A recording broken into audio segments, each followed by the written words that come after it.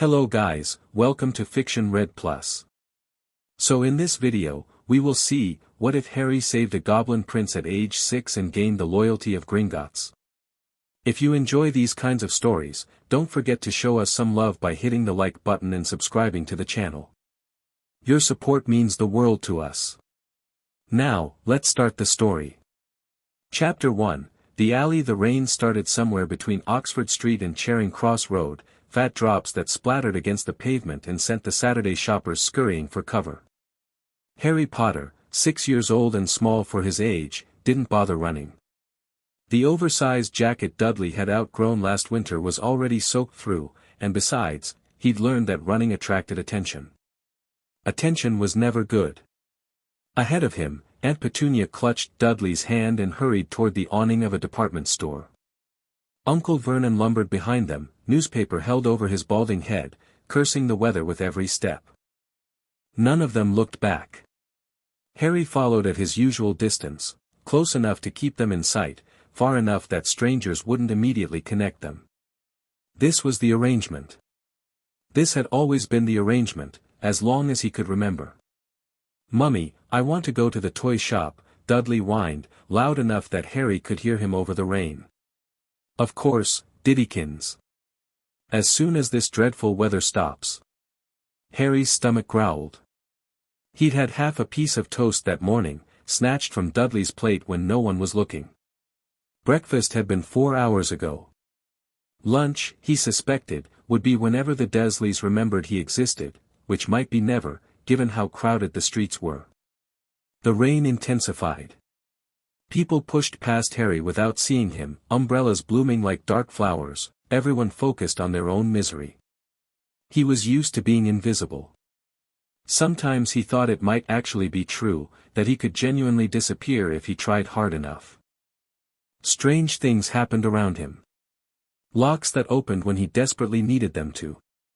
Teachers who somehow forgot to call on him during lessons.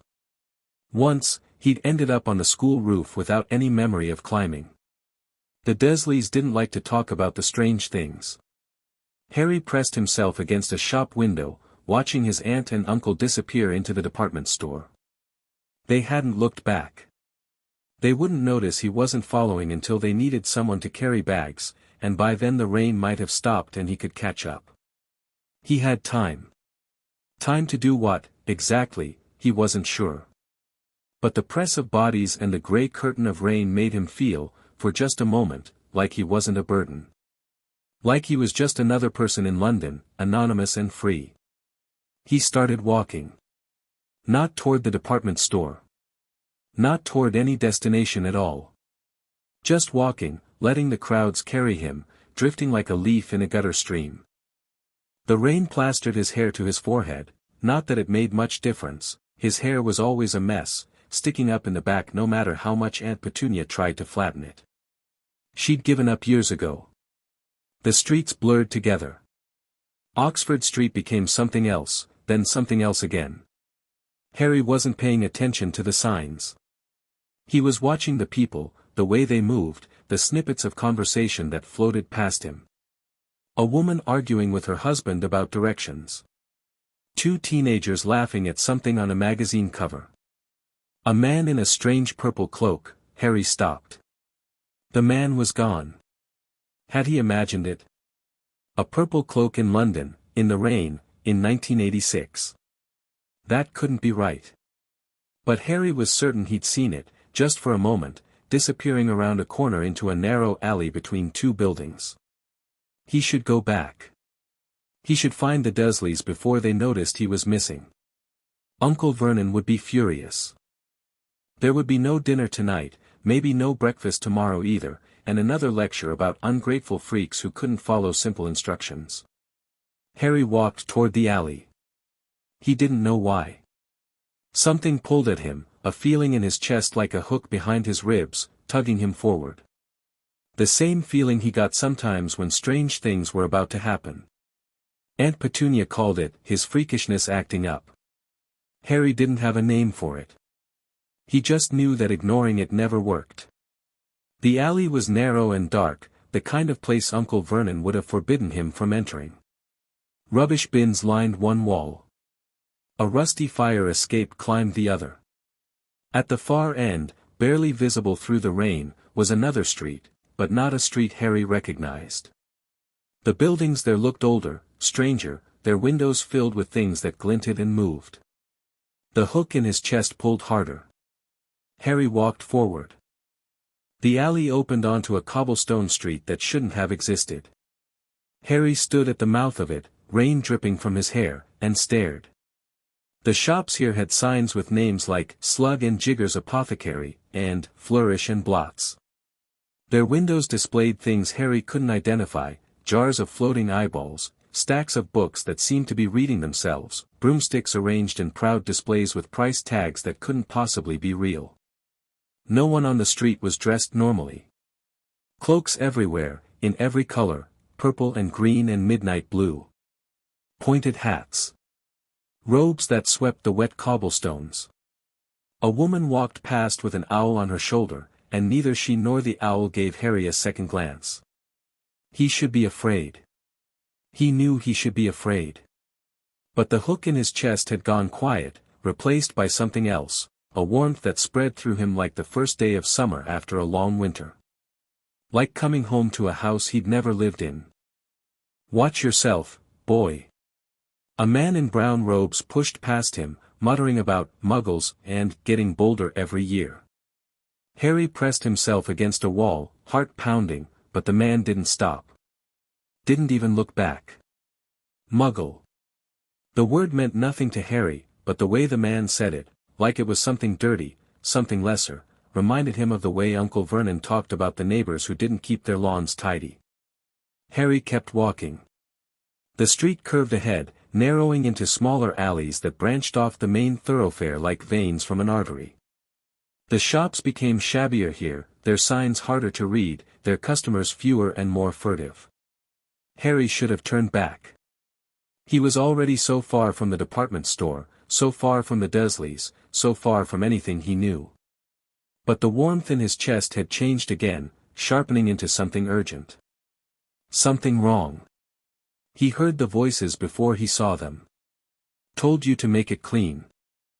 No witnesses, no traces. The little beast fights like a demon.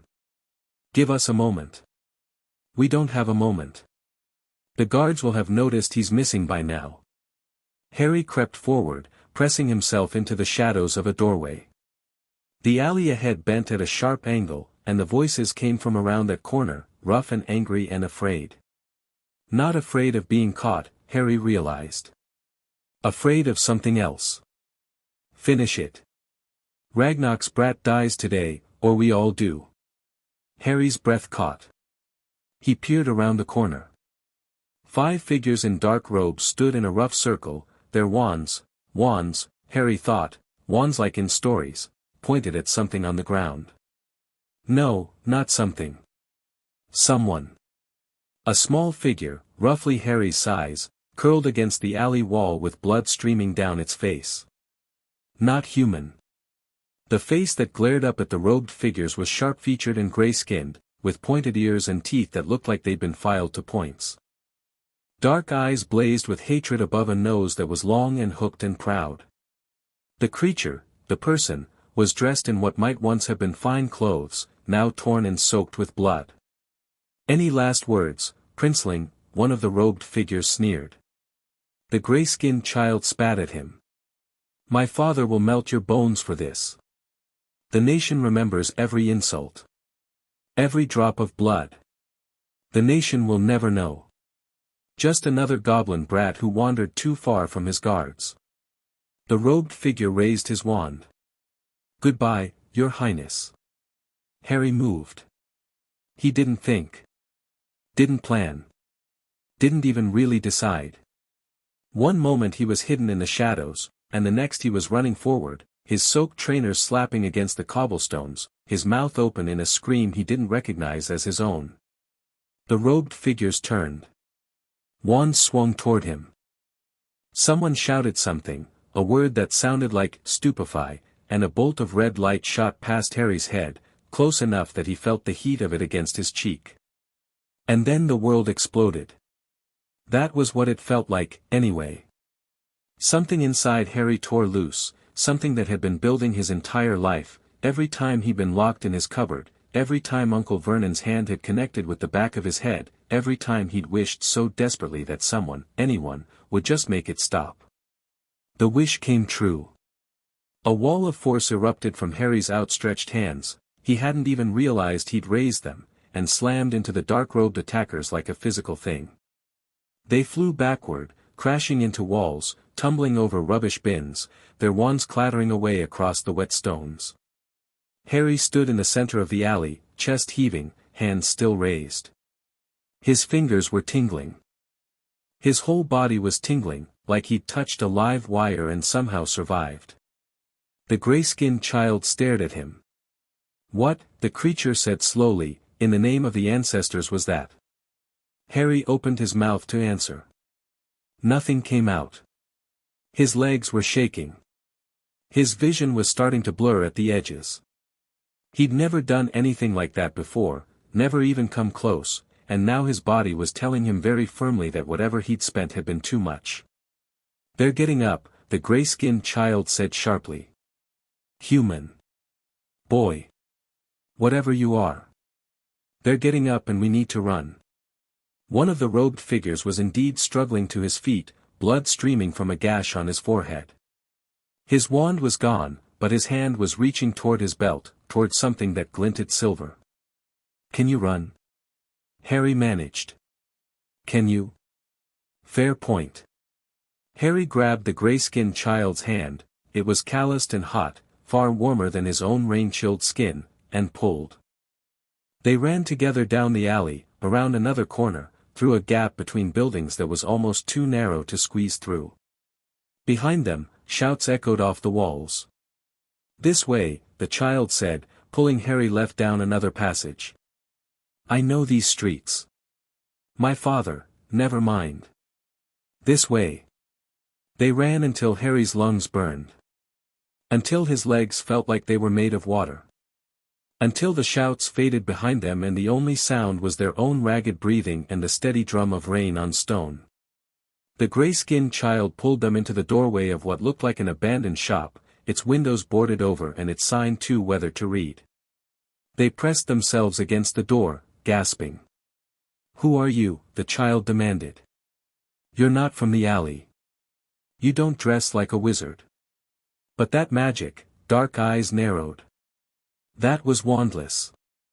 "I've only ever seen my father's personal guard do wandless magic, and they train for decades." Harry didn't know what any of that meant. "I'm Harry," he said. "Harry Potter." The child went very still. "Harry Potter," the creature repeated slowly. "The Harry Potter? I'm the only Harry Potter I know. The boy who lived. The one who survived the killing curse. The one who destroyed the Dark Lord." The child stared at him like he'd grown a second head. "What are you doing here? Why aren't you with your protectors? Why are you dressed like a pause? Where do you live?" "With my aunt and uncle. In Surrey." "Muggles?" That word again. Harry didn't know what it meant, but he nodded anyway. The gray-skinned child's expression shifted through several emotions Harry couldn't identify before settling on something cold and furious. "They sent you to Muggles. The savior of the wizarding world, and they sent you to Muggles." The child shook their head. "My people have heard rumors, but I thought, never mind. That's a problem for later. Right now, we need to get to Gringotts." "What's Gringotts?" "My home. The safest place in magical Britain, if you're on the right side of my father's temper." The child stuck out their hand in a formal gesture. "Prince Griphook the Younger, heir to the Goblin nation. You saved my life, Harry Potter. That's not something my people forget." Harry took the offered hand. Griphook's grip was strong, stronger than Harry expected, and when they shook, something seemed to pass between them, a spark, a connection, a sense of something important beginning. "I don't know what I did," Harry admitted.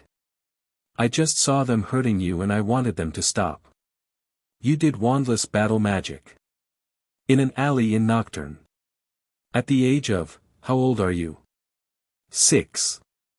Griphook's dark eyes went wide. 6. You're 6 years old and you just blasted 5 grown wizards off their feet with raw magical force. The Goblin Prince barked a laugh that had no humor in it. The Dark Lord was a fool to try killing you. Come. My father needs to hear about this, and you need to be somewhere those wizards can't find you. Harry hesitated. My aunt and uncle, will they miss you? The question hung in the air between them. Harry thought about the cupboard under the stairs. The locks on his door. The meals he was forced to cook but rarely allowed to eat. The way Aunt Petunia looked at him sometimes, like he was a stain she couldn't quite scrub out. No, he said quietly. They won't miss me. Then come. The nation protects its own, and as of 5 minutes ago, Harry Potter, you became ours. Gringotts Bank was a white marble building that seemed to glow even in the grey rain, its columns rising toward the clouds like the fingers of a giant. Bronze doors stood open at the top of a sweeping staircase, flanked by guards in gleaming armor who looked very much like Griphook, sharp features, pointed ears, dark eyes that tracked every movement on the street below. Harry had expected questions. Challenges. Instead, the guards took one look at Griphook, bloody, battered, but very much alive, and snapped to attention with a unified crash of spear against shield. Prince, the larger one said, his voice a gravelly rumble. Your father has mobilized the entire defensive cohort. There are search parties in every, recall them. I'm here, I'm alive, and I have a debt to settle. Griphook nodded toward Harry. This human saved my life. He needs to see my father. The guard's eyes swung to Harry. He fought the urge to shrink back. He was used to being looked at with contempt or disgust. But these looks were different, assessing, calculating, trying to fit him into a category that didn't quite exist. A human child, one of them said slowly. In the throne room. You heard me. The guards exchanged glances. Then, without another word, they stepped aside. The interior of Gringotts was unlike anything Harry had ever seen. The lobby was vast, its ceiling so high it disappeared into shadow, its walls lined with doors of gold and silver and bronze. Goblins moved everywhere, behind counters, through doorways, up and down staircases that seemed to shift and rearrange themselves when Harry wasn't looking directly at them. Every single one of them stopped to stare as Griphook led Harry across the marble floor. They've never seen a human in here before. Harry whispered. They've seen plenty of humans. Just not in the prince's company, walking toward the royal chambers. Griphook's voice was grim. This is going to cause a stir. My father might still decide to execute you just to keep things simple. Harry stumbled. What? Joking. Mostly. Griphook glanced back at him. My father is the king of the Goblin Nation, Harry Potter. He's killed men for looking at him wrong. But he also honors debts above all else. You saved my life. That means something. Even to him. They passed through a door that wasn't there until they reached it, down a corridor lined with tapestries depicting battles Harry couldn't understand, through an archway carved with runes that made his skin prickle with that strange warmth again. And then they were standing before another set of doors, massive things, black iron bound with silver, covered in symbols that seemed to move and writhe like living things. These are the oldest doors in Gringotts, Griphook said quietly. They were forged before humans had writing. Before the Romans came to these islands. My family has ruled from behind them for 3,000 years. He took a breath. Ready? Harry wasn't. But he nodded anyway. The doors swung open. The throne room of the Goblin King was not what Harry expected. He'd pictured something like the pictures in Dudley's storybooks, a high stone chair on a raised platform, surrounded by curtains and guards and probably some skulls on pikes. What he found was smaller, simpler, and far more terrifying. The room was circular, its walls covered floor to ceiling with weapons, axes and swords and spears and things Harry didn't have names for, all of them ancient, all of them stained with old blood. There was no throne, just a simple iron chair in the center of the room. And in that chair sat the oldest living thing Harry had ever seen. King Ragnarok was massive for a goblin, nearly as tall as a human adult, his body thick with muscle that age had not diminished. His face was a map of scars, one eye missing beneath a patch of beaten gold. His remaining eye was darker than his son's, so dark it seemed to absorb light rather than reflect it. He looked at Harry the way a butcher looks at a side of beef, deciding where to make the first cut.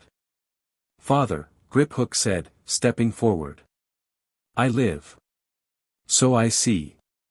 Ragnarok's voice was deeper than Harry expected, resonant, carrying weight that had nothing to do with volume. "The patrol found 3 of your guards dead in an alley off Nocturne. The other 2 are still missing. And you return with a human child. This human child saved my life." Griphook moved to stand beside Harry, and Harry felt an absurd surge of gratitude. 5 attackers. Dark wizards. They had me cornered, father. They were going to kill me and leave no trace. And then Harry Potter. For the first time, something other than cold assessment flickered across Ragnarok's scarred face. The Potter child? The same. He attacked the assassins with wandless magic. Battle magic. At 6 years old. Silence fell over the throne room. Harry could feel eyes on him, guards positioned in shadows he hadn't noticed, advisors standing along the walls, all of them watching, waiting. Ragnarok rose from his chair. He moved with the deliberate grace of a predator, crossing the distance between them in 3 long strides. Harry forced himself not to step back, not to flinch, not to show the terror that was trying to crawl up his throat and escape through his mouth. The Goblin King stopped less than a foot away, looming over Harry, his single eye boring into Harry's skull. "You saved my son," Ragnarok said. "Not a question." "Yes, sir." "Why?" Harry blinked. "What? Why did you save him? You didn't know who he was. You had no reason to risk yourself. By all accounts, you should have run. So why?" It was a good question. Harry had been asking himself the same thing since the moment his magic had exploded outward in that alley. He thought about lying, about coming up with some noble-sounding excuse about justice or courage or all the things heroes in stories were supposed to believe in. But Ragnarok's eye seemed to see through him, and Harry had never been any good at lying anyway. "Because I know what it feels like," he said quietly. "To be small. To be hurt. To have no one coming to help." He met Ragnarok's gaze. "I couldn't just watch." For a long moment, the Goblin King said nothing. Then, slowly, something shifted in his ancient face, not softening, exactly, but a kind of recognition. A understanding. "Griphook," Ragnarok said, not looking away from Harry. "Tell me exactly what happened." "Every detail." Griphook told him. The ambush. The taunts. The raised wand. And then Harry, appearing out of nowhere, screaming like a wild thing, and the explosion of magic that had sent 5 grown wizards flying like leaves in a storm. When he finished, Ragnarok was silent again. The throne room held its breath.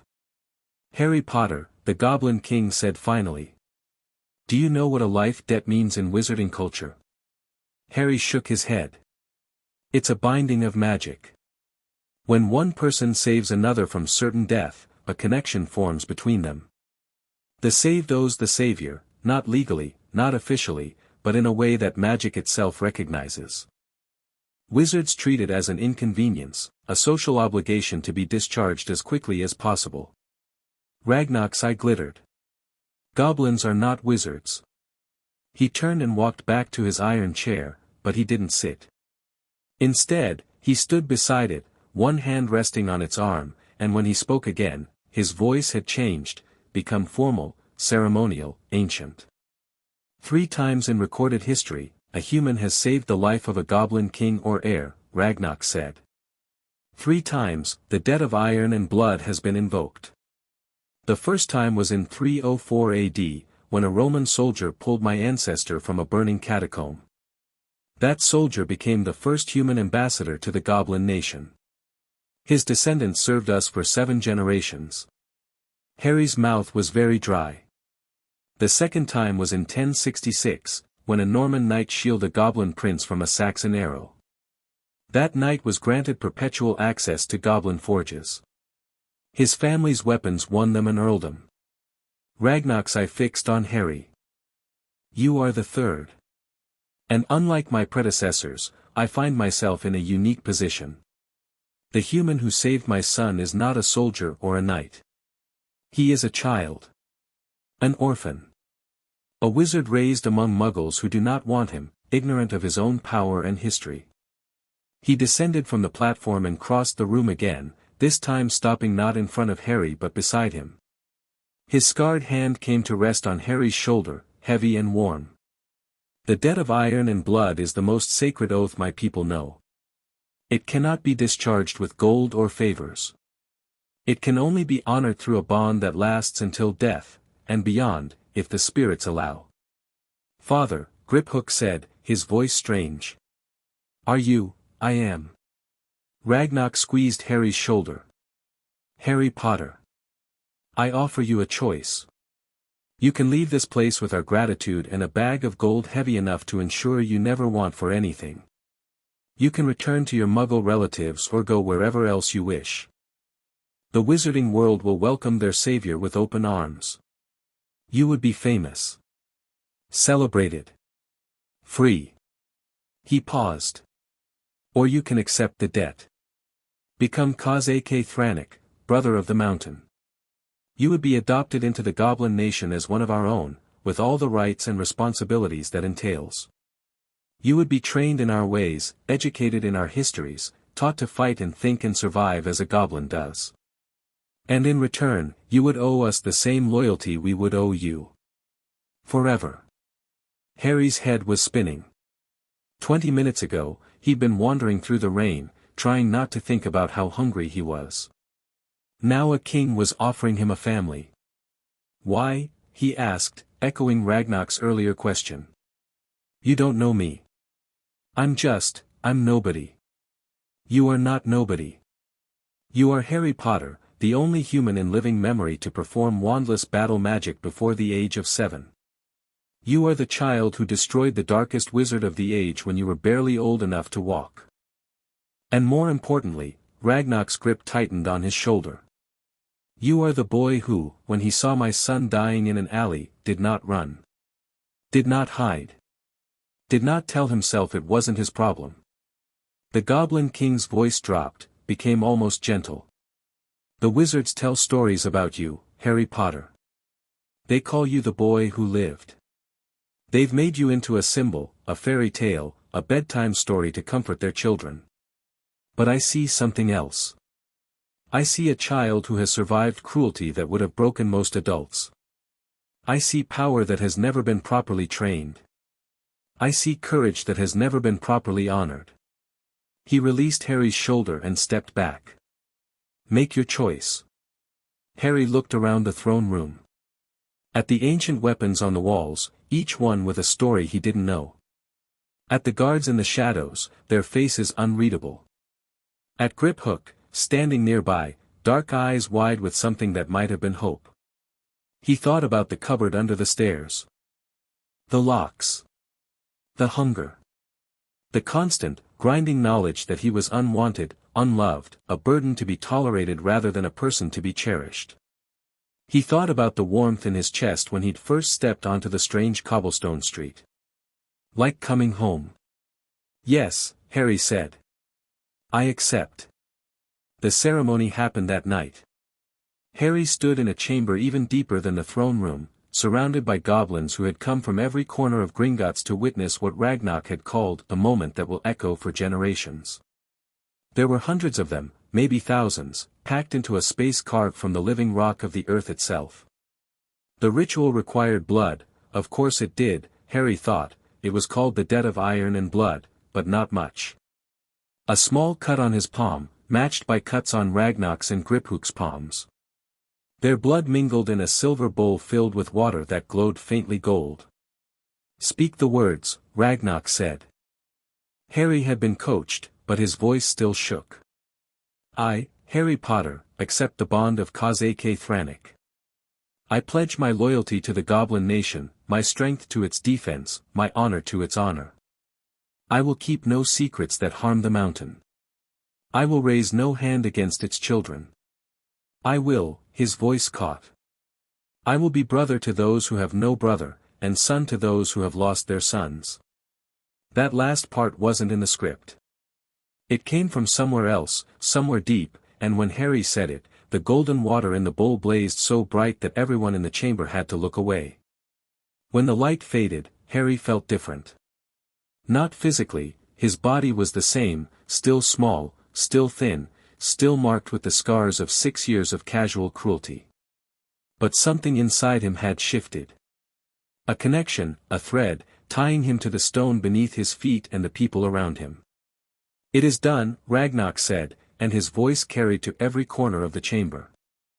"Harry Potter is Khazak Thranok, brother of the mountain.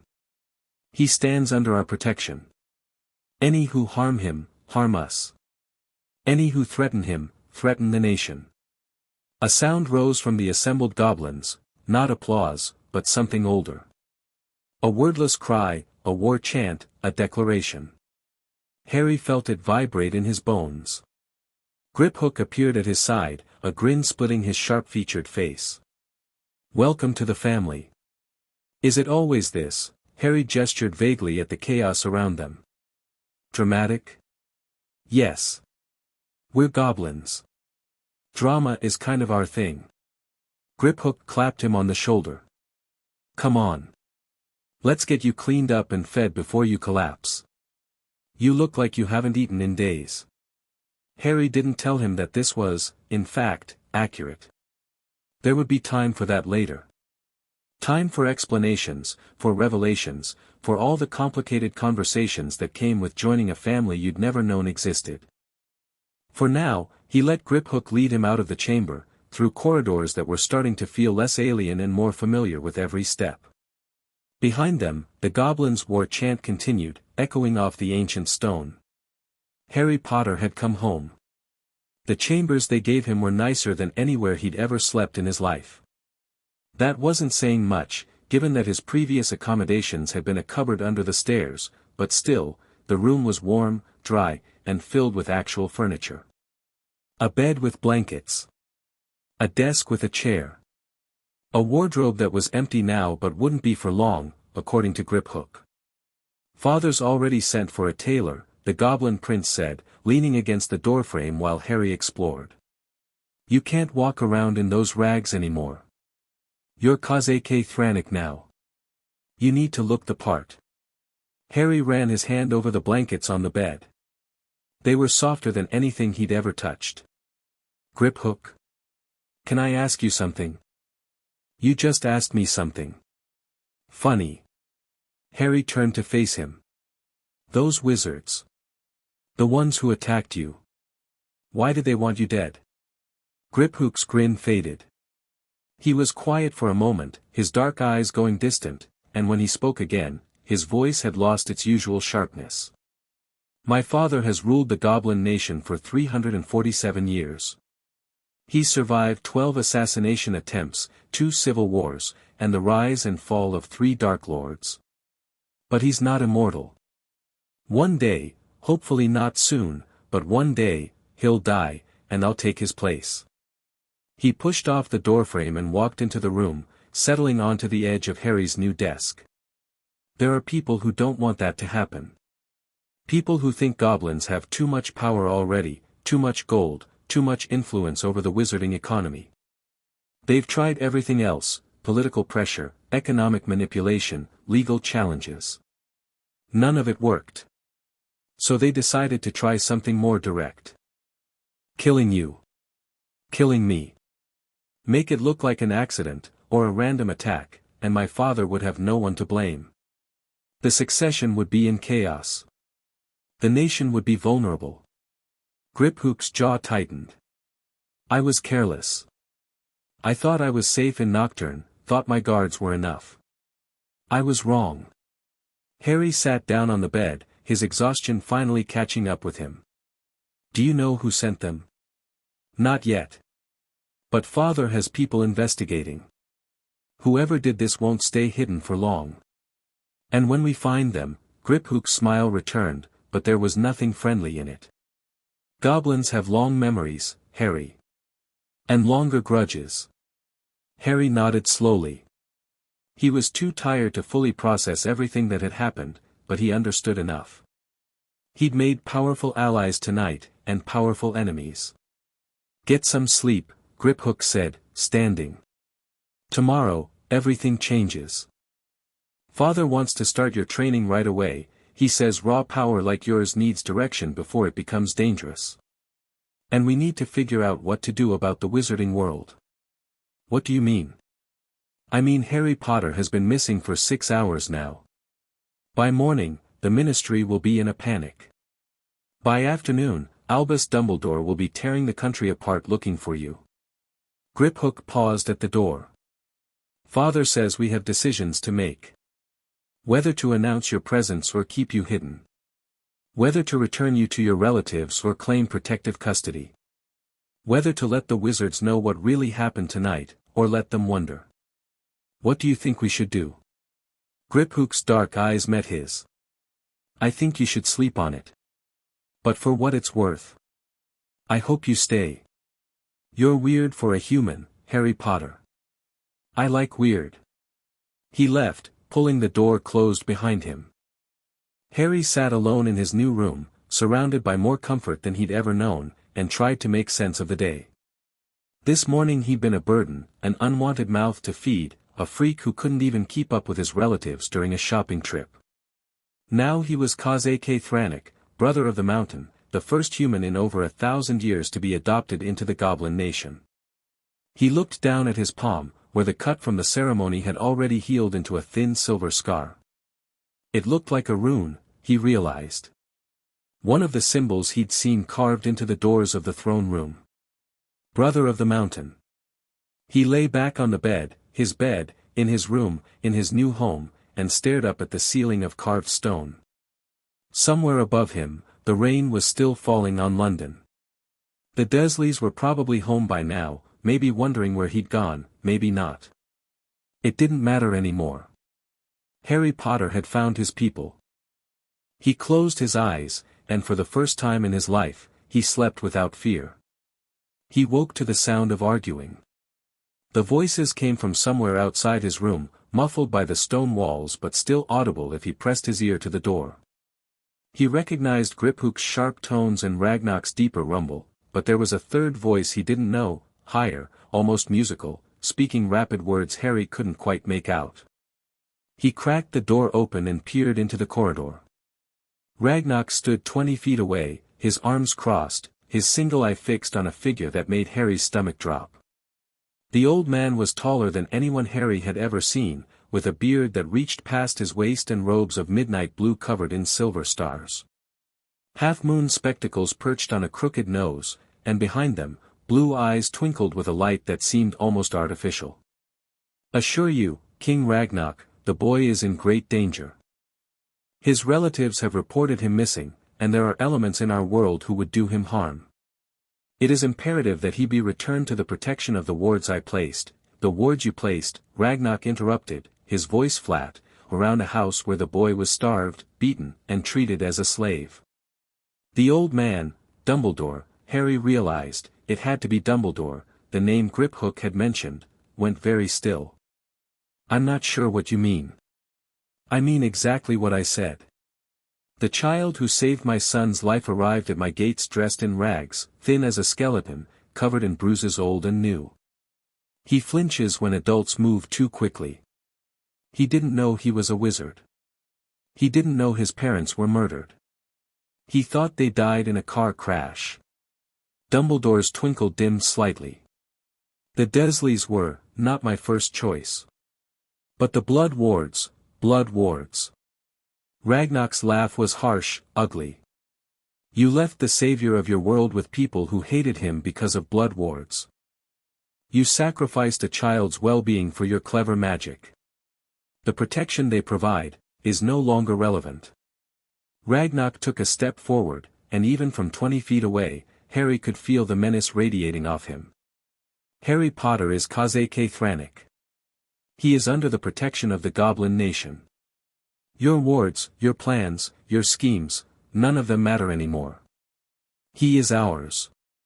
Dumbledore's expression shifted, the grandfatherly mask slipping just slightly to reveal something sharper beneath. With respect, King Ragnar, you cannot simply claim a wizarding child. There are laws, procedures, laws that your ministry has violated repeatedly when dealing with my people. Procedures that your Wizengamot ignores whenever it suits them. Ragnar smiled, showing far too many teeth.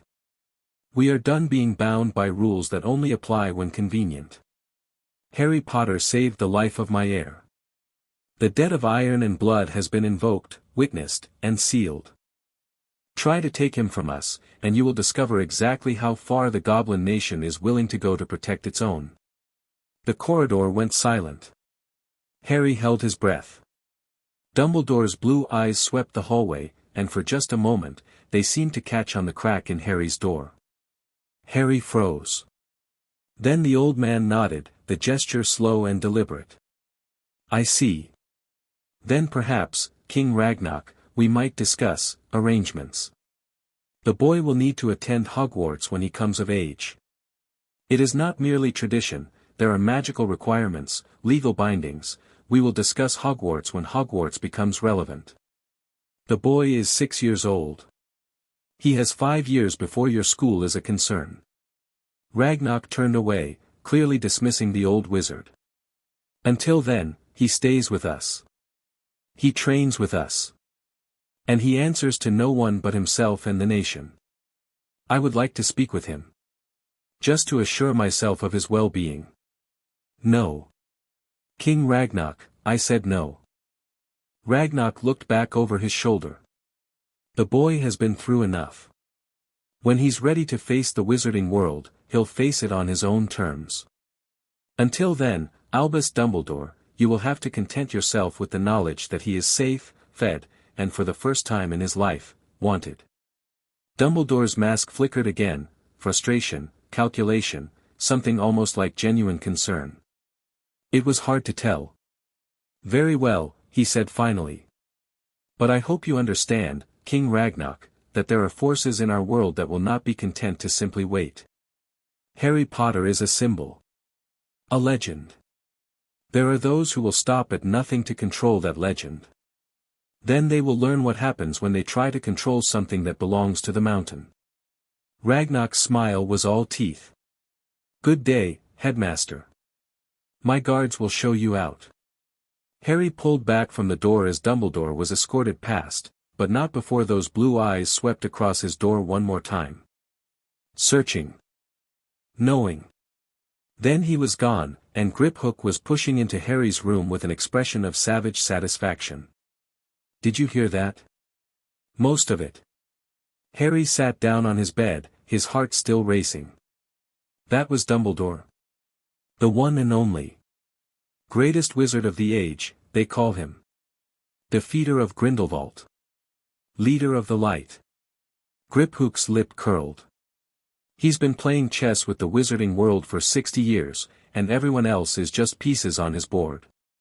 But he's never had to deal with goblins who won't be moved. Harry thought about the way Dumbledore's eyes had found his door. The way the old man's mask had slipped, just for a moment. He's not going to give up. No. He won't. Griphook sat down next to him. But that's a problem for later. Right now, you have more immediate concerns. Like what? As if in answer, the door banged open again, and Harry found himself face to face with the most terrifying goblin he'd ever seen. She was shorter than Ragnar but somehow more imposing, her body corded with muscle, her left arm ending in a gleaming silver prosthetic that clicked and whirred as she moved.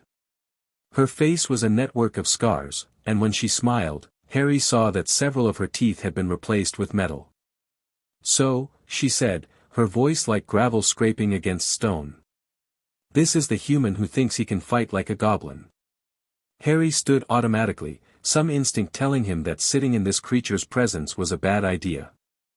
I'm Harry, I know who you are. Everyone in the mountain knows who you are. The question is whether you're worth the trouble. She circled him, those metal fingers clicking. Skinny. Weak. Underfed. Soft hands. Soft body. You've never worked a day in your life. I've done plenty of work, Harry said before he could stop himself. Cooking. Cleaning. Yard work. Whatever my aunt and uncle wanted. The goblin's scarred eyebrow rose. Slave labor for muggles. How impressive. She stopped in front of him. I am Silverclaw. Weapon master of Gringotts. The king has asked me to turn you into something other than a target. I told him it was a waste of my time. Then why are you here? Silverclaw's metal hand shot out, faster than Harry could track, and grabbed him by the collar. She lifted him off the ground with no visible effort, bringing his face close to hers. Because I owe the king more than I can ever repay. Because his son almost died yesterday and some human child saved him when my warriors couldn't. And because, her grip tightened.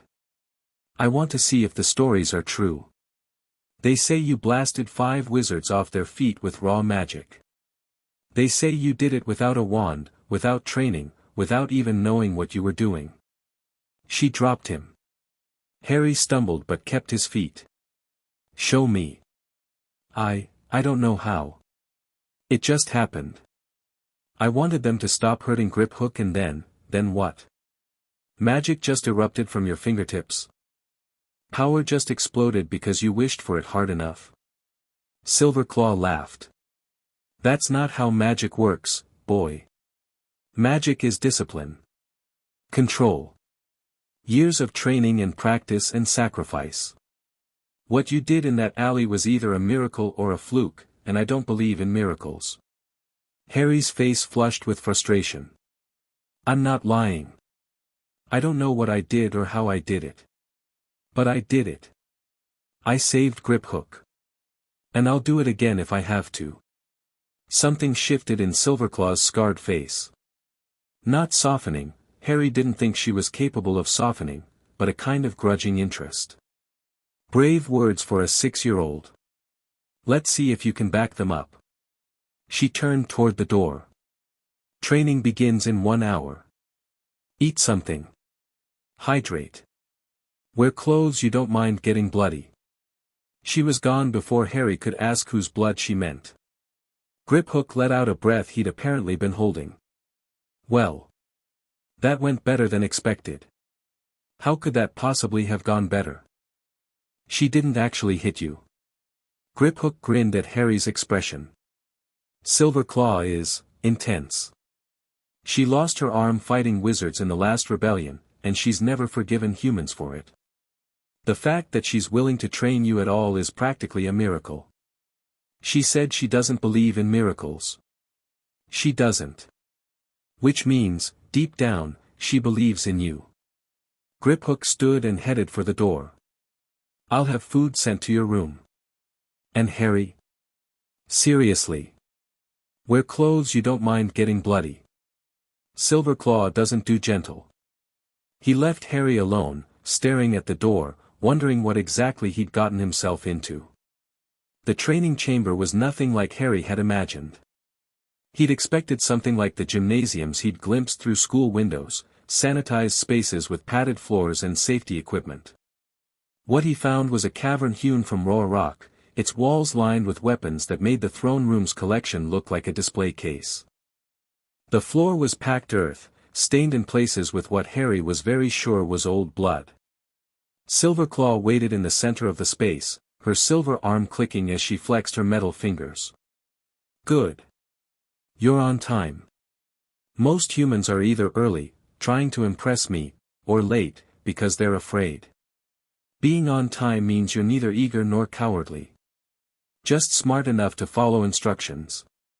Harry stepped into the chamber, acutely aware of how small he was in this space built for warriors. What, today? Survive. Silverclaw's metal hand moved, and something flew through the air toward Harry. He caught it on instinct, a wooden stick, roughly the length of his arm, smoothed by years of use. That's a training sword. It won't cut, but it will bruise. Hit me with it. Harry blinked. What? You heard me. Hit me. Anywhere you can reach. I won't strike back. Not yet. It had to be a trick. Harry had learned long ago not to trust offers that seemed too good to be true. But Silverclaw just stood there, arms at her sides, waiting. He swung the stick. Silverclaw moved like water, flowing around his clumsy strike without apparent effort. Harry stumbled forward, off balance, and barely kept himself from falling. Again. He tried again. And again. And again. Every swing met empty air. Every thrust found nothing. Silverclaw never counterattacked, never spoke except to call out, again, but she never let him touch her either.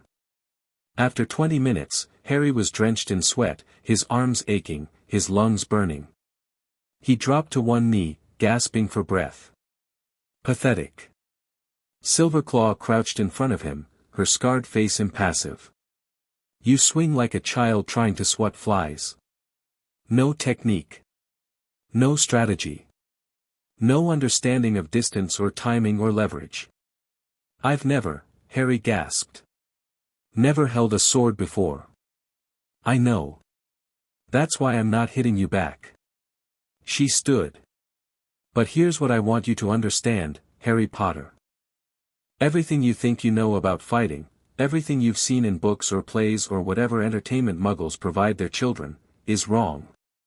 Real combat isn't about strength or speed or even magic. It's about understanding. Understanding what?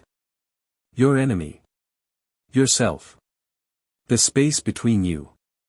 She walked to the wall and selected 2 wooden training swords, tossing one to Harry.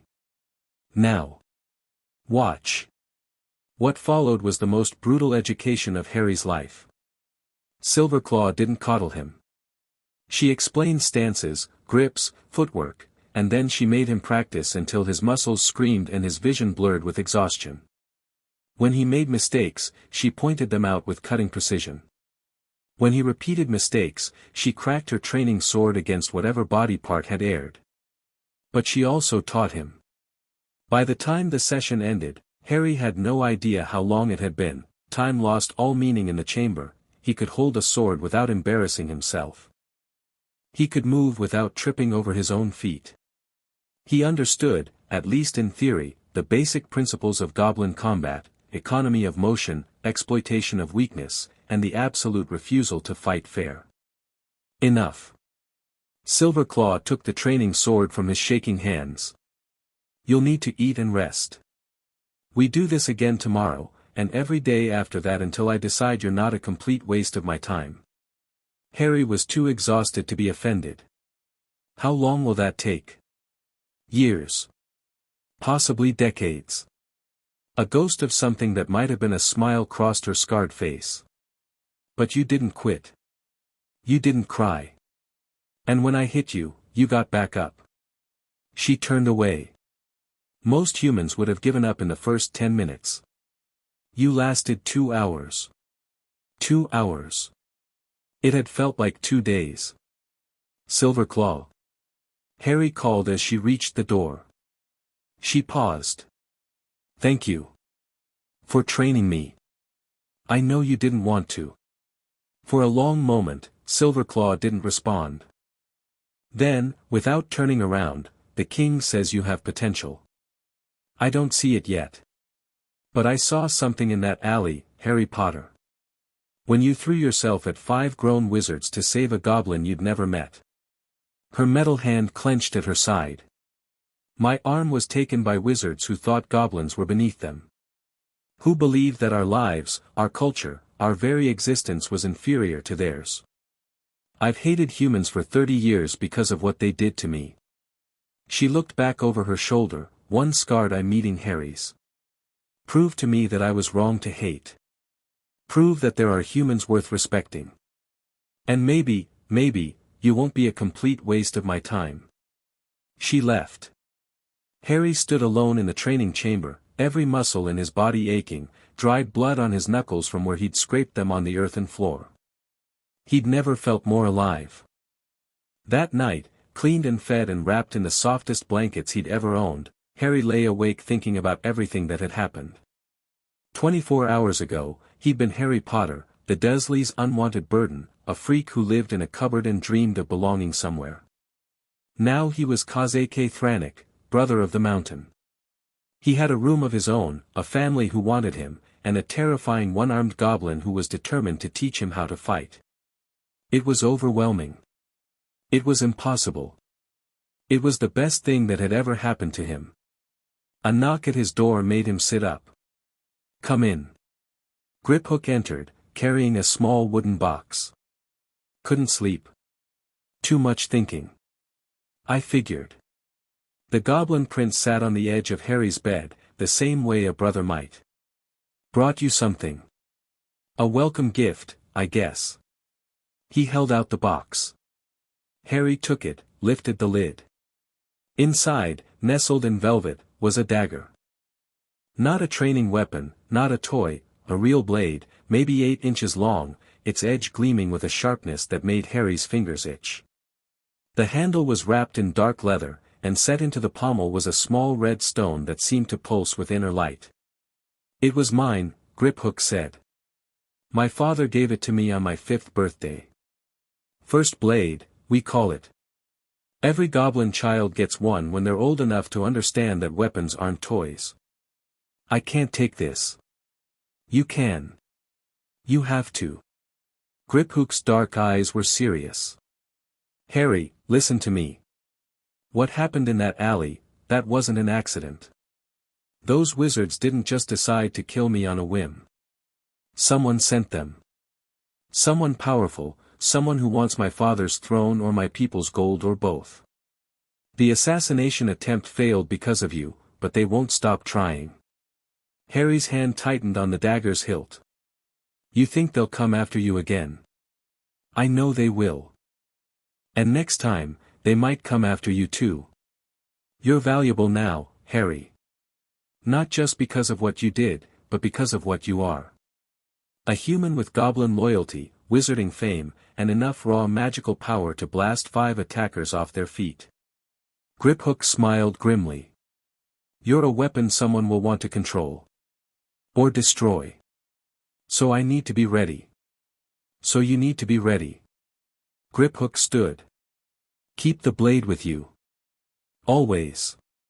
Learn to use it. Learn to use everything, swords, magic, your fists, your mind. Because the day is going to come when learning isn't enough, when you'll have to fight for real, and I want you standing beside me when it does." He walked to the door, then paused. "Harry. I'm glad you were in that alley. I'm glad you saved me. And not just because I'm alive."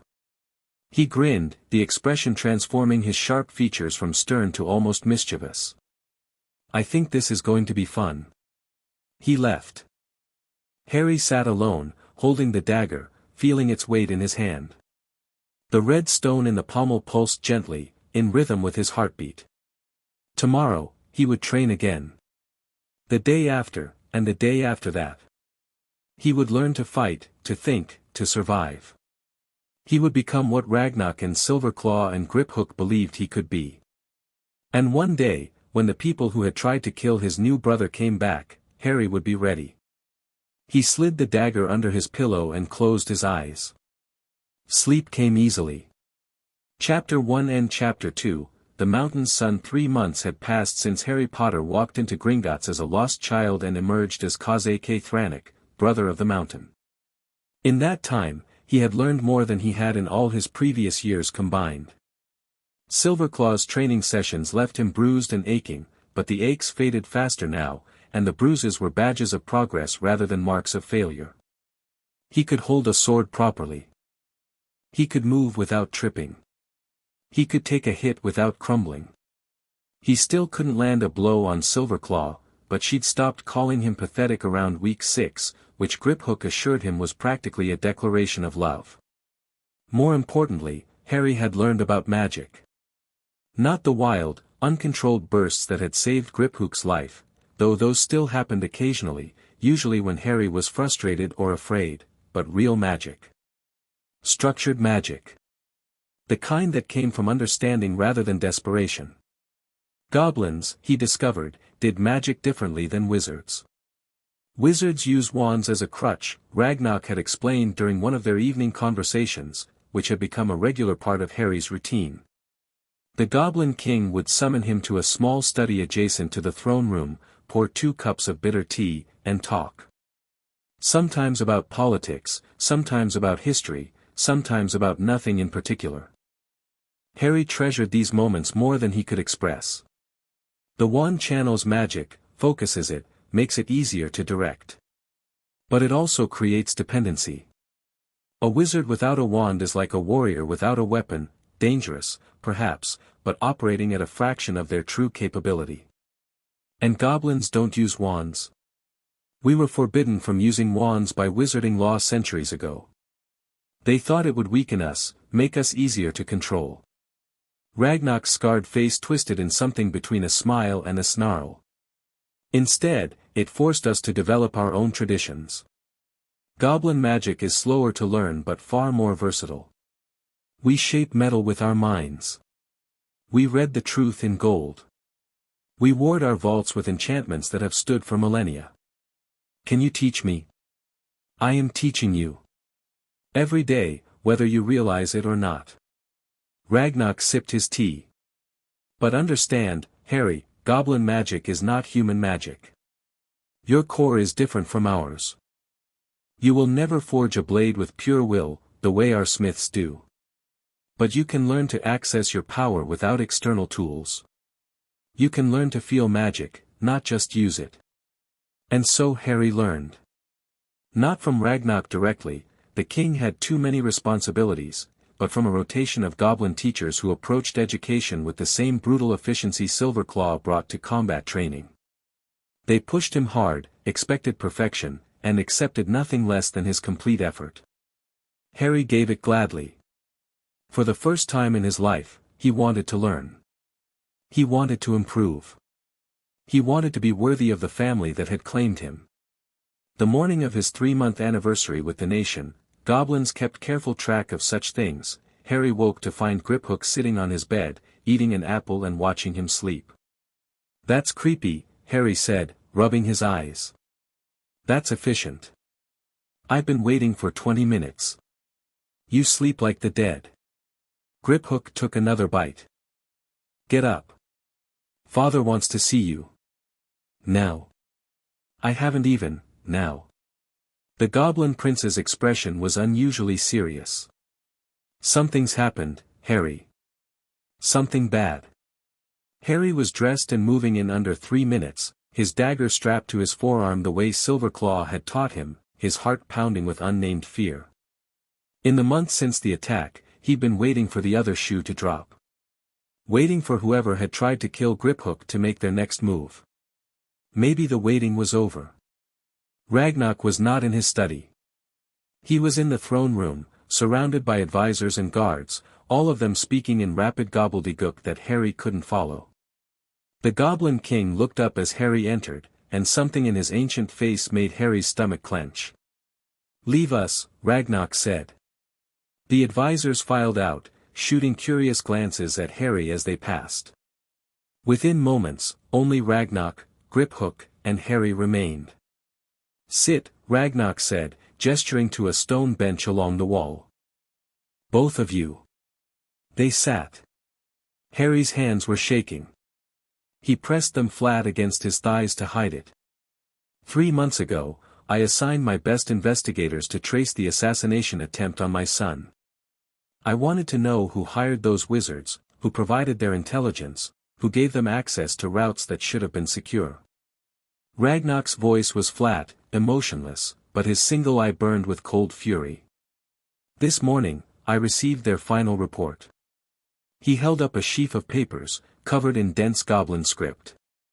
The attack was funded through a series of shell companies and false accounts, but my people are very good at following gold. The trail led back to 3 different sources. The first was a group of former Death Eaters, followers of the Dark Lord you destroyed as an infant, Harry. They've been scattered since his fall, but some of them retained access to significant resources. Harry nodded slowly. He'd learned about the Death Eaters during his studies. Voldemort's inner circle. Fanatics who believed in blood purity and wizard supremacy. The second source was more surprising. A faction within the Ministry of Magic itself, not official policy, but a group of senior officials who believe that Goblin influence over the wizarding economy has grown too dangerous. They saw my son's death as a way to destabilize the nation without leaving fingerprints. The Ministry tried to kill me. Griphook's voice was barely controlled. Our own trading partners. A faction within the Ministry. Not the institution itself. Ragnar's expression suggested this distinction did not matter much to him. The third source is the most concerning. He set the papers down. The operation was coordinated by a single individual. A man who has spent the past 5 years building a network of influence that spans Death Eater holdouts, Ministry insiders, and criminal enterprises across 3 countries. A man who served in the Dark Lord's inner circle but was never captured, never tried, never even publicly identified as a supporter. Who? Harry asked. His name is Octavian Selwyn. The name meant nothing to Harry, but Griphook went rigid beside him. Selwyn, the Goblin Prince breathed. The Selwyn family controls nearly a quarter of the legitimate trading companies that do business with Gringotts. Yes. Ragnar's smile was a terrible thing. He has been playing a very long game, my son. Building power slowly, carefully, never overreaching. The attack on you was his first significant move, and he almost succeeded. What do we do? Harry asked. Ragnar's eye turned to him. For now. Nothing. Selwyn is too well protected, too well connected. If we move against him openly, he'll claim persecution. The Ministry will side with him, they always side with wealthy purebloods over goblins. And he'll know we're on to him. So we just let him walk free. After what he tried to do. We let him think he's safe. We let him make his next move, whatever it might be. And we prepare. Ragnar leaned forward. This brings me to the real reason I summoned you, Harry. The reason I wanted you to hear this information alongside my son. Harry waited. Selwyn's network is vast, but it has one weakness. He built it to operate in the shadows, to manipulate wizards and influence ministries. He's never had to account for a factor like you. Me. The boy who lived. The destroyer of the Dark Lord. A human child who is also Kazake Thranik, with access to resources and protection that no wizard of your age has ever possessed. Ragnar stood, pacing before his iron throne. Selwyn's plan depends on the wizarding world remaining ignorant of his true nature. He wears a mask of respectability, a concerned citizen, a philanthropist, a defender of traditional values. If that mask were to slip. You want to use Harry as bait? Griphook's voice was sharp. Father, I want to use Harry as a weapon. Not today. Not tomorrow. But eventually, Selwyn will have to deal with the fact that Harry Potter exists, that he is aligned with us, and that he represents a threat to everything Selwyn has built. Ragnar turned to face them. When that day comes, I want Harry ready. Harry thought about the training sessions with Silverclaw. The magic lessons. The political education he'd been receiving from Ragnar's advisors. All of it had seemed like preparation for some undefined future, a general shaping rather than a specific purpose. Now he understood. You've been training me for this, he said slowly. From the beginning. You knew someone was behind the attack, and you knew they'd come after the nation again. I suspected. Now I know. Ragnar returned to his throne, settling into the iron chair with the weariness of ages. The question is whether you're willing to continue. What I'm asking of you, what I will eventually ask of you, goes beyond the debt of iron and blood. It goes beyond loyalty to the nation. I'm asking you to make an enemy of one of the most dangerous wizards in Britain. An enemy who will not stop until either you or he is destroyed. Harry thought about the cupboard under the stairs. The locked door.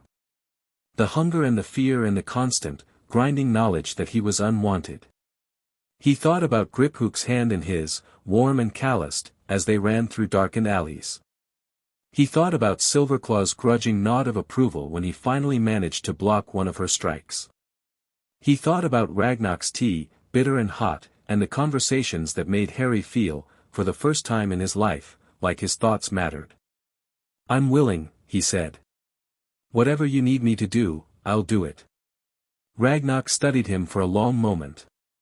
Then, slowly, he nodded. "Good. Then it's time for the next phase of your education." He gestured toward the door. "Come. There's something you need to see."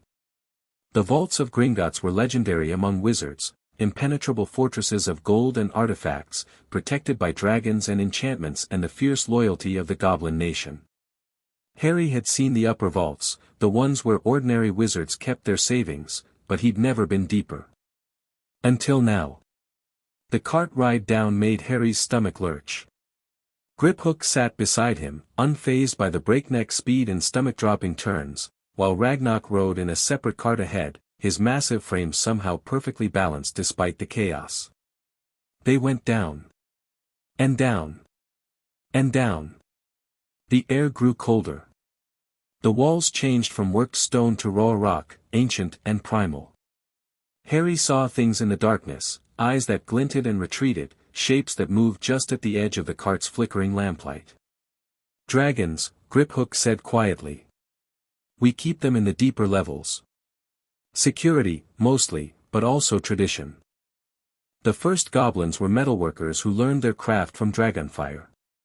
Are they dangerous? Everything in Gringotts is dangerous. That's rather the point." The carts finally slowed, coming to rest on a narrow platform carved into the rock. Ahead, a single door stood in the wall, not gold or silver, but simple iron, marked with a pattern Harry was beginning to recognize. The same runes from the throne room. The same runes on his dagger's pommel. "This," Ragnar said as they approached, "is Vault 687. The Potter family vault." Harry's breath caught. "My parents? Your family.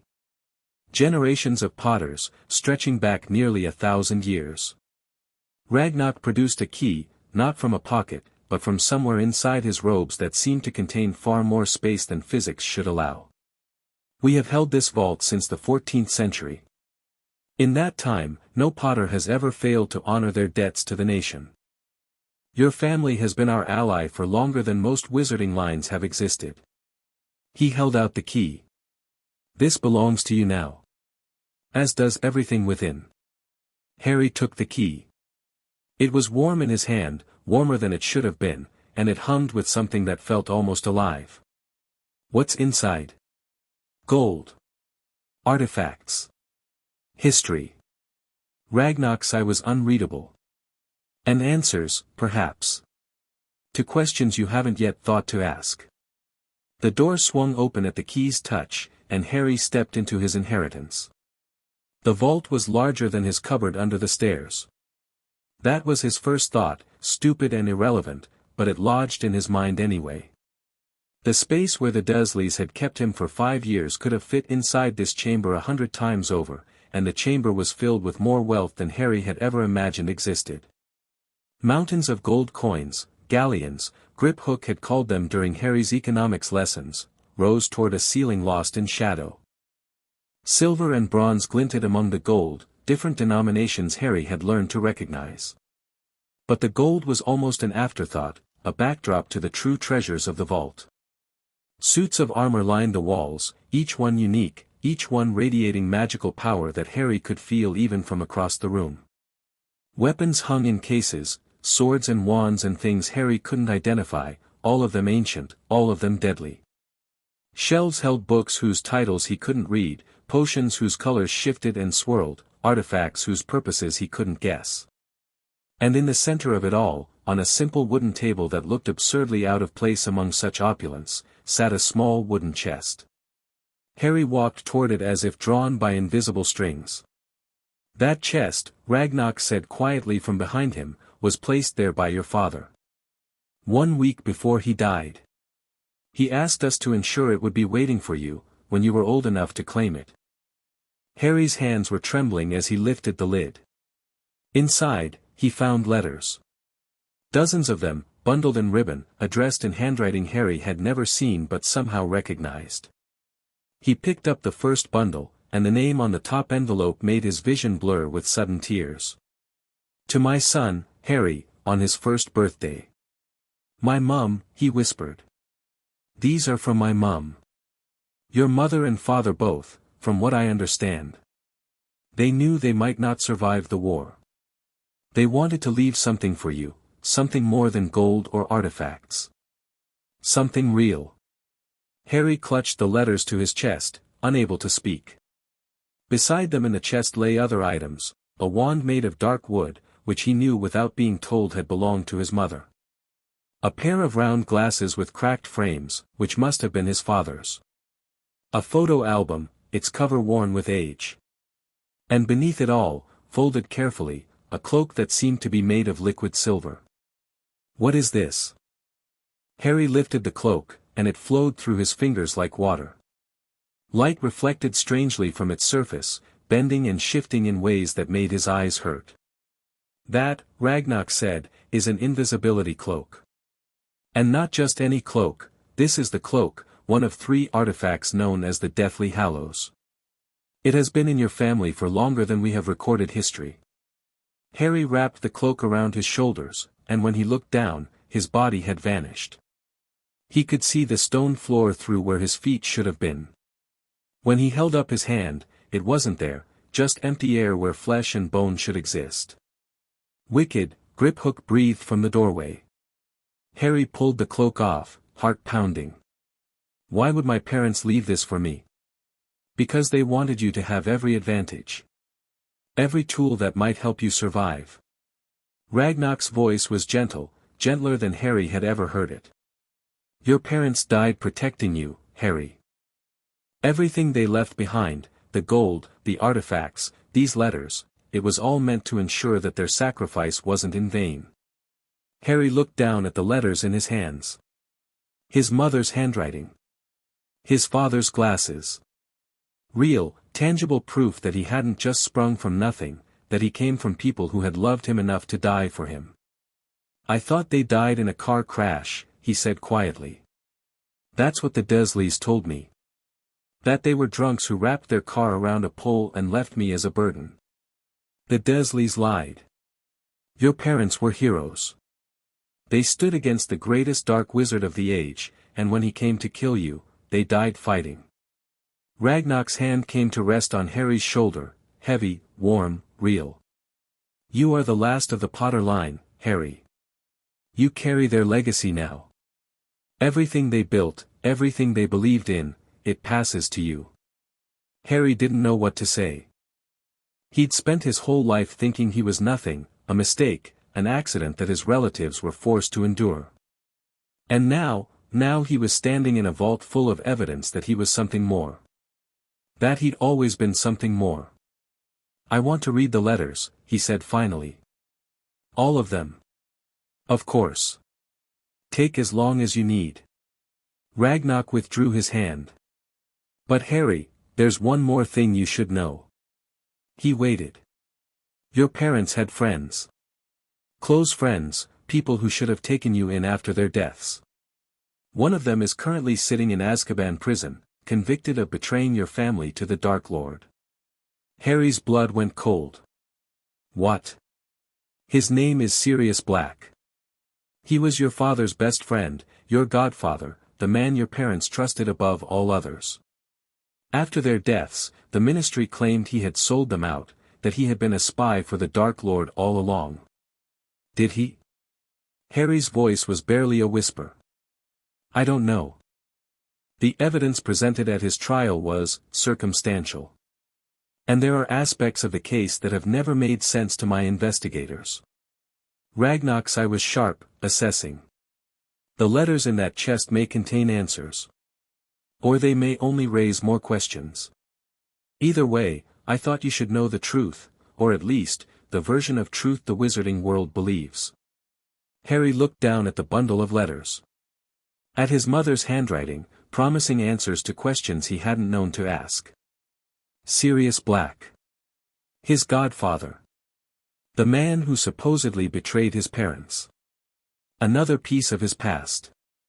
Another mystery to unravel. Thank you, he said to Ragnarok. For telling me. For showing me all of this. You are Kaze K. Thranik. The nation keeps no secrets from its own. Ragnarok turned toward the vault door. Come.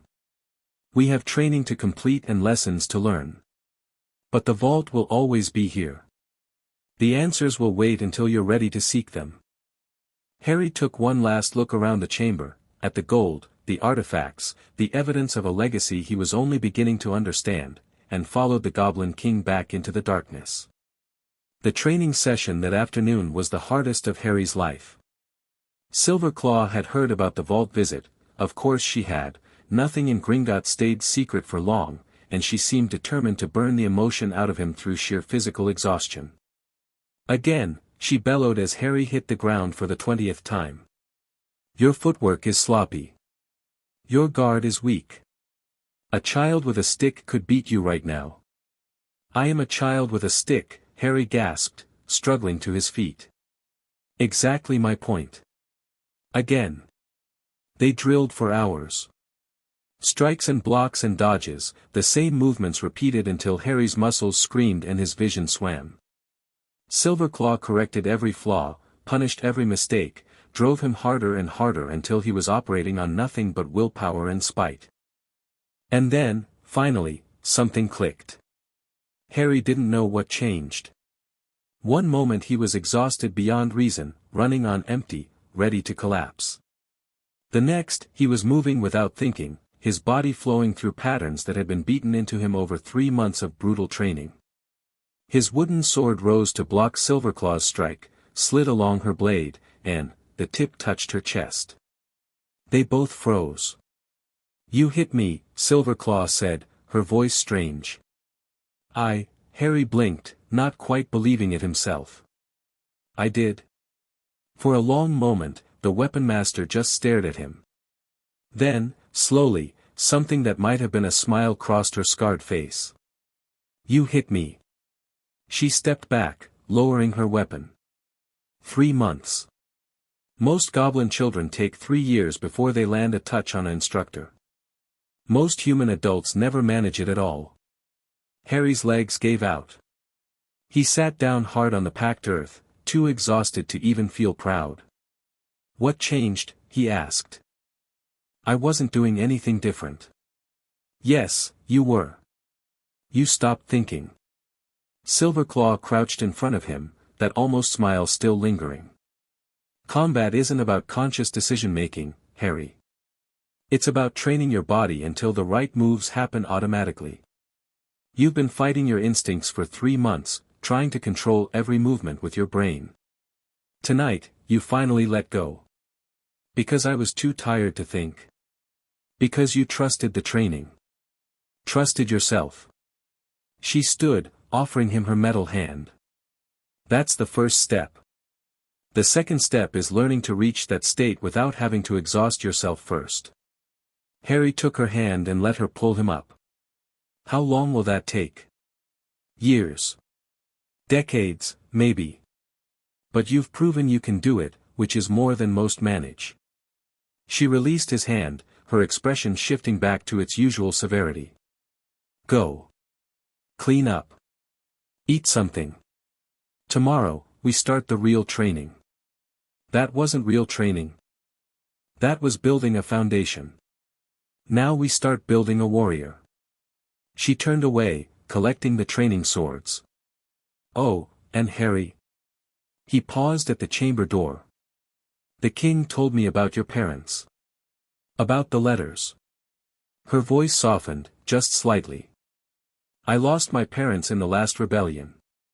Watched them die fighting wizards who thought goblins were vermin to be exterminated. For a long time, I thought the pain would destroy me. Harry waited. It didn't. It made me stronger. Meaner. More determined. She looked over her shoulder, her single eye meeting his. The grief you're carrying, don't try to bury it. Don't try to push it away. Use it. Let it fuel you. Let it remind you what you're fighting for. What am I fighting for? That's for you to decide. But when you figure it out, she smiled, and for the first time, there was genuine warmth in it. Come tell me. I want to know what drives the boy who saved our prince. She turned back to the weapons, and Harry left the chamber with more to think about than he could possibly process. He read the letters that night, alone in his room, with Griphook's dagger on the desk beside him and his mother's wand clutched in his hand. The early letters were simple, birthday wishes and holiday greetings, promises of love and hope for the future. But as Harry worked through the bundles, arranged by date, the tone changed. Grew darker. More urgent. Harry, my love, if you're reading this, then the worst has happened, and your father and I are gone. I wish I could be there to explain everything in person, to hold you and tell you how much we love you and how sorry we are that we couldn't protect you better. There are things you need to know. Things the wizarding world might try to hide from you, or twist into versions that serve their purposes. I'm going to tell you the truth, as much as I can, in hopes that it will help you understand the world you've been born into. First, you are special. Not because of prophecies or legends, but because you are our son. You have your father's stubborn courage and, I hope, some of my common sense. Whatever the future holds, those qualities will serve you well. Second, don't trust Albus Dumbledore blindly. He's a great man in many ways, and he genuinely wants to protect you. But he also sees the world in terms of strategy and sacrifice, and he will use you as a piece on his chessboard if he thinks it serves the greater good. Be wary of anyone who talks about the greater good. It usually means someone else is expected to pay the price. Third, Sirius Black is not the man the newspapers say he is. By the time you read this, he may be dead or imprisoned or worse. I don't know what the future holds. But I know this, Sirius loved your father more than his own life. He would never, ever betray us. If anyone tells you otherwise, they're lying or they've been deceived. Harry's hands were shaking so badly he could barely hold the paper. I don't know what happened, Harry. I don't know why things went wrong or who is responsible. But I know Sirius. I know him the way I know my own heart. Whatever the evidence says, whatever the world believes, your godfather is innocent. Find the truth, my love. Find Sirius. And whatever you do, don't let anyone else decide who you're supposed to be.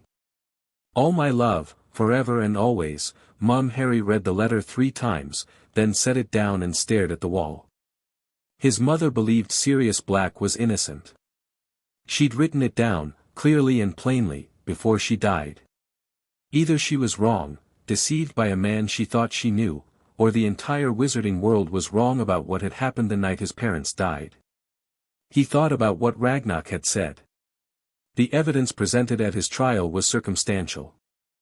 There are aspects of the case that have never made sense.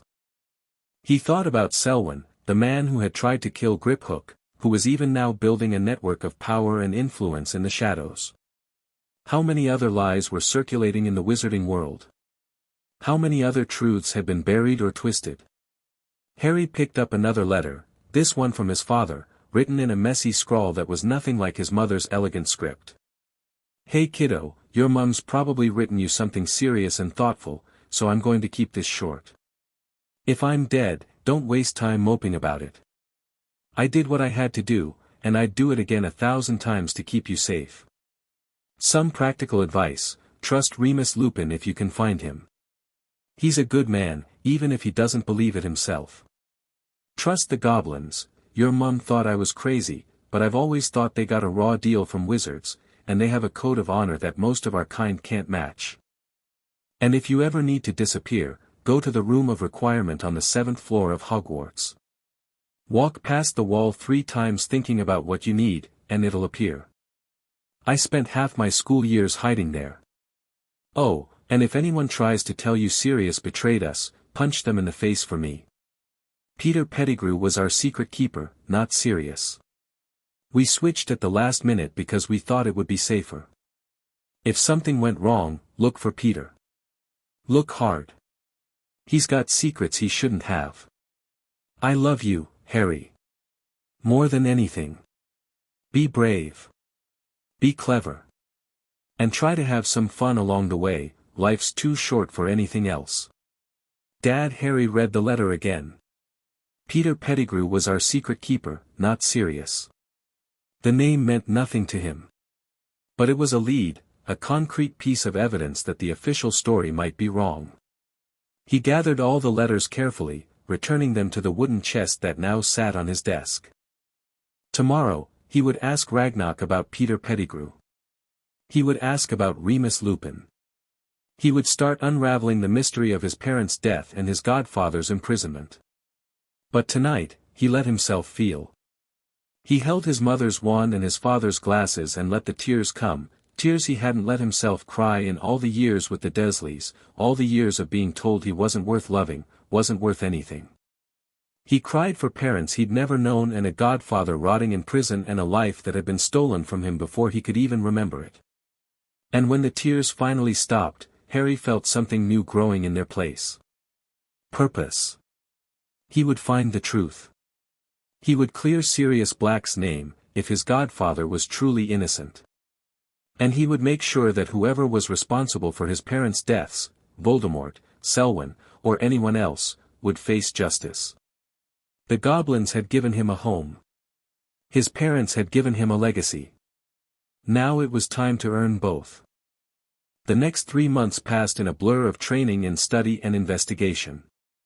Ragnarok assigned 2 of his best researchers to help Harry dig into the circumstances of his parents' deaths.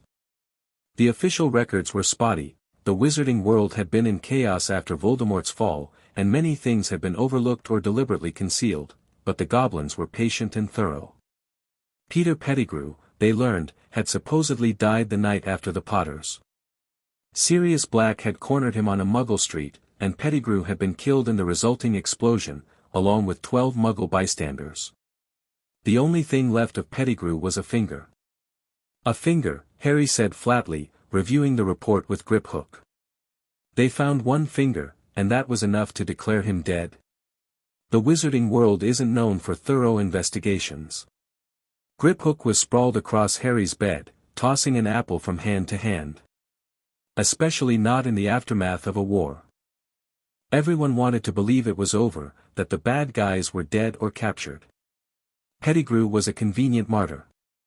But if my father's letter is right, Pettigrew was the real traitor. He was the secret keeper, not Sirius. Then Pettigrew had every reason to fake his own death and disappear. Griphook caught the apple and took a bite. The question is where he went. It's been 5 years. He could be anywhere. He could be dead. Actually dead. He could be. But consider, if you were a coward who had just betrayed your best friends to a Dark Lord, and then that Dark Lord was destroyed by the infant son of the people you betrayed, what would you do? Harry thought about it. Run. Hide. Go somewhere no one would ever think to look for me. Exactly. Pettigrew isn't living openly under his real name, that's certain. But he's not necessarily dead either. He's the kind of rat who survives. Griphook's lip curled. Figuratively and literally. Did you know he was an unregistered animagus? A what? A wizard who can transform into an animal. Your father and Sirius Black were both animagi as well. Your father was a stag, Black was a big black dog. Pettigrew was a rat. Griphook snorted. Fitting, really. Harry filed that information away. An unregistered animagus who could turn into a rat. That would make someone very, very hard to find. But not impossible. What about Remus Lupin? He asked. My father mentioned him in his letter. Said I could trust him. Griphook's expression shifted, became more guarded. Lupin is complicated. He was part of your parents' friend group, yes. But he's also a werewolf. Harry blinked. A werewolf. Bitten as a child. Transforms every full moon, completely uncontrollable. The wizarding world treats werewolves as barely human. They can't get jobs, can't own property, can't live anywhere near respectable communities. Griphook's voice was bitter. Sound familiar? Like how they treat goblins. Exactly. Lupin has spent the last 5 years drifting, working odd jobs when he can get them, trying to survive in a world that considers him a monster. Griphook sat up, his dark eyes serious. He's also been asking questions about you. He wrote to the ministry repeatedly, trying to get information about where you were placed after your parents died. They stonewalled him every time. Because of what he is. Because of what he is, and because Dumbledore wanted you hidden. The old man's kept your location secret from everyone, including the people who might have been able to help you. Harry thought about his mother's warning. Don't trust Albus Dumbledore blindly. He sees the world in terms of strategy and sacrifice. Can we contact Lupin? Let him know I'm okay. We can. Whether we should is another question. Griphook stood, pacing the room. Lupin isn't part of any faction. He's not working for Dumbledore or the Ministry or anyone else. But he's also not protected. If we reach out to him, and the wrong people find out, he could become a target. Or a tool. Someone who could be used against you. Griphook stopped pacing, facing Harry directly. My father says you're not ready for the political game yet. You're making progress, but there's a lot you don't understand about how the wizarding world works, how the different factions operate, who can be trusted and who can't. Then teach me. Harry's voice was firm. I don't want to wait until I'm ready by someone else's standards. I want to understand now. Griphook studied him for a long moment. Then, slowly, he smiled. You know what I like about you, Harry? You don't accept limits. Anyone else would be happy with what you've got, a home, training, resources, protection. But you're always pushing for more. I spent 5 years being told I wasn't allowed to want things. That wanting things was being greedy and ungrateful. Harry met Griphook's eyes.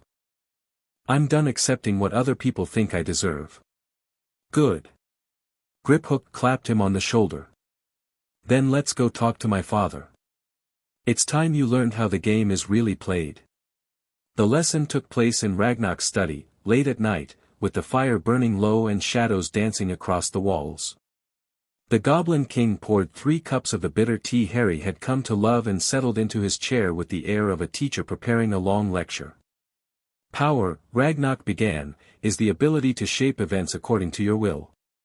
It takes many forms: magical power, political power, economic power, military power. The wisest leaders understand that these different forms are interconnected, and that true strength comes from mastering all of them. Harry sipped his tea and listened. The wizarding world is currently divided into 3 major factions. The first is what they call the Light, Albus Dumbledore and his allies. They believe in cooperation between magical races, progressive reform, and opposition to dark magic. Their power comes from moral authority and institutional influence. Dumbledore is Supreme Mugwump of the International Confederation of Wizards, Chief Warlock of the Wizengamot, and Headmaster of Hogwarts. He's positioned himself at the center of wizarding society, and he uses that position to shape events according to his vision. You said not to trust him blindly, Harry said. I said to be cautious. Dumbledore genuinely believes he's working for the greater good, and often, he is. But he's also willing to sacrifice individuals for his goals, and he tends to keep information close to his chest. He has plans for you, Harry. Plans he hasn't shared with anyone. Whether those plans serve your interests or just his remains to be seen. Ragnar refilled his tea. The second faction is the old pure-blood establishment, families like the Malfoys, the Blacks, the Lestranges. They believe in blood purity, wizard supremacy, and traditional power structures. Many of them supported the Dark Lord, though most have since claimed they were coerced or bewitched. Their power comes from wealth, social status, and control of key institutions. They've spent 5 years rebuilding their influence after Voldemort's fall, and they're stronger now than most people realize. Selwyn is part of this faction. Selwyn is using this faction. He's smarter than most of them, and far more ambitious. The old purebloods want to preserve their privilege. Selwyn wants to rule. Ragnar's eye glittered. The third faction is the Ministry itself, the bureaucratic machine that theoretically governs magical Britain. Minister Fudge is weak, easily manipulated, more concerned with appearances than substance. The Ministry's power comes from legal authority and the illusion of legitimacy. In practice, it does whatever the loudest voices tell it to do. And where do the goblins fit in? We are the fourth faction, though most wizards don't think of us that way. We control the economy. Gringotts handles virtually all wizarding wealth. We have our own military forces, our own magical traditions, our own territory. The wizards tolerate us because they need us, but they've never accepted us as equals. Ragnar smiled grimly. That may be changing. Having Harry Potter aligned with the nation shifts the balance in ways no one has fully calculated yet. Harry absorbed all of this, his mind racing. What about Voldemort's supporters? The ones who actually believe in his cause, not just the social climbers. The fifth faction, the true believers. Scattered now, leaderless, but not gone. Some of them are in Azkaban. Some went into hiding after the war. Some, like Selwyn, have hidden in plain sight, waiting for their moment. Ragnar leaned forward. This is the faction that tried to kill my son. And this is the faction you will eventually have to confront, Harry. Because as long as they exist, they will never stop seeing you as a threat. How do I fight them? By becoming too powerful to destroy. By building alliances that protect you even when you're vulnerable. By understanding your enemies better than they understand themselves. Ragnar stood, moving to the window that looked out over the underground city of Gringotts. The goblins have survived for thousands of years by being useful, by being wealthy, by being too dangerous to attack directly. You must learn to do the same. Harry thought about everything he'd been told. The factions. The politics. The web of alliances and rivalries that shaped the wizarding world. How long do I have, he asked. Before I have to face all of this? Hogwarts enrollment begins at 11. The Ministry has already agreed to let you remain with us until then, though not happily. That gives you 5 more years to prepare. Ragnar turned back to face him. 5 years to master combat, magic, politics, and strategy. 5 years to build your own network of allies and resources. 5 years to become the wizard who can survive in the world you're about to enter. And after Hogwarts? After Hogwarts, you will have to make choices that will shape the rest of your life. Who to ally with? Who to oppose? What kind of person you want to be? The Goblin King's eye was unreadable.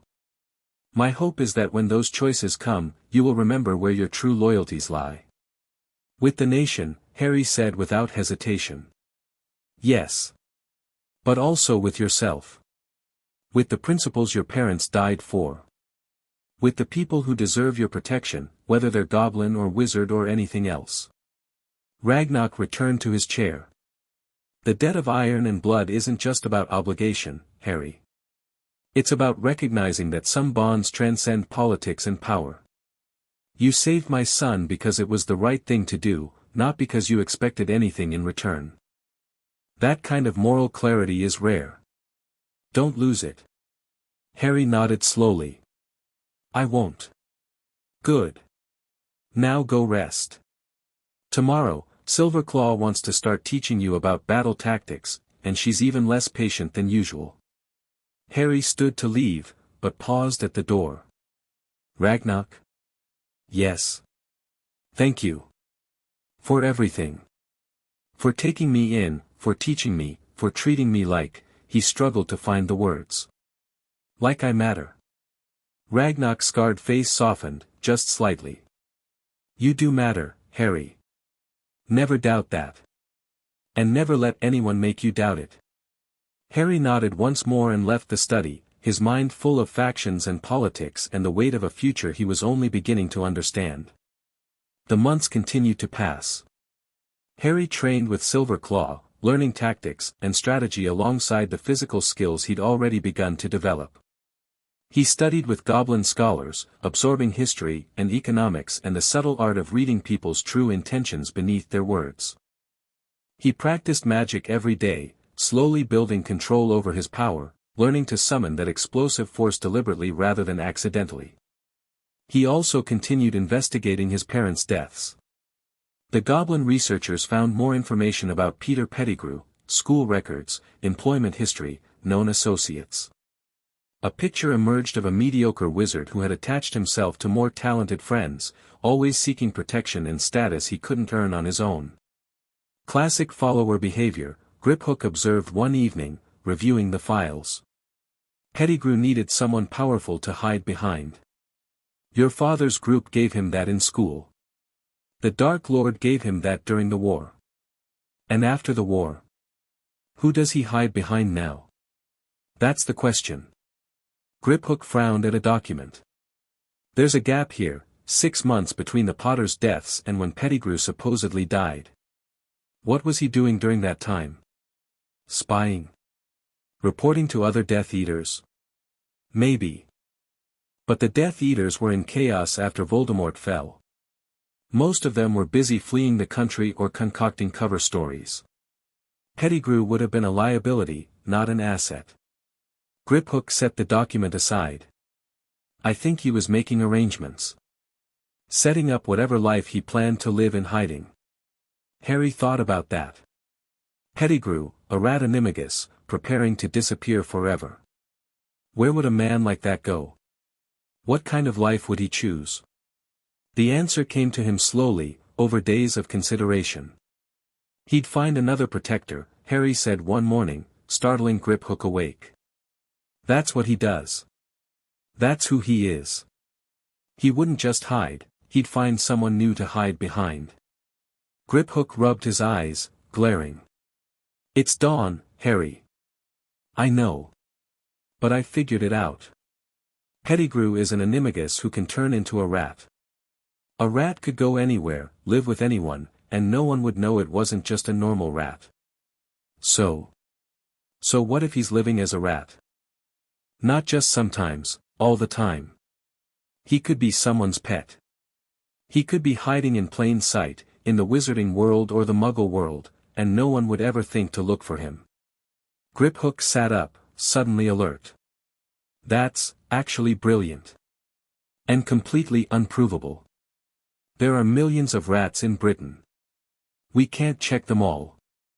We don't have to check them all. We just have to narrow it down. Harry paced the room, thinking out loud. Pettigrew was a coward. He wouldn't want to live as a wild rat, scavenging for food, at risk from predators. He'd want comfort. Security. A home. A wizarding home, Griphook added, following his logic. Because he'd need to know what was happening in the world. He'd want information about whether anyone was looking for him, whether it was safe to resurface. Exactly.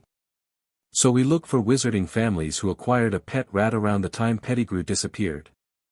Families that might have some connection to him, some reason he'd choose them. That's still a lot of families. Then we narrow it further. Pettigrew was a Gryffindor, like my parents. He'd be most comfortable in a Gryffindor household, somewhere familiar, somewhere he understood the culture. And he'd want a family that was prominent enough to have good information but not so prominent that they'd be under scrutiny. Griphook was fully awake now, his eyes bright with interest. The Weasleys. Harry stopped pacing. Who? Arthur Weasley works at the Ministry, Department of Misuse of Muggle Artifacts. Good man by all accounts. His wife Molly was a Pruitt before she married, and her brothers were famous war heroes who died fighting Death Eaters.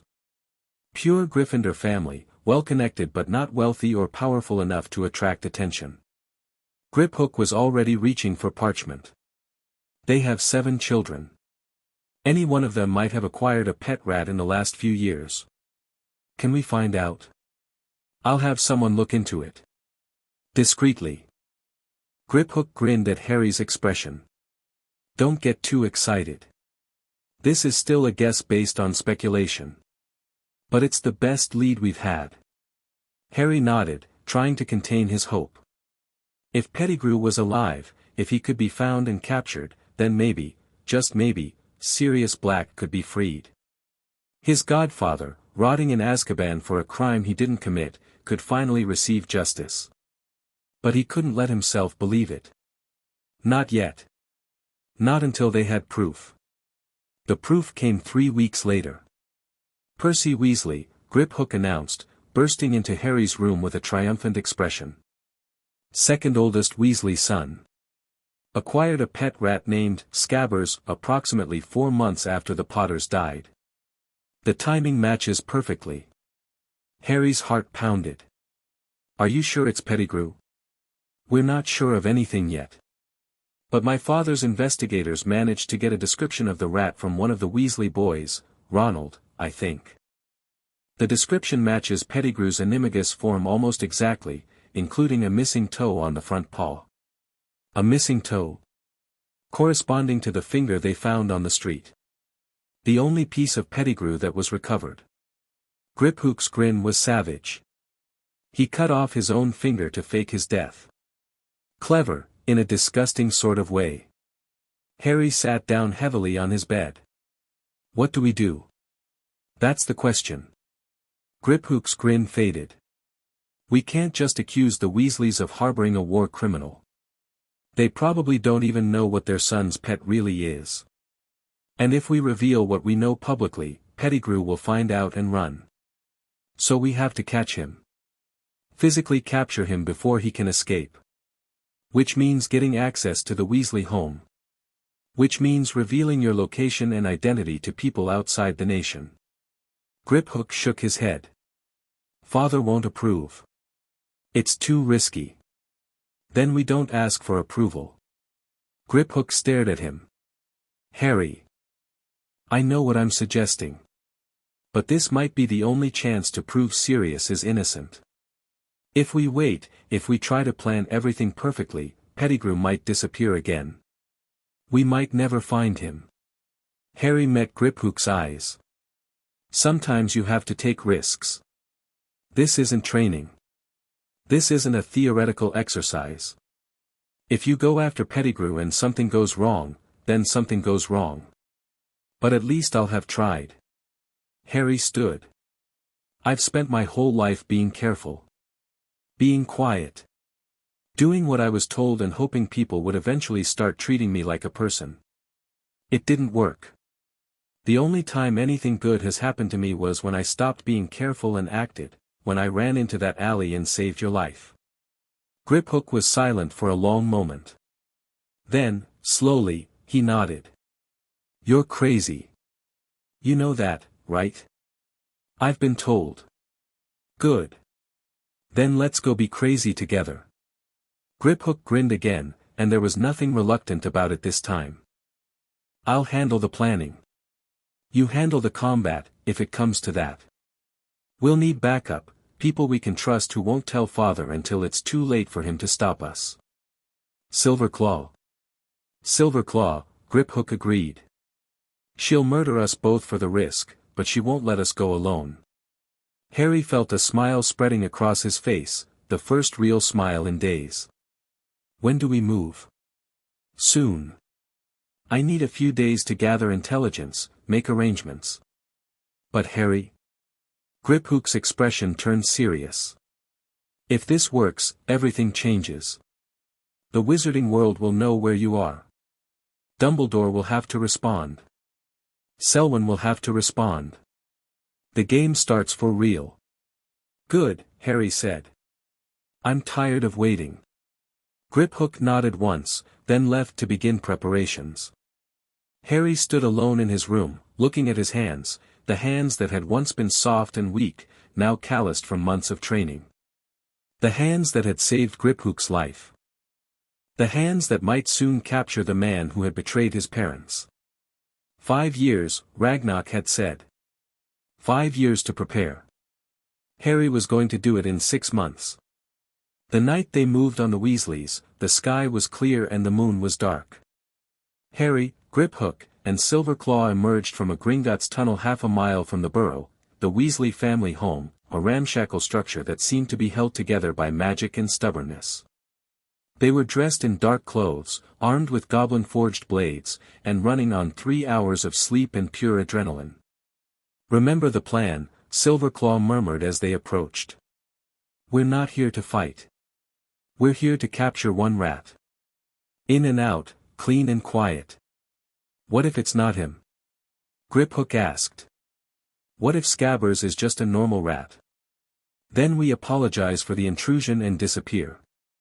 Harry checked his dagger one last time. But it's him. I know it is. They moved through the darkness like ghosts, using techniques Silverclaw had taught Harry over months of grueling practice. No sound. No trace. Just shadows flowing toward a sleeping house. The burrow had no sophisticated wards, just basic protections against magical pests and the occasional privacy charm. Silverclaw bypassed them easily, muttering something unflattering about wizard security, and within minutes they were inside. The house was cluttered and warm, filled with the evidence of a large family's life. Harry felt a pang of something, envy. Longing, as they passed through a kitchen with dishes stacked in the sink and children's drawings pinned to the walls. This was what a real home looked like. This was what he'd never had. Later, he told himself. Focus now. They climbed the stairs to the second floor, following Griphook's intelligence to the room belonging to Percy Weasley. The door was slightly ajar, and through the gap Harry could see a teenager sleeping soundly in a narrow bed.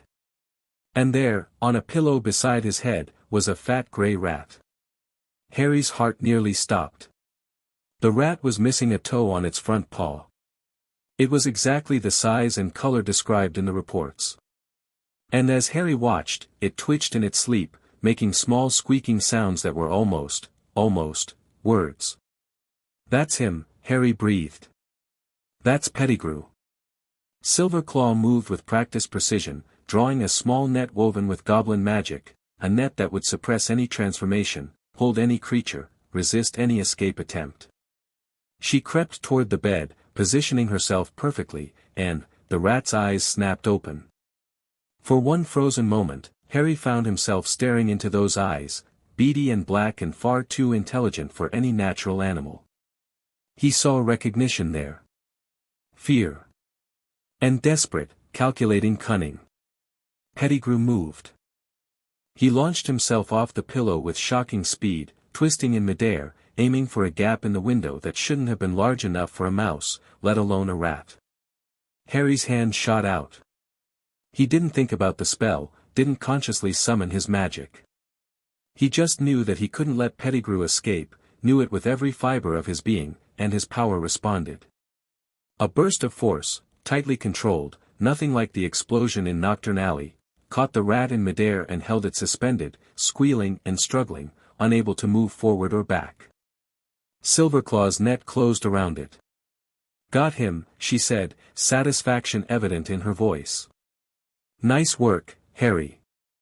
Percy Weasley stirred in his bed, mumbled something about prefect duties, and rolled over without waking.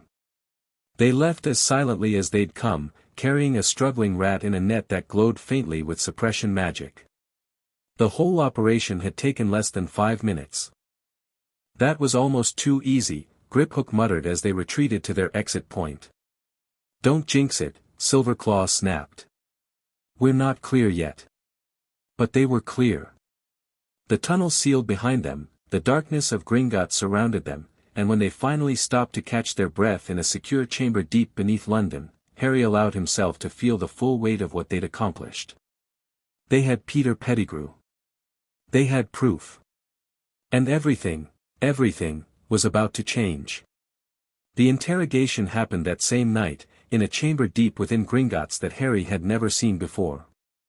Ragnarok was furious. His son and his ward had snuck out without permission, violated multiple laws, and risked their lives on what could have been a fool's errand, but he was also pragmatic enough to recognize what they'd achieved. "You'll face consequences for this," the Goblin King said, his voice cold as ice. "Both of you." But first, he turned to the cage where a fat grey rat huddled in one corner. "We deal with the traitor." Forced transformation was an ugly process. Harry watched as goblin magic stripped away Pettigrew's animal form, twisted his body back into human shape, left him sprawled on the stone floor naked and gasping and unmistakably, undeniably alive. He was a pathetic thing. Small and soft and trembling, with watery eyes and a pointed nose that still looked rat-like even in human form. His right hand was missing a finger, the finger he'd sacrificed to fake his own death. "Peter Pettigrew," Ragnarok said, looming over him. "You're a long way from your warm nest." "Please," Pettigrew's voice was high and wheedling. I didn't, there's been some mistake." "There's been no mistake. You were the secret keeper for James and Lily Potter. You betrayed them to the Dark Lord. And then you framed Sirius Black for your crimes and hid like the vermin you are while an innocent man rotted in Azkaban."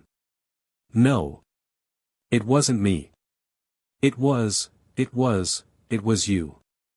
Harry stepped forward, and Pettigrew flinched as if struck. "My mother wrote about you before she died. She knew you were the secret keeper. She knew Sirius could never have betrayed them. The only one who could have done it was you." Pettigrew's watery eyes fixed on Harry, and something shifted in them, a calculation, a desperate gamble. Harry, you have to understand, I was afraid. The Dark Lord would have killed me. What was I supposed to do?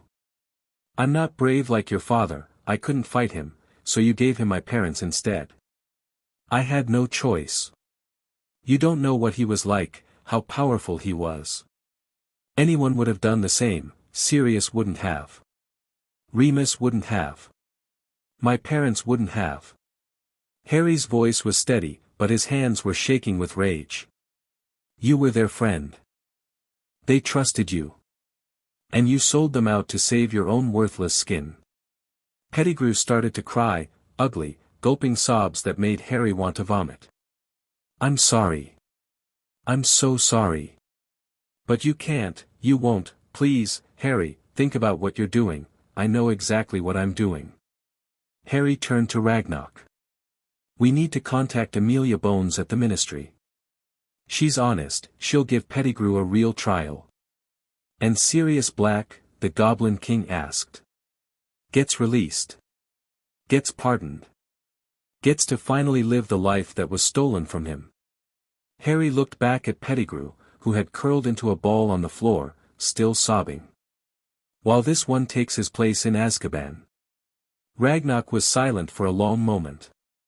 Then, slowly, he nodded. Very well. It will be done. He gestured to his guards. Take the traitor to a holding cell. Full suppression on his transformation, I don't want him slipping away. They dragged Pettigrew out, his wails echoing off the stone walls. Harry watched him go, and felt something settle into place inside himself. This was what justice looked like. Not revenge, not violence, but the truth brought into the light. Harry. Ragnarok's voice was softer now, some of the anger drained away. You took an enormous risk tonight. You could have been killed. You could have exposed our preparations to our enemies. You could have destroyed everything we've been building. I know. Do you? The Goblin King studied him. Or do you only see the victory, the prize you've claimed? I see all of it. Harry met Ragnarok's eye without flinching. I know what I risked. I knew it when I decided to act. But some things are worth the risk. My godfather has been in prison for 5 years for a crime he didn't commit. 5 years of torture, of dementors, of believing that everyone thought he was a monster. I couldn't wait any longer. I couldn't let caution and planning steal another day of his life. Ragnar was quiet for a long time.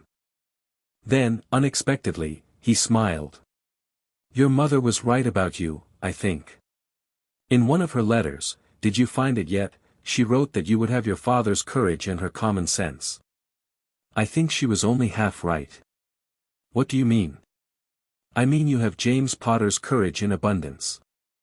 But Lily Evans' common sense? Ragnar chuckled.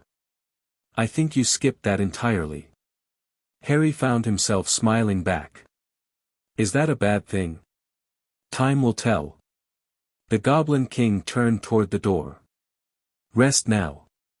Tomorrow, we contact the ministry and begin the process of freeing your godfather.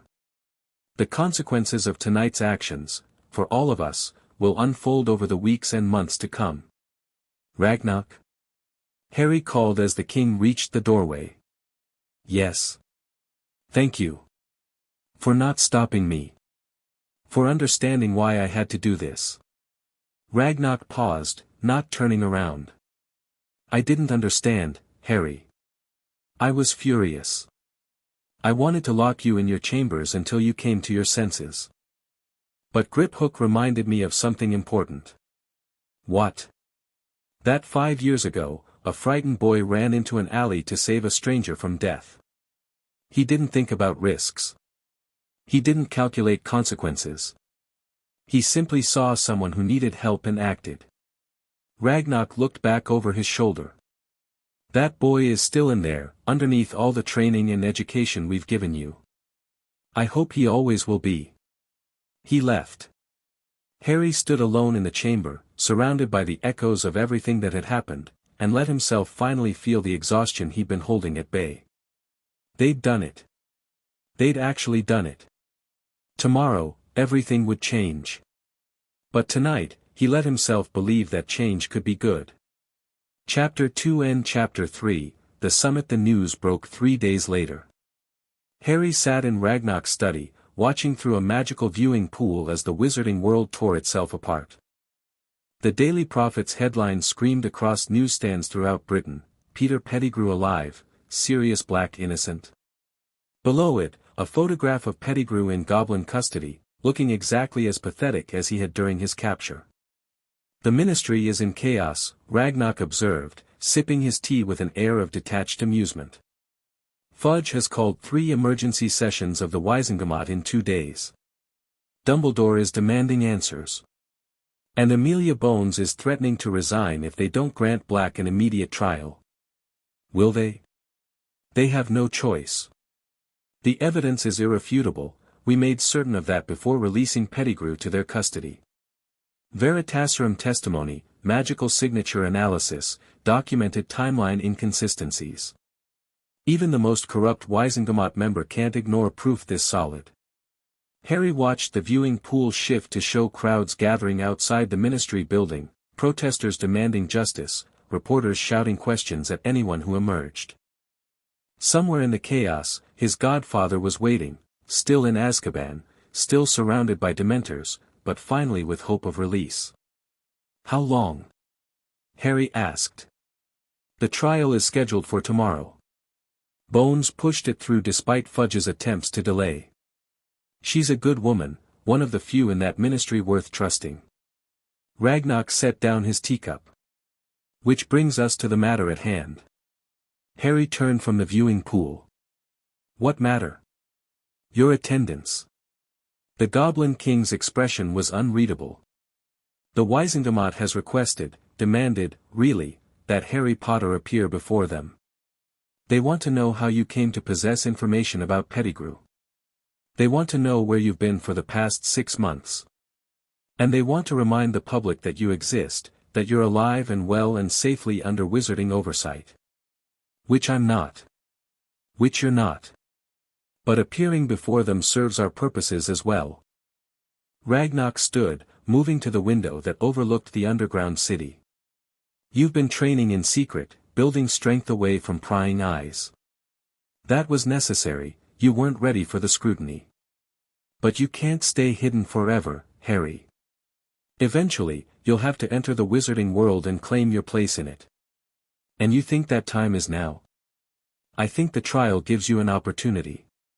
You'll be appearing as the heroic young wizard who helped capture his parents' true betrayer. The narrative favors you. Sympathies will be high. And most importantly, Ragnarok turned to face him, Selwyn will be there." Harry went still. Selwyn. He's a member of the Wizengamot. One of its most respected voices. In fact, the man has spent 5 years building a reputation as a moderate, a voice of reason, a bridge between factions. He can't avoid attending a trial this significant without raising questions. "You want me to confront him? I want you to observe him. To let him observe you. To begin the game in earnest." Ragnarok's smile was thin and sharp. "Selwyn has been operating in shadows, Harry. He's comfortable there, he knows every corner, every angle, every advantage. But tomorrow, you'll step into the light. You'll force him to acknowledge your existence, to factor you into his calculations. And he'll have to respond somehow, which means he'll have to move, and movement creates vulnerability." Harry thought about everything he'd learned over the past months.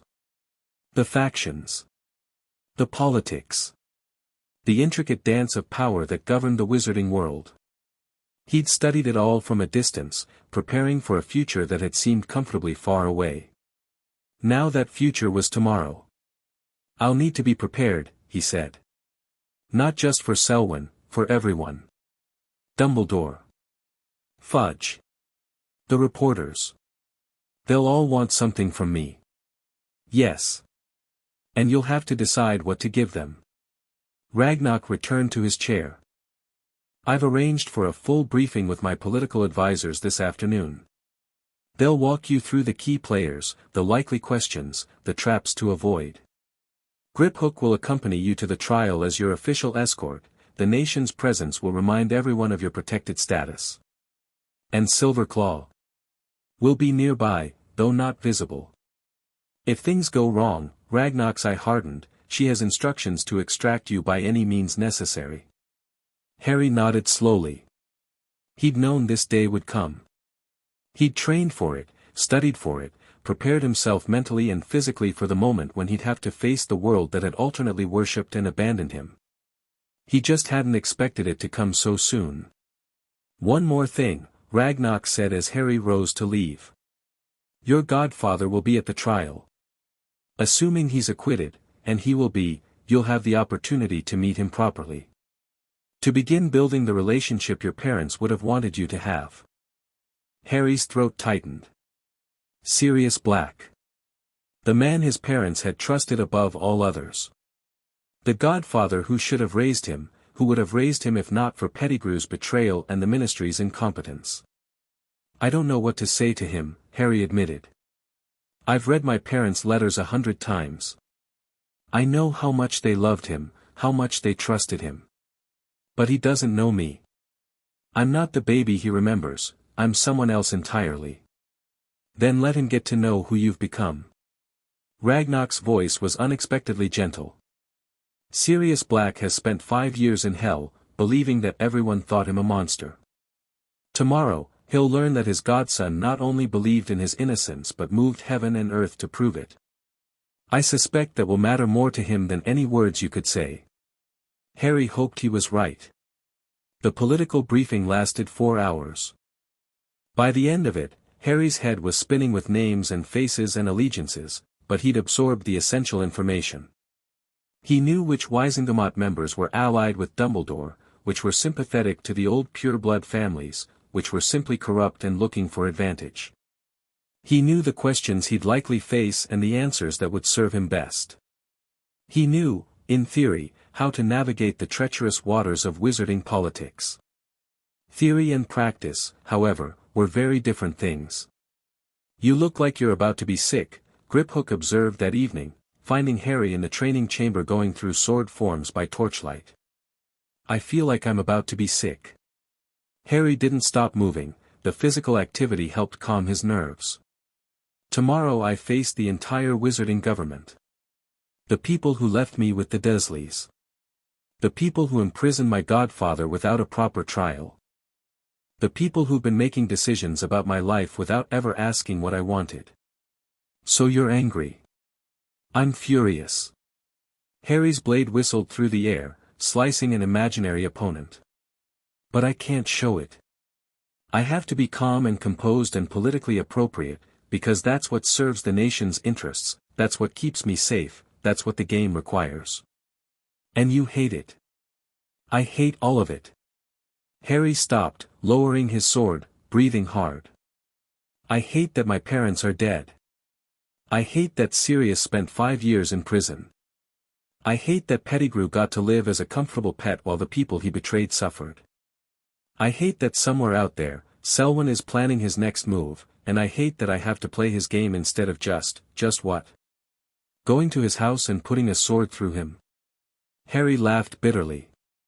That would be simpler. It would also be murder, which tends to complicate political positioning. Griphook walked into the training space, picking up a practice blade of his own. You want to work out some of that anger? Fight me. You're not Silverclaw. No.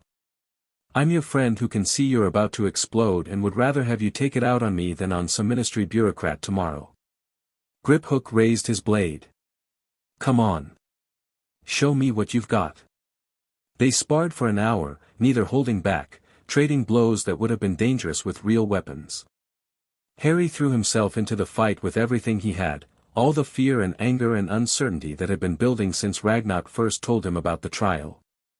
Griphook met him strike for strike, matching his intensity, pushing him harder and harder until finally, the tension broke.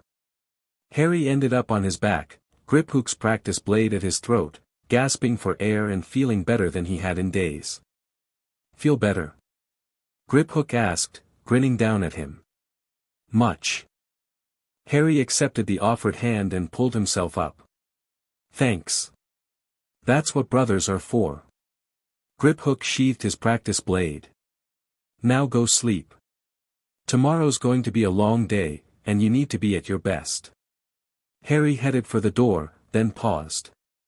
Griphook? Yeah. Whatever happens tomorrow, whatever comes after, I'm glad you're with me. I couldn't do this alone. Griphook's grin softened into something more genuine. You could. But you don't have to. That's the whole point of family, Harry. We face things together. Harry nodded, not trusting his voice, and left to find what sleep he could.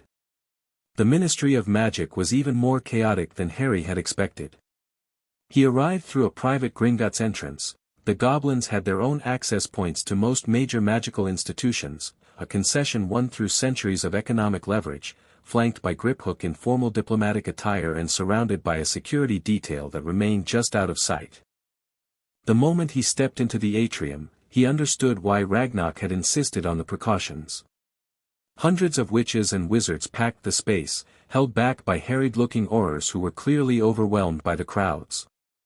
Flashbulbs exploded continuously as reporters fought for position. Voices shouted questions, demands, accusations, all blending into an incomprehensible roar.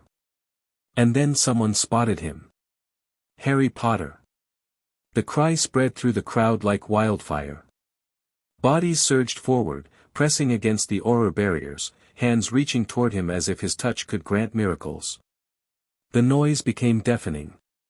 Harry forced himself to stay calm. To remember his training. To move through the chaos with the measured confidence Ragnarok had drilled into him.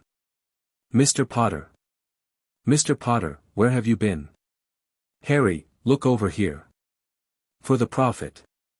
Is it true you were raised by goblins? Mr. Potter, do you have a statement about Sirius Black? He ignored them all, keeping his eyes forward, letting Griphook guide him toward the lifts that would take them to the Wizengamot chambers. The security detail closed ranks around them, creating a bubble of space that the crowds couldn't penetrate. They made it to the lifts without incident, and the doors closed on the noise with a blessed finality.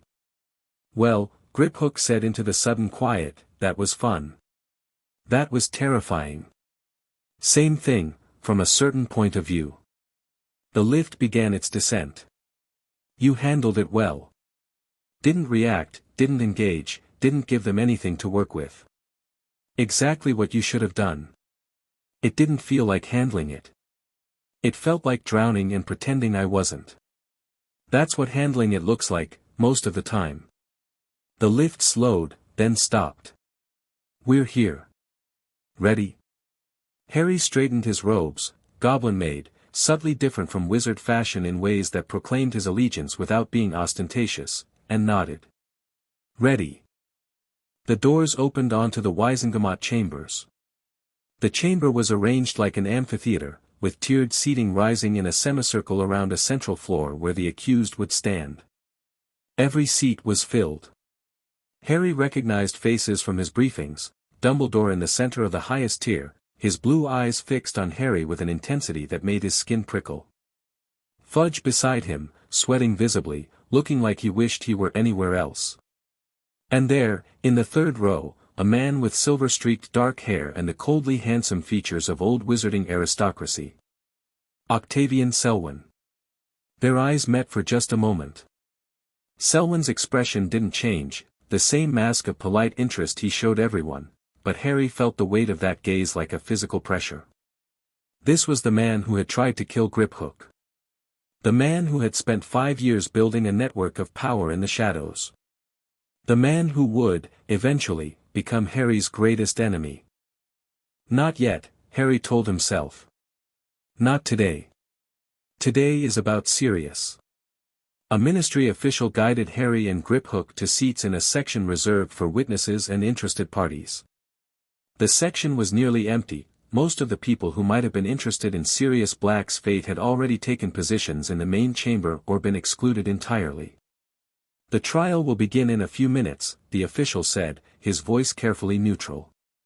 "You'll be called to testify about the capture of Peter Pettigrew. Please confine your remarks to the events in question." "Of course," Harry said, matching the official's neutrality. "I'm happy to help the Wizengamot understand what happened." The official nodded and withdrew, looking vaguely disappointed that Harry hadn't provided anything quotable. "That's Amelia Bones," Griphook murmured, nodding toward a stern-faced witch with grey-streaked hair who was conferring with a group of aurors near the central floor. "She's running the prosecution against Pettigrew. From what my father's contacts say, she's determined to see this through properly. And Black's defense? Doesn't need one, really. Once Pettigrew confesses under Veritaserum, which he will, because they've already confirmed the testimony, Black's innocence is self-evident. The trial is mostly a formality." Griphook paused. Though formalities in the wizarding world have a way of becoming complicated. Before Harry could respond, a door at the side of the chamber opened, and 2 aurors escorted a man into the room. Harry's breath caught. Sirius Black looked nothing like the photographs Harry had found in his parents' vault. The laughing, handsome young man from those images had been replaced by something gaunt and hollow, his face a skull covered in papery skin, his hair a matted tangle of grey and black. His eyes, sunken deep in their sockets, held an emptiness that made Harry's heart clench. 5 years in Azkaban. 5 years surrounded by dementors, by despair, by the certainty that everyone believed him a monster. This is what they did to him, Harry thought. This is what Pettigrew's betrayal cost. Black was guided to a chair in the center of the floor, not chains, Harry noted with relief, just a simple seat. He sat without resistance, his movements mechanical, his gaze fixed on something no one else could see. Then Dumbledore stood, and the chamber fell silent. "This emergency session of the Wizengamot is called to order," the old wizard said, his voice carrying easily despite his apparent lack of amplification. "We are gathered to review evidence in the matter of Sirius Orion Black, convicted 5 years ago of the murder of Peter Pettigrew and 12 Muggles, and of betraying James and Lily Potter to Lord Voldemort." A ripple of reaction went through the chamber at the name. Even now, even years after his fall, Voldemort's name carried power. Recent developments, Dumbledore continued, have called those convictions into question. Peter Pettigrew, believed dead, has been captured alive. His testimony, combined with other evidence, suggests that a grave miscarriage of justice may have occurred. It is our duty to examine this evidence and determine the truth. He sat, and Amelia Bones rose from her position near the floor. Chief Warlock, members of the Wizengamot, I present the primary witness in this matter, Peter Pettigrew. Another door opened, and Pettigrew was brought in, not walking, but floating in a magical containment field that held him suspended and helpless. He looked worse than he had during his capture, his face pale and twitching, his eyes darting frantically around the chamber. The accused has been administered Veritaserum, Bones announced. He will answer truthfully all questions put to him. I will begin. What followed was brutal. Under the influence of the truth serum, Pettigrew couldn't lie, couldn't evade, couldn't spin the narrative that had protected him for 5 years. He confessed everything, his recruitment by Voldemort, his betrayal of the Potters, his murder of the 12 Muggles, his transformation into a rat to escape justice. He wept and pleaded and begged for mercy, but the truth kept pouring out of him, damning and undeniable. Harry watched Sirius Black's face throughout the testimony. Watched the emptiness slowly give way to something else, first disbelief, then hope, then a fierce and terrible joy.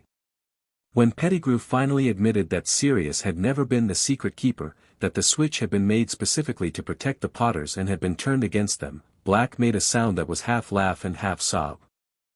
In light of this testimony, Bones said when Pettigrew had been removed, I move that all charges against Sirius Black be dismissed and that he receive a full pardon for any actions taken during his escape attempts. The man has suffered 5 years of unjust imprisonment. He deserves our deepest apologies and whatever compensation the ministry can provide. Murmurs swept through the chamber. Harry watched the Wizengamot members carefully, noting who seemed satisfied by this outcome and who seemed disturbed. Selwyn's face remained perfectly composed, revealing nothing. Before we vote, Dumbledore said, there is the matter of testimony regarding Pettigrew's capture. I believe we have a witness who can speak to those events. All eyes turned to Harry. Mr. Harry Potter, Dumbledore continued, and his voice held something, warmth. Calculation. Regret, that Harry couldn't quite identify, would you please approach and share what you know? Harry rose, acutely aware of every gaze in the chamber. This was the moment he'd been preparing for, his first public appearance as something other than a symbol or a legend. He walked to the witness stand and faced the Wizengamot. My name is Harry Potter, he said, his voice steady despite his racing heart. 6 months ago, I was brought into the protection of the Goblin Nation after saving the life of Prince Griphook during an attack in Knockturn Alley. During my time with them, I discovered letters from my parents that contradicted the official story of their betrayal. I investigated. And with the help of Goblin intelligence resources, I located Peter Pettigrew living as a pet rat in a wizarding household. A pet rat, someone in the chamber called out skeptically. Pettigrew is an unregistered animagus. His form is a rat. He'd been living in disguise for 5 years, hiding from justice while my godfather rotted in prison for his crimes. Another murmur swept through the chamber. Harry let it settle before continuing. I captured Pettigrew with the assistance of Goblin allies and turned him over to Director Bones for proper prosecution. That's the extent of my involvement. The evidence speaks for itself. Mr. Potter, Dumbledore said, and there was something careful in his voice now, you say you were brought into the protection of the goblins. Could you elaborate on your circumstances before that event? Harry had been expecting this question. He'd rehearsed several possible answers, weighing the political implications of each. He chose honesty. Before the goblins took me in, I was living with my mother's Muggle relatives. I was kept in a cupboard under their stairs. I was starved, beaten, and told that my parents were worthless drunks who died in a car crash. Harry let his gaze sweep across the chamber, noting who flinched and who didn't. I didn't know I was a wizard until I accidentally saved Griphook's life. I didn't know anything about my parents, my heritage, or the magical world. Everything I should have learned was kept from me. Silence. Then Selwyn rose from his seat, and Harry felt his muscles tense involuntarily. "Mr. Potter," Selwyn said, his voice smooth and cultured, "we are all deeply sympathetic to your difficult childhood. But I must ask, do you feel that being raised by goblins, beings with their own political agenda and historical grievances against wizarding society, has given you an unbiased perspective on these matters?" The question was a trap. Harry recognized it immediately. Selwyn was trying to paint him as a goblin puppet, someone whose testimony couldn't be trusted because he'd been influenced by non-human interests. "I feel," Harry said slowly, "that being raised by anyone who actually wanted me has given me a perspective I wouldn't have had otherwise. The goblins taught me history, politics, combat, and magic. They taught me to think critically and question assumptions. They also taught me that the wizarding world has a long history of making decisions about my life without consulting me, including the decision to place me with relatives who hated me." He met Selwyn's eyes directly. "If having that perspective makes me biased, then yes, I suppose I am. But I prefer biased to ignorant." A ripple of reaction, some appreciative, some hostile, went through the chamber. Selwyn's expression didn't change, but something flickered in his eyes. Reassessment, perhaps. The realization that Harry wasn't the malleable child he'd expected. "Thank you, Mr. Potter," Dumbledore said, smoothly intervening before Selwyn could respond. "Your testimony has been most illuminating. You may return to your seat." Harry walked back to Griphook, feeling the weight of hundreds of gazes on his back. "Well played," Griphook murmured as Harry sat down. "You didn't let him control the narrative. He's going to come after me for that. He was always going to come after you. At least now he knows you won't be easy." The vote that followed was almost anticlimactic. The evidence was too strong, the testimony too damning. Sirius Black was acquitted of all charges by an overwhelming majority, with only a handful of obvious pure-blood sympathizers voting against. When the final tally was announced, Black's hollow face transformed. For just a moment, Harry saw the man from the photographs, laughing, fierce, alive. Then those eyes found Harry's across the chamber, and something passed between them that needed no words. The crowd outside the courtroom was even more chaotic than the one in the atrium. Reporters shouted questions, photographers jostled for position, and ministry officials tried desperately to maintain order. Harry found himself separated from Griphook in the crush, surrounded by faces he didn't recognize, all of them demanding something from him. "Mr. Potter. How does it feel to have freed your godfather? Harry, will you be living with Sirius Black now? Is it true the goblins taught you dark magic?" He pushed through without responding, looking for Griphook, looking for the exit, looking for anything familiar in the chaos. A hand closed on his arm. Harry spun, reaching for his dagger, but stopped when he recognized the face. Daphne Greengrass was perhaps his age, with dark hair and sharp features that would probably be beautiful in a few years. Right now, she looked annoyed, at him, at the crowd, at the entire situation. "This way," she said, not waiting for a response. "Unless you want to spend the next hour being photographed." She pulled him through a side door Harry hadn't noticed, into a quiet corridor that seemed to exist in a different world from the chaos outside. The sounds of the crowd faded to a distant murmur. "Thank you," Harry said, finally finding his voice. "I was about to be mobbed." "Yes, I noticed." Daphne released his arm and studied him with cool assessment. "You're smaller than I expected. People keep saying that. It's because the stories make you sound like some kind of giant-slaying hero.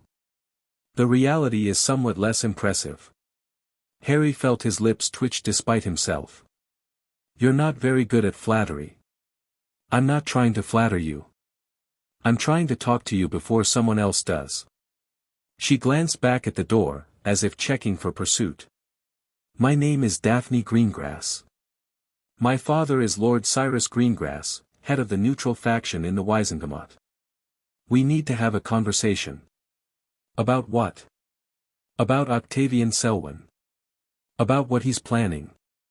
And about why you, specifically, should be very concerned. Harry's interest sharpened. You know about Selwyn? I know more than I should, and less than I'd like. Daphne's cool expression flickered with something that might have been fear. He's been cultivating my father for the past 2 years. Dinners, business proposals, political alliances. My father thinks it's just networking. Selwyn's very good at seeming harmless. But I've been watching. Listening. And I've seen things that don't add up. Why tell me? Because you're the only person who might be able to stop him. Daphne met his eyes directly. I was at the trial. I heard your testimony. You're not like the other children of noble houses, the ones who were raised to play politics and never question the system. You think for yourself. You act on your own judgment. And you have resources that no one else your age can match. The goblins. The goblins. The Potter fortune. Your fame, for whatever that's worth. And whatever training they've been giving you. Her eyes dropped to his hands, to the calluses that marked them, which I suspect is more than just etiquette lessons. Harry studied her in turn. She was clearly intelligent, clearly observant, and clearly taking a significant risk by approaching him like this. The question was whether she could be trusted. What do you want from me? He asked. An alliance. Or at least an understanding. Daphne's voice was steady, but there was an undercurrent of urgency beneath the composure. Selwyn is going to make a move soon, I don't know what, but he's been accelerating his plans ever since Pettigrew was captured. My father is too deep in his web to see the danger. I need someone who can help me protect my family when things go wrong. And in exchange, I'll share everything I know about Selwyn's network. His contacts, his businesses, his patterns of behavior. I've been gathering information for months, hoping someone would eventually be in a position to use it. It was a good offer. Maybe too good. Harry had been trained to be suspicious of gifts that seemed perfectly suited to his needs. But he'd also been trained to recognize opportunity. I need to think about it, he said. And I need to verify what you're telling me. If you're legitimate, if your information is real, then yes, I'm interested in working together. How do I contact you? You don't. I'll contact you. Harry moved toward the end of the corridor, where he could see another door leading back to the main atrium. But Daphne? If this is some kind of trap, if Selwyn sent you to get close to me, you should know that I don't react well to betrayal. Neither do my allies. If I wanted to betray you, I wouldn't have warned you first. Daphne's voice was cool, but he caught a flash of something in her eyes, respect, maybe, or the beginning of it. I'll be waiting for your message, Mr. Potter. Don't take too long. Time is shorter than you think. She turned and walked away, disappearing through a door at the far end of the corridor. Harry watched her go, his mind racing with implications and possibilities. Then he shook himself and headed back toward the atrium. He had a godfather to meet. They found a quiet room in the ministry's administrative wing. Amelia Bones had arranged it, sympathetic to the need for privacy. Harry entered alone, leaving Griphook outside despite the Goblin Prince's protests. Some things need to happen one-on-one, Harry had said. This is one of them. Sirius Black was standing by the window when Harry came in, staring out at the magical sky that shifted between artificial sunlight and painted clouds. He didn't turn around. I used to dream about this, Sirius said, his voice rough with disuse. In Azkaban. In the moments between the Dementors, when I could still remember what hope felt like. I'd dream about getting out. Seeing you again. Explaining. You don't have to explain anything. Yes, I do. Sirius finally turned, and Harry saw that his hollow face was wet with tears.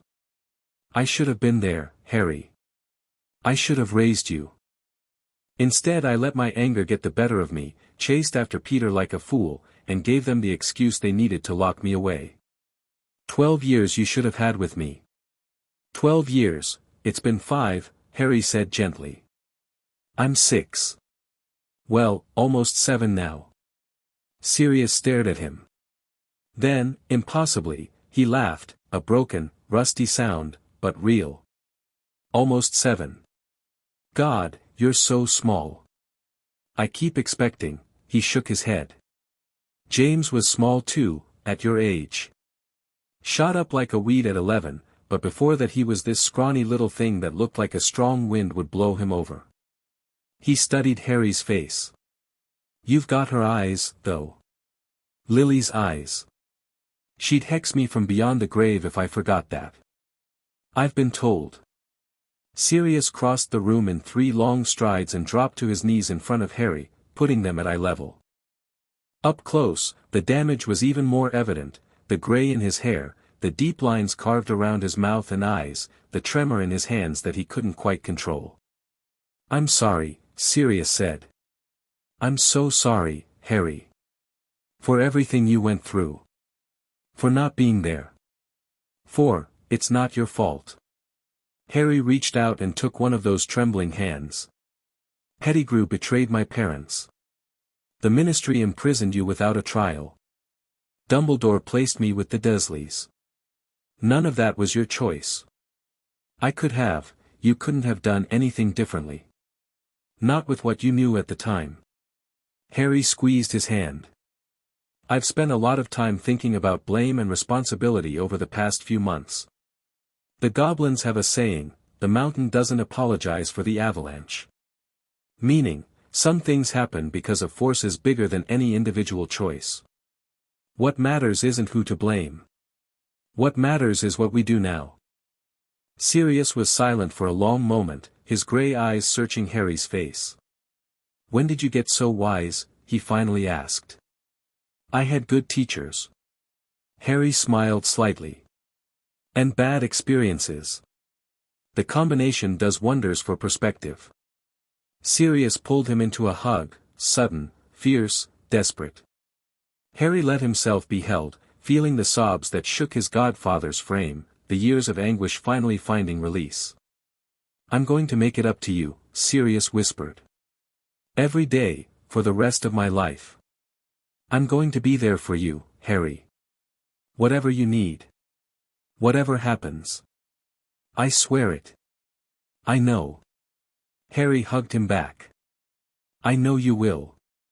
They stayed that way for a long time, godfather and godson, finally together after years of separation. Outside, the magical sky shifted from afternoon gold to evening purple, marking the passage of time neither of them noticed. Eventually, reluctantly, they separated. What happens now? Sirius asked, wiping his eyes with the back of his hand. The Ministry will want to discuss custody arrangements. Dumbledore will have opinions. And he gestured at himself, not exactly in shape to be a proper guardian. Now we figure it out together. Harry squeezed his hand once more before releasing it. I'm living with the goblins for now, they've been training me, protecting me. But that doesn't mean there isn't room for you. Family isn't about where you sleep. It's about who you choose. The goblins. Sirius shook his head wonderingly. James would have loved that. He always said they got a raw deal from wizards. Tried to learn gobbledygook once, absolutely butchered it. You can meet them, if you want. Meet Ragnarok, meet Griphook. See what I've been building. Harry paused. But first, you need to rest. Recover. Azkaban broke me, Sirius said bluntly. I know that. I can feel it, every moment, the pieces that don't fit together anymore, the memories that aren't where they should be. It's going to take time to put myself back together. If I even can. You can. Harry's voice was firm. And you will. Because I need you, Sirius. Not just as a godfather, as an ally. There are things happening in the wizarding world, dangerous things, and I can't face them alone. I need people I can trust absolutely. People who will stand with me no matter what. Sirius straightened slightly, some of the old spark returning to his eyes. What kind of dangerous things?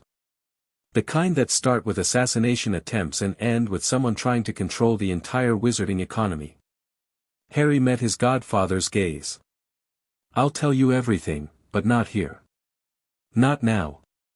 For now, just know that I have enemies, real enemies, not the schoolyard kind, and that fight is coming whether I'm ready or not. Then I'll be ready too. Sirius's voice was stronger now, more focused. Whatever it takes, Harry. You're all I have left of James and Lily. I'll die before I let anyone hurt you. I'd rather you live, actually. Dying is easy. Living is the hard part. Sirius laughed again, still broken, but with a hint of real amusement. Merlin, you sound like Remus. He always was the philosophical one. Remus Lupin. My dad mentioned him in his letters. Harry filed away another piece of the puzzle. Is he still alive? Last I heard. We should find him, actually, he deserves to know you're okay, know that I'm free. Sirius's expression darkened slightly. He believed I was guilty, at first. Most people did. But Remus, he came to visit me in Azkaban, once. Near the beginning. Said he wanted to understand how I could have done it. I couldn't explain, couldn't tell him about the switch, about Peter. The Dementors had already started taking pieces of me by then. We'll find him, Harry promised. And we'll tell him everything. He should have been part of my life from the beginning. Now he can be. A knock at the door interrupted them. Griphook's voice came through, Harry. Bones wants to discuss the custody arrangement. Says we should do it before Dumbledore gets involved. Coming. Harry turned back to Sirius. Ready to face the bureaucracy? After Azkaban? Bureaucracy sounds like a vacation. Sirius stood, steadier now than he'd been when Harry entered. Lead the way, pup. Whatever comes next, we face it together. They walked out together, godfather and godson, into a future neither of them could fully predict. The custody discussion took 3 hours and involved more legal terminology than Harry had ever encountered. In the end, a compromise was reached. Harry would remain primarily in the care of the Goblin Nation, honoring the debt of iron and blood, while Sirius would have unlimited visitation rights and shared guardianship for any matters requiring human legal authority. It wasn't perfect. Dumbledore had argued strongly for Harry to return to Hogwarts oversight immediately, and Fudge had muttered about irregular arrangements, but it was workable. More importantly, it kept Harry's options open while giving Sirius a legitimate role in his life. By the time they emerged from the Ministry, the sun had set and the streets of magical London were lit by floating lanterns. Harry's head was pounding from exhaustion, but there was one more thing he needed to do before the day was over.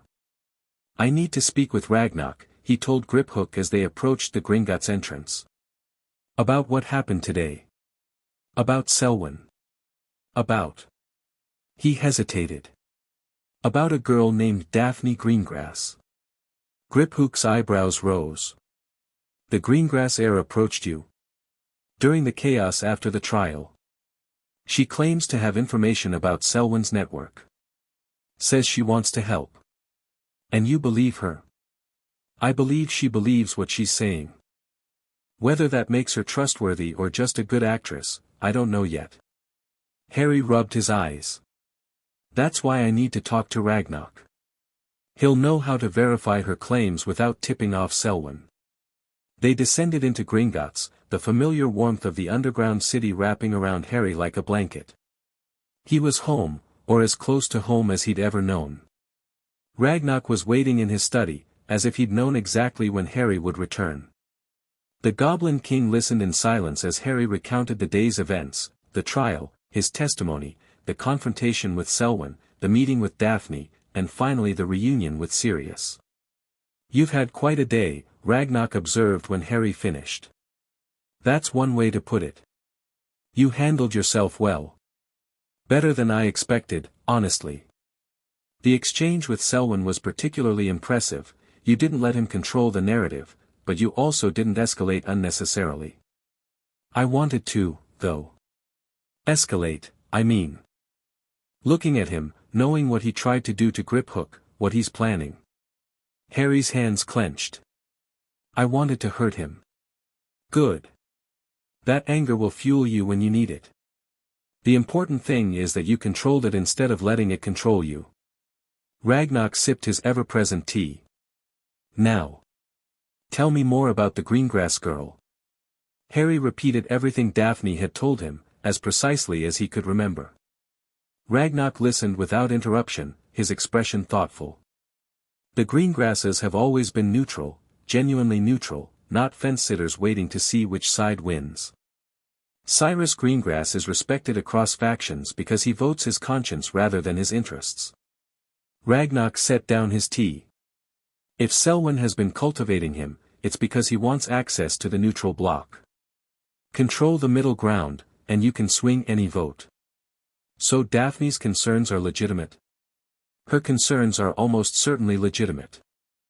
The question is whether her offer is as straightforward as it seems, or whether she has her own agenda she's not revealing. Ragnar stood, pacing slowly. I'll have my people look into her, quietly. In the meantime, maintain contact, but don't commit to anything. Trust is earned, not given. Harry nodded, trying to suppress a yawn. The exhaustion was catching up with him rapidly. One more thing before you collapse, Ragnar said, a hint of amusement in his voice. Your godfather. What are your plans for him? I want him involved. In everything, the training, the planning, the fight against Selwyn. He was my father's best friend. He knows things about my family, about the war, that could be valuable. And he needs purpose. Something to rebuild himself around. Azkaban survivors are fragile. Even the strong ones. You understand that he may never fully recover. I understand. But I'd rather have him broken and present than whole and absent. He's the only family I have left, Ragnar. The only connection to my parents that isn't just words on paper. Harry met the Goblin King's gaze. I won't abandon him.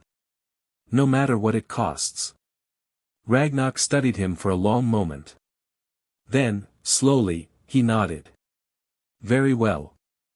Bring him to Gringotts tomorrow, we'll find quarters for him, begin the process of integrating him into our extended household. His scarred face softened slightly.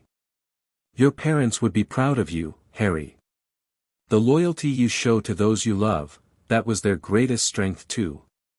Thank you. Harry's voice was rough with fatigue and emotion. For everything. For taking me in, for supporting me today, go to bed, Ragnar interrupted gently.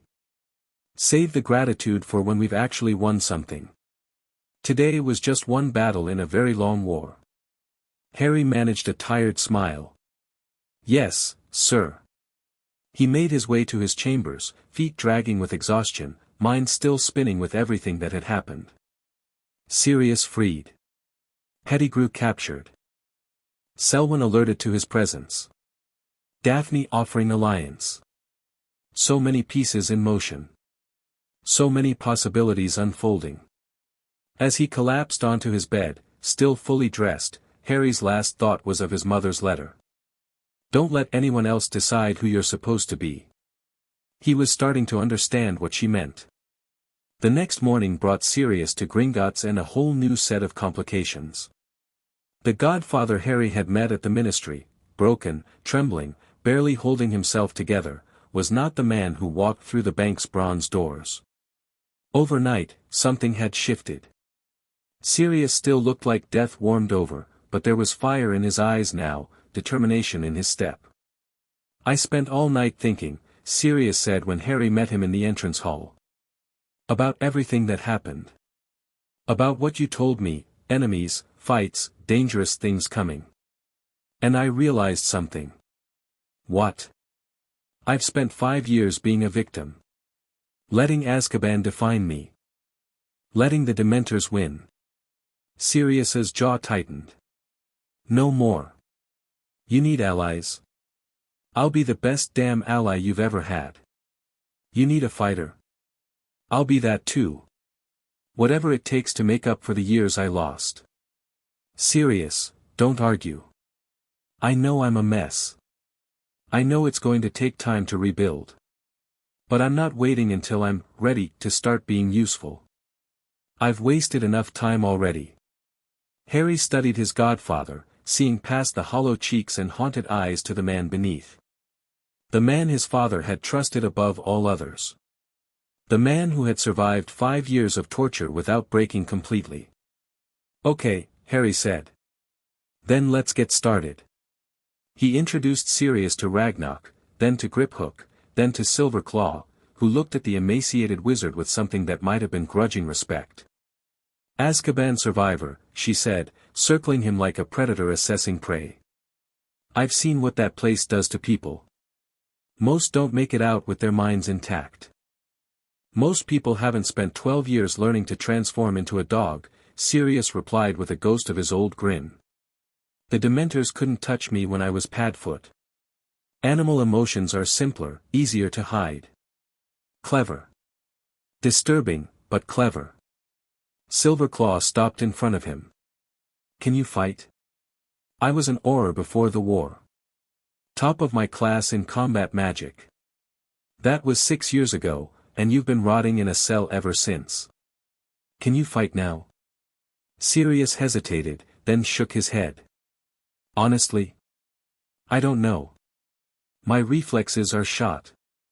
My one arm shakes when I try to hold steady for more than a few seconds. I'd be a liability in any real confrontation. Good.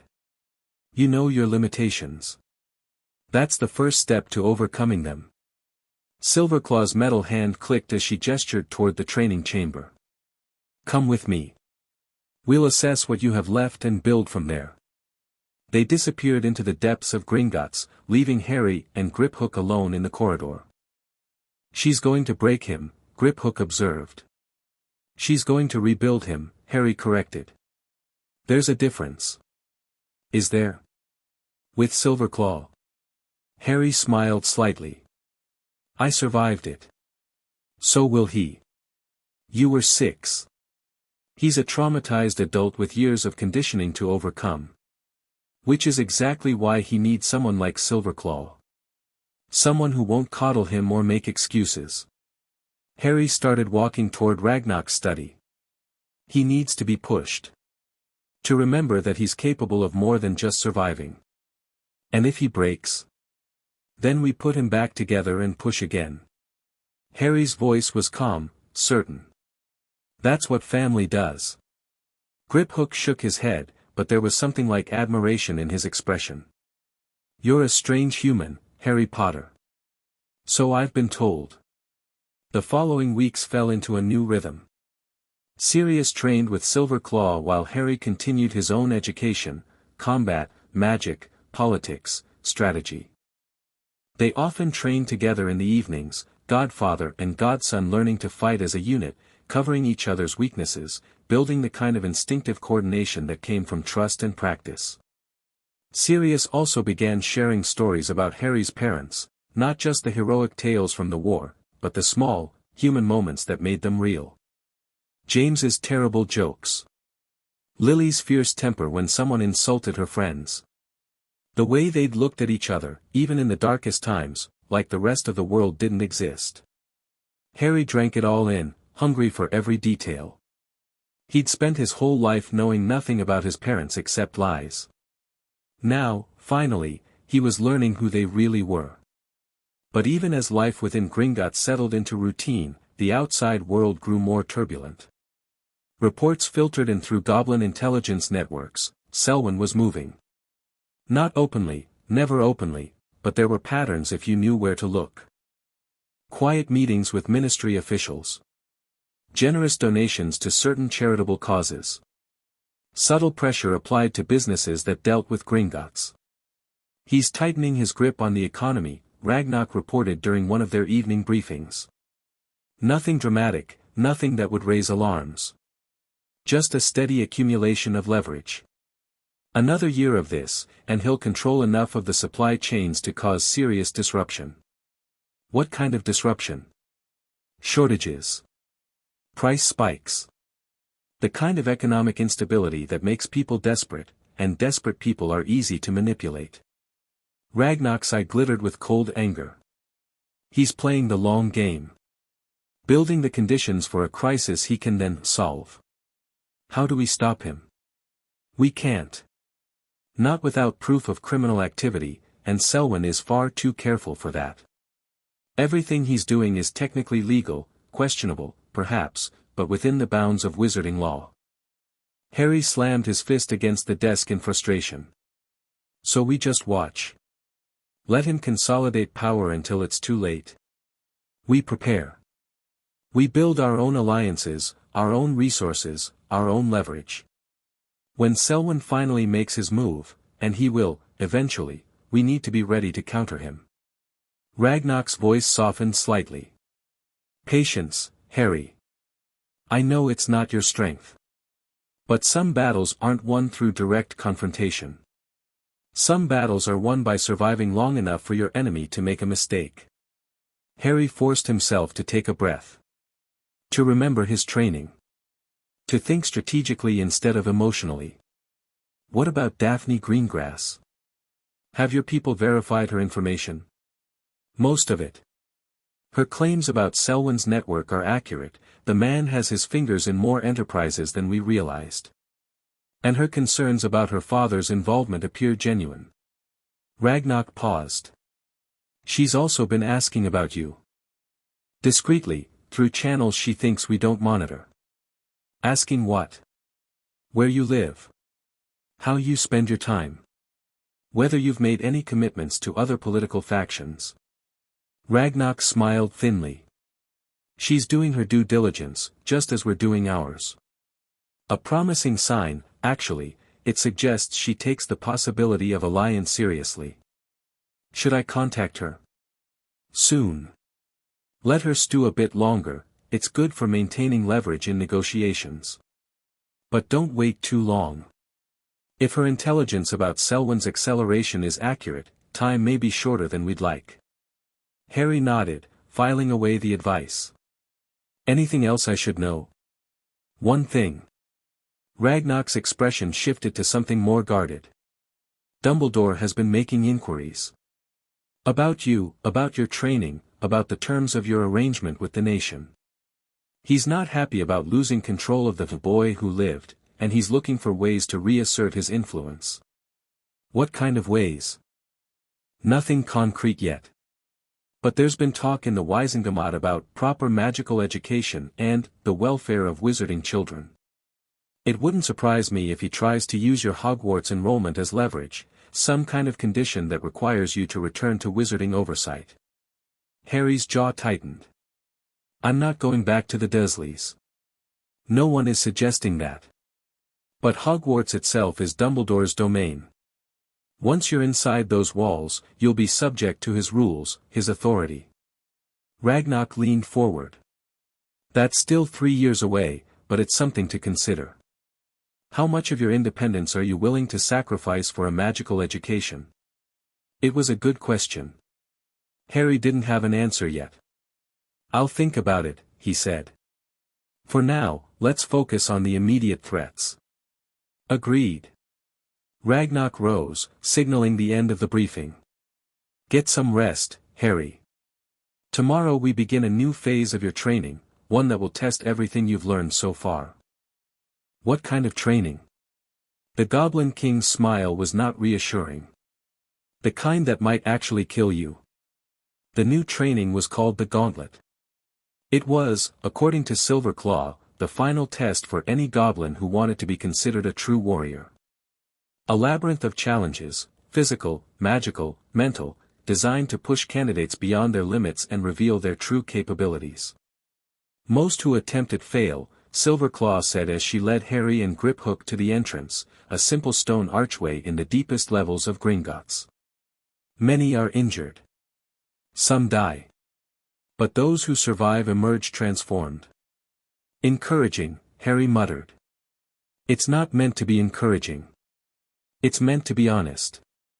Silverclaw stopped at the archway, turning to face them. You've both been training for months. You've learned technique, strategy, discipline. But you've never been truly tested, pushed to the point where your training fails and only your core remains. And if our core isn't enough? Then you die, and we tell songs about you at feast days. Silverclaw's scarred face was unreadable. But I don't think that will happen. I've been training warriors for 30 years. I know potential when I see it. You both have it. The question is whether you can access it when everything else is stripped away. Griphook cracked his knuckles. Sounds like fun. It's not fun.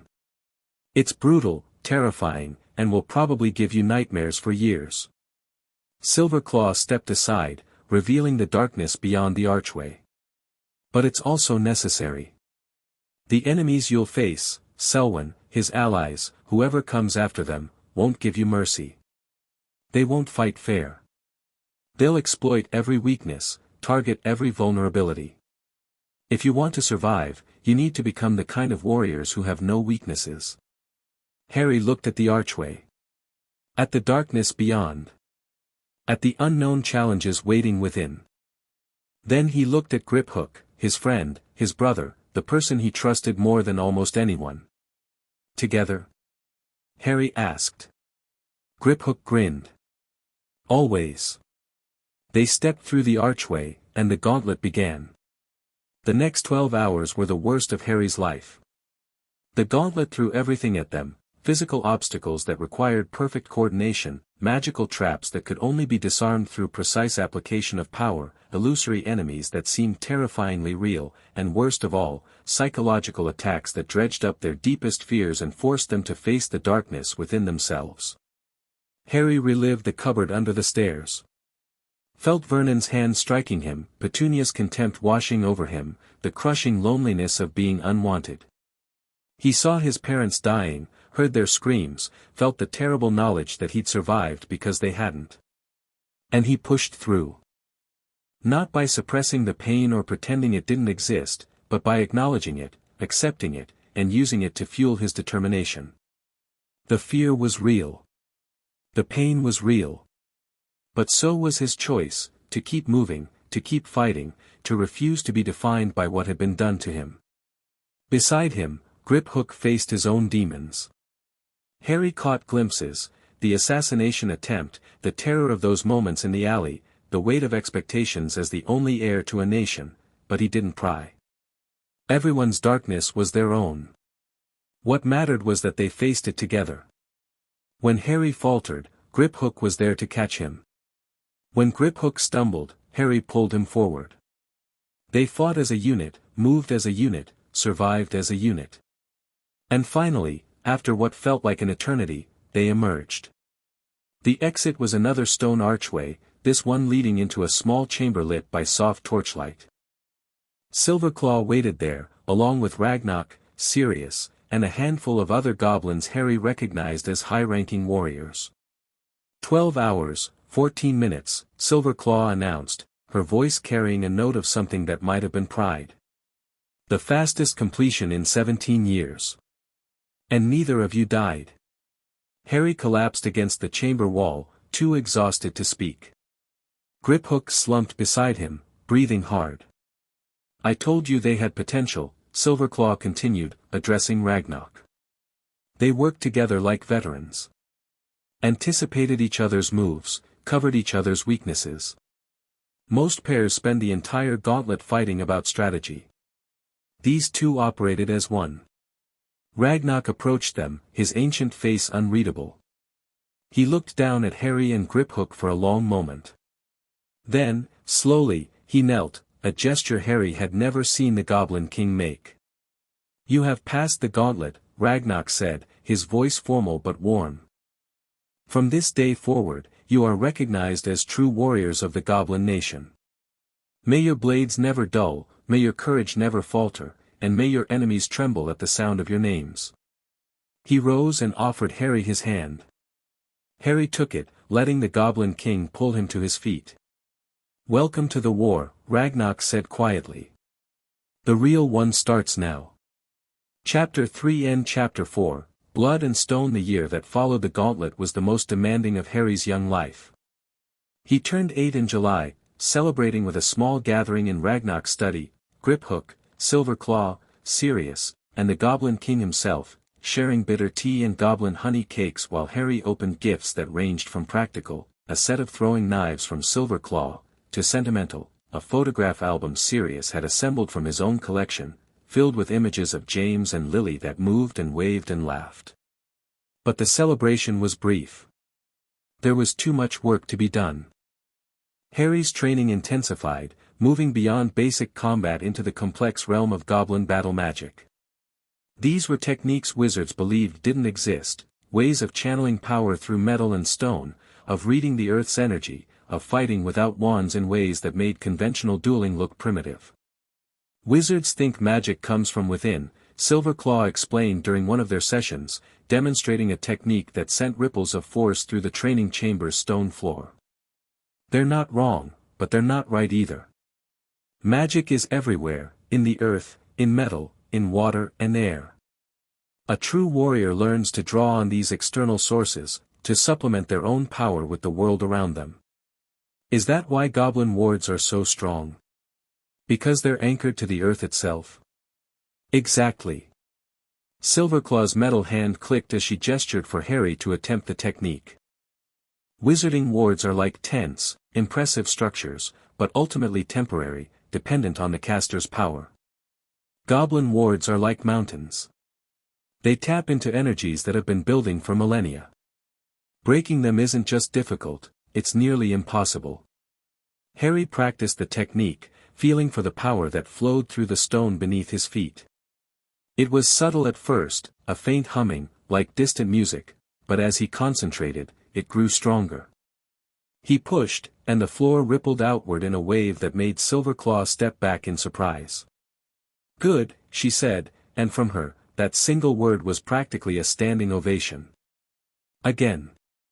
Stronger this time." He practiced until his legs gave out, then practiced more the next day, and the day after that. The goblin techniques didn't come naturally, they required a completely different approach to magic than anything he'd done before, but Harry was determined to master them. Because the war Ragnarok had promised was no longer theoretical. Selwyn's network continued to expand. Goblin intelligence reported new connections, new acquisitions, new points of leverage being established throughout the wizarding economy. The man was building something, a web of control that would eventually give him power over everything from basic commodities to international trade. "He's patient," Ragnarok observed during one of their strategy sessions. "I'll give him that. Most would-be tyrants want immediate results. Selwyn is willing to spend decades positioning himself." "How long until he's ready to move?" Harry asked. "Difficult to say. Another 2 or 3 years, perhaps, before he has enough control to trigger the kind of crisis he needs. But there are variables, things that could accelerate or delay his timeline. Variables like me. Variables like you." Ragnarok's eye glittered. "You're a wild card, Harry. An element Selwyn didn't account for when he began his plans. Every time you appear in public, every time you demonstrate capabilities he didn't expect, he has to recalculate. That's valuable, it keeps him off balance, forces him to react instead of simply executing his strategy. So I should be more visible. Draw more attention. Carefully. Strategically. We want Selwyn uncertain, not provoked into immediate action." Ragnarok leaned back in his chair. "Speaking of which, it's time you contacted the Greengrass girl. My people have finished their assessment. She's genuine." Harry felt a flicker of anticipation. He'd been thinking about Daphne Greengrass more than he'd expected over the past months, her sharp eyes, her cool composure, the risk she'd taken by approaching him. If her intelligence about Selwyn was as good as Ragnarok's people believed, she could be a crucial ally. "How do I reach her without alerting Selwyn?" "She's been attending social functions with her father," ministry events, charity galas, the usual pure-blood circuit. We can arrange for you to appear at one of them. A chance encounter, easily explained. Which event? Ragnar smiled thinly. The Malfoy Yule Ball. 3 weeks from now. Harry stared at him. You want me to walk into Lucius Malfoy's home? The man who was one of Voldemort's inner circle. The man who claims he was under the Imperius curse, yes. He's also one of Selwyn's key allies, though Malfoy doesn't realize how thoroughly he's being used. Ragnar's smile widened. Your appearance at his ball will accomplish several things. It will demonstrate that you're not afraid to enter hostile territory. It will give you access to Daphne in a setting where private conversation is expected. And it will force Selwyn to respond somehow, to your presence, to the message it sends. What message? That Harry Potter plays by his own rules. That he's not intimidated by pure-blood society. That he's a factor to be reckoned with. Ragnar stood, moving to the window. The wizarding world has spent years building a myth around you, the boy who lived, the savior, the symbol. It's time to start using that myth to your advantage. Harry considered the plan from every angle, looking for flaws, for traps, for ways it could go wrong. There were plenty of risks, walking into a nest of former Death Eaters, making himself a target, potentially provoking Selwyn into action before they were ready. But there were also opportunities. Information. Allies. The chance to take the initiative instead of simply reacting. I'll do it, he said. But I want Griphook with me. And Sirius, if he's willing. Sirius in Malfoy Manor. Ragnar's eyebrow rose. That would certainly make a statement. That's the point, isn't it? Making statements. Harry met the Goblin King's gaze. Sirius is a Black. The Malfoys are connected to the Black family through Narcissa. He has every right to attend family social functions, and his presence reminds everyone that the Blacks aren't a monolith. That some of them chose differently. Ragnar was quiet for a moment, then nodded slowly. You're thinking like a politician, Harry. I'm not sure whether to be proud or concerned. Be both. I am. The 3 weeks before the Yule Ball passed quickly, filled with preparation and training and increasingly detailed intelligence briefings about the people Harry would encounter. Lucius Malfoy, wealthy, connected, slippery as an eel. He'd bought his way out of Azkaban after the war, claiming the Imperius defense, and had spent the years since rebuilding his influence. Selwyn's money flowed through several of his businesses. Narcissa Malfoy, born a Black, married into the Malfoys, mother to a son named Draco who was Harry's age.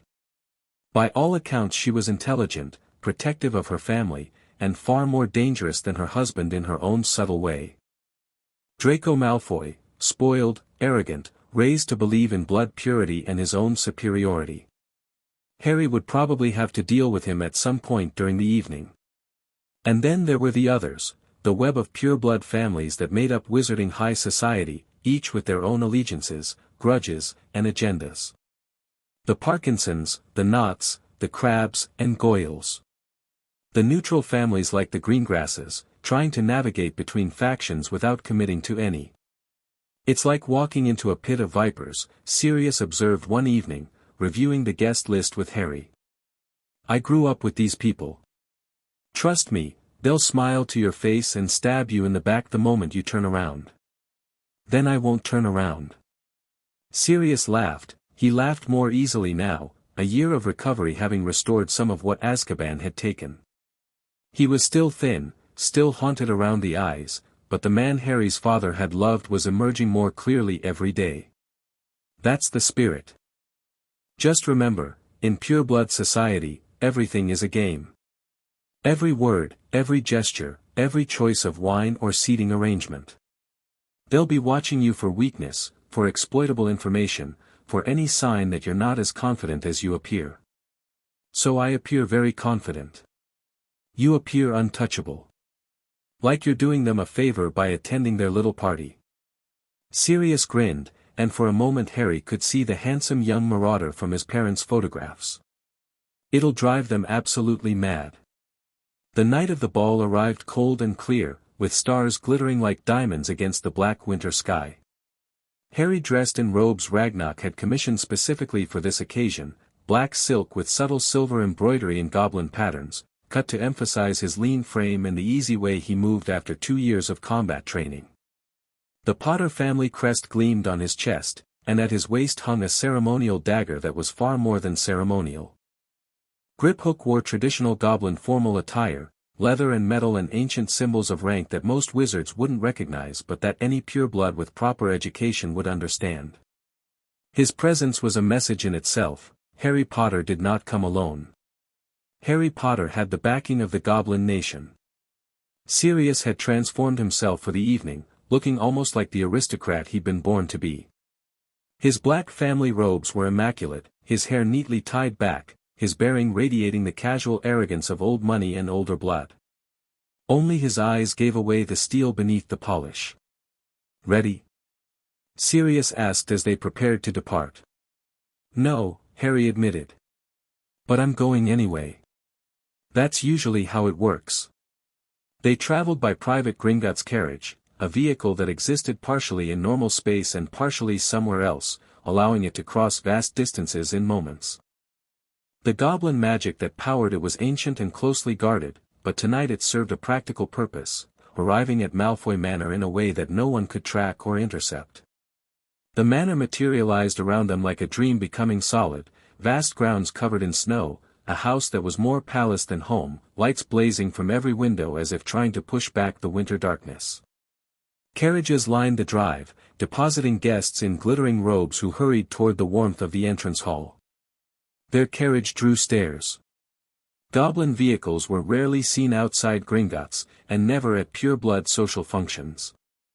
Harry saw heads turning, heard whispers beginning to spread, felt the weight of attention settling on him like a physical force. Good. Let them look. Let them wonder. He stepped out of the carriage with Griphook at his right and Sirius at his left, and walked toward Malfoy Manor like he owned it. The entrance hall was a testament to old money and older magic, marble floors, crystal chandeliers, portraits of stern-faced ancestors watching from the walls. House elves in pristine pillowcases took cloaks and offered drinks. The cream of pureblood society mingled in their finest robes, conversations pausing as Harry's party entered. Lucius Malfoy intercepted them before they'd gone 10 steps. "Mr. Potter." His voice was silk over steel, his smile not quite reaching his pale eyes. "What an unexpected pleasure. I don't believe you were on the guest list." "Wasn't I? How odd. I was certain Sirius had arranged our invitation." Harry kept his own voice pleasant, his expression neutral. "You remember Sirius, of course. Your wife's cousin." Malfoy's smile tightened almost imperceptibly. "Of course. Sirius. Welcome to our home. Lucius." Sirius's greeting was equally flat. "Lovely place you've got here. I remember visiting as a child. Seems smaller somehow." The tension between them was palpable, but before Malfoy could respond, a new voice cut in. "Father? Is something wrong?" Draco Malfoy looked exactly like his portrait in the intelligence briefings, pale, pointed, and radiating entitlement. He sized up Harry with obvious disdain, apparently unimpressed by what he saw. "Nothing's wrong, Draco. Mr. Potter has simply graced us with his presence unexpectedly." Lucius's hand came to rest on his son's shoulder. "Why don't you show him around? Introduce him to some of the younger guests." It was a dismissal, wrapped in courtesy.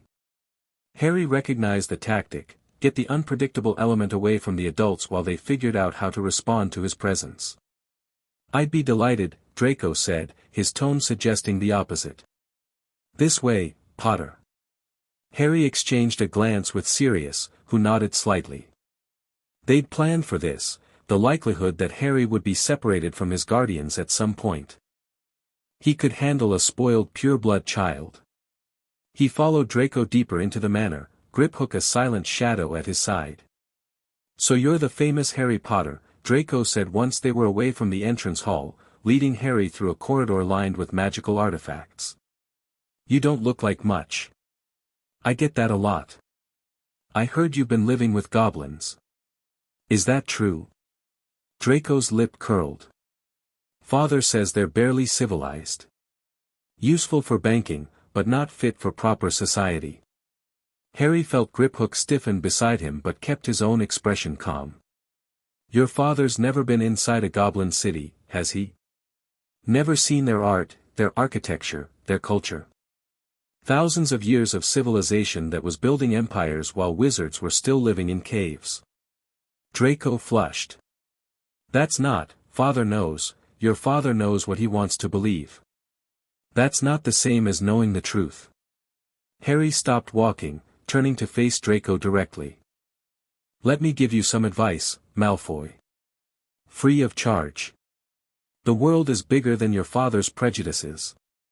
The sooner you figure that out, the better off you'll be." For a moment, something flickered in Draco's pale eyes, uncertainty, maybe, or the first glimmer of doubt. Then his expression hardened. "You think you're so special, don't you? The boy who lived, friend of goblins, too good for regular wizarding society." He stepped closer, trying to use his height advantage. "You're nothing, Potter. A half-blood orphan who got lucky once. When your father what? Follows Selwyn's orders. Helps tear down the economy so someone else can rebuild it in his image."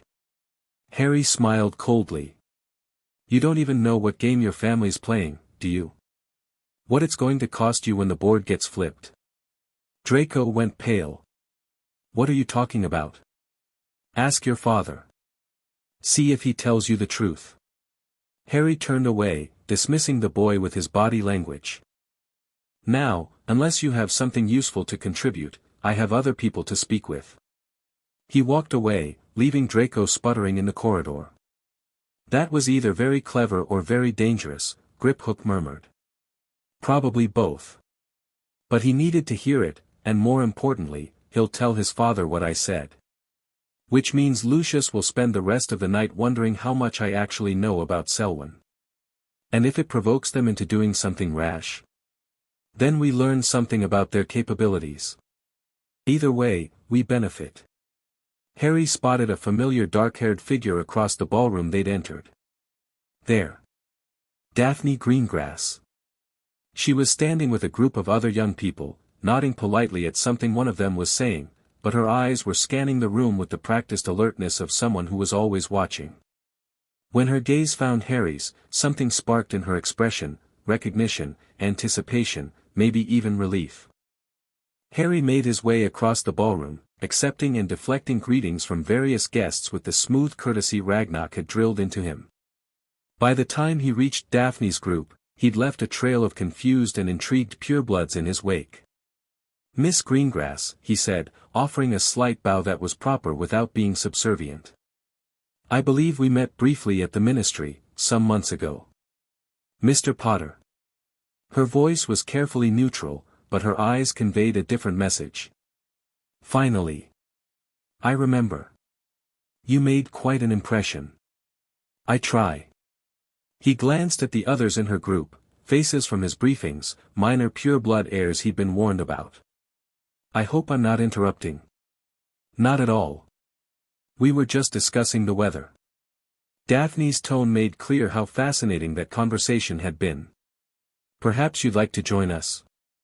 I'm sure everyone would love to hear about your unique situation." The others looked decidedly less certain about this, but none of them were willing to openly snub the boy who lived. Harry smiled and settled into the group, engaging in the meaningless small talk that was the currency of pureblood social events. But beneath the surface, he and Daphne were having an entirely different conversation. A slight shift of her eyes toward the far corner of the ballroom. "Selwyn is here." A tiny nod from Harry. "I know. I saw him when I came in." A brush of her hand against her sleeve. "I have information. Need to talk privately." A deliberate turn to include Griphook in the visible conversation. after the first dance set. Meet near the gardens. It was a language of gestures and glances, the kind of silent communication that came naturally to people raised in environments where words could be weapons. Harry had learned it from Ragnarok's advisors. Daphne had clearly learned it from a lifetime in pure-blood society. The first dance set began, and Harry found himself swept into the formal patterns of wizarding ballroom dance. Something Sirius had insisted he learn, despite Harry's protests that he'd rather train with Silverclaw. Now he was grateful for the lessons, moving through the steps with enough competence that he didn't embarrass himself. His partner for the first dance was a girl named Pansy Parkinson, who seemed torn between fascination and disgust at having to dance with him. Harry kept the conversation light and meaningless, his attention elsewhere, tracking Selwyn's movements through the crowd, noting who he spoke with, how long each conversation lasted. The man was good. His interactions seemed casual, friendly, the normal socializing of a well-connected member of the community. But Harry could see the patterns now, the subtle ways Selwyn was gathering information, reinforcing relationships, positioning himself for future moves. When the dance ended, Harry extricated himself from Pansy with polite excuses and made his way toward the doors that led to the manor's winter gardens. Daphne was already there, standing beside a fountain that had been charmed to flow with warm water despite the cold. Steam rose around her like a veil, giving them a measure of privacy from anyone watching from inside. "You took your time," she said as Harry approached. "Had to make it look natural. If Selwyn realized we were meeting deliberately, he'd wonder what we had to talk about." "I know." Daphne turned to face him, her composure cracking slightly to reveal the tension beneath. "Things are moving faster than I expected, Potter. Selwyn's been pressuring my father more openly in the past few weeks. Suggesting business partnerships, offering political support, hinting at other arrangements." "Other arrangements?" Daphne's jaw tightened. "Marriage contracts. Between me and families loyal to him. Nothing formal yet, but the implications are clear. If my father doesn't cooperate, the Greengrass line becomes isolated. If he does cooperate." She didn't finish the sentence. Harry felt a cold anger stirring in his chest. He'd known Selwyn was ruthless, but using a child as a bargaining chip, even in the bloodless way of pure-blood politics, was a new low. "Your father knows what Selwyn really is?" "I don't think so. Father sees a successful businessman with good connections. He doesn't see the pattern, the acquisitions, the political maneuvering, the way everything Selwyn touches becomes dependent on him." Daphne's voice dropped. "But I see it. And I don't know how to make Father see it without revealing that I've been investigating Selwyn behind his back. If you reveal what you know, Selwyn finds out he's being watched. And you become a target." "Exactly." Daphne met his eyes. "That's why I need your help, Potter. The goblins have resources I don't. You have credibility I don't. If we work together, we can expose Selwyn without either of us taking the fall alone." Harry nodded slowly. "I've been thinking about the same thing. But it's not enough to just expose him. We need to dismantle his network, break his hold on the businesses and people he's been cultivating. Otherwise he'll just rebuild. Do you have a plan?" "The beginnings of one. But I need more information. Specifically, I need to know who his key supporters are. The ones who are actively helping him, not just the ones who've been fooled or coerced." Daphne was quiet for a moment, then reached into her robes and withdrew a small, folded piece of parchment. "I've been keeping notes. Everyone I've seen meeting with Selwyn privately, every business deal that doesn't quite add up, every favor he's called in. It's not complete, but it's a start." Harry took the parchment, feeling its weight, so light physically, so heavy with implications. "This is dangerous, Daphne. If Selwyn realizes you've been tracking him, then I'd better make sure it's worth the risk." Her chin lifted. "I'm not doing this for fun, Potter. I'm doing it because if Selwyn gets what he wants, my family becomes a pawn in someone else's game. I'd rather be a player than a piece." Harry studied her, the determination in her eyes, the steel in her spine, the intelligence that had led her to see what adults around her had missed. She reminded him of someone, he realized. She reminded him of himself. "All right," he said. "We're allies, then. Full partnership, you share what you learn, I share what I learn, and neither of us makes a major move without consulting the other." "Agreed." Daphne extended her hand. "Shall we shake on it?" "Very Muggle, I know, but sometimes the old ways are best." Harry took her hand. Her grip was firm and warm despite the cold. "One more thing," she said, not releasing his hand immediately. "Selwyn's been asking about you specifically. Wanting to know where you live, how you spend your time, what your weaknesses might be." "I expected as much." "He also asked whether you had any romantic attachments. Whether there might be someone whose safety you'd compromise yourself to protect." Harry went still. "What did you tell him?" "That you were 8 years old and more interested in sword fighting than girls." A flicker of something crossed her face, amusement, maybe, or something more complicated. "Was I wrong?" "No." Harry released her hand, stepping back. "But thanks for the warning. It's good to know what he's looking for. It's good to know what we're all looking for." Daphne moved toward the doors, pausing at the threshold. "Be careful tonight, Potter. Selwyn knows you're here. He'll want to assess you in person." "I'm counting on it." She raised an eyebrow but didn't ask for elaboration.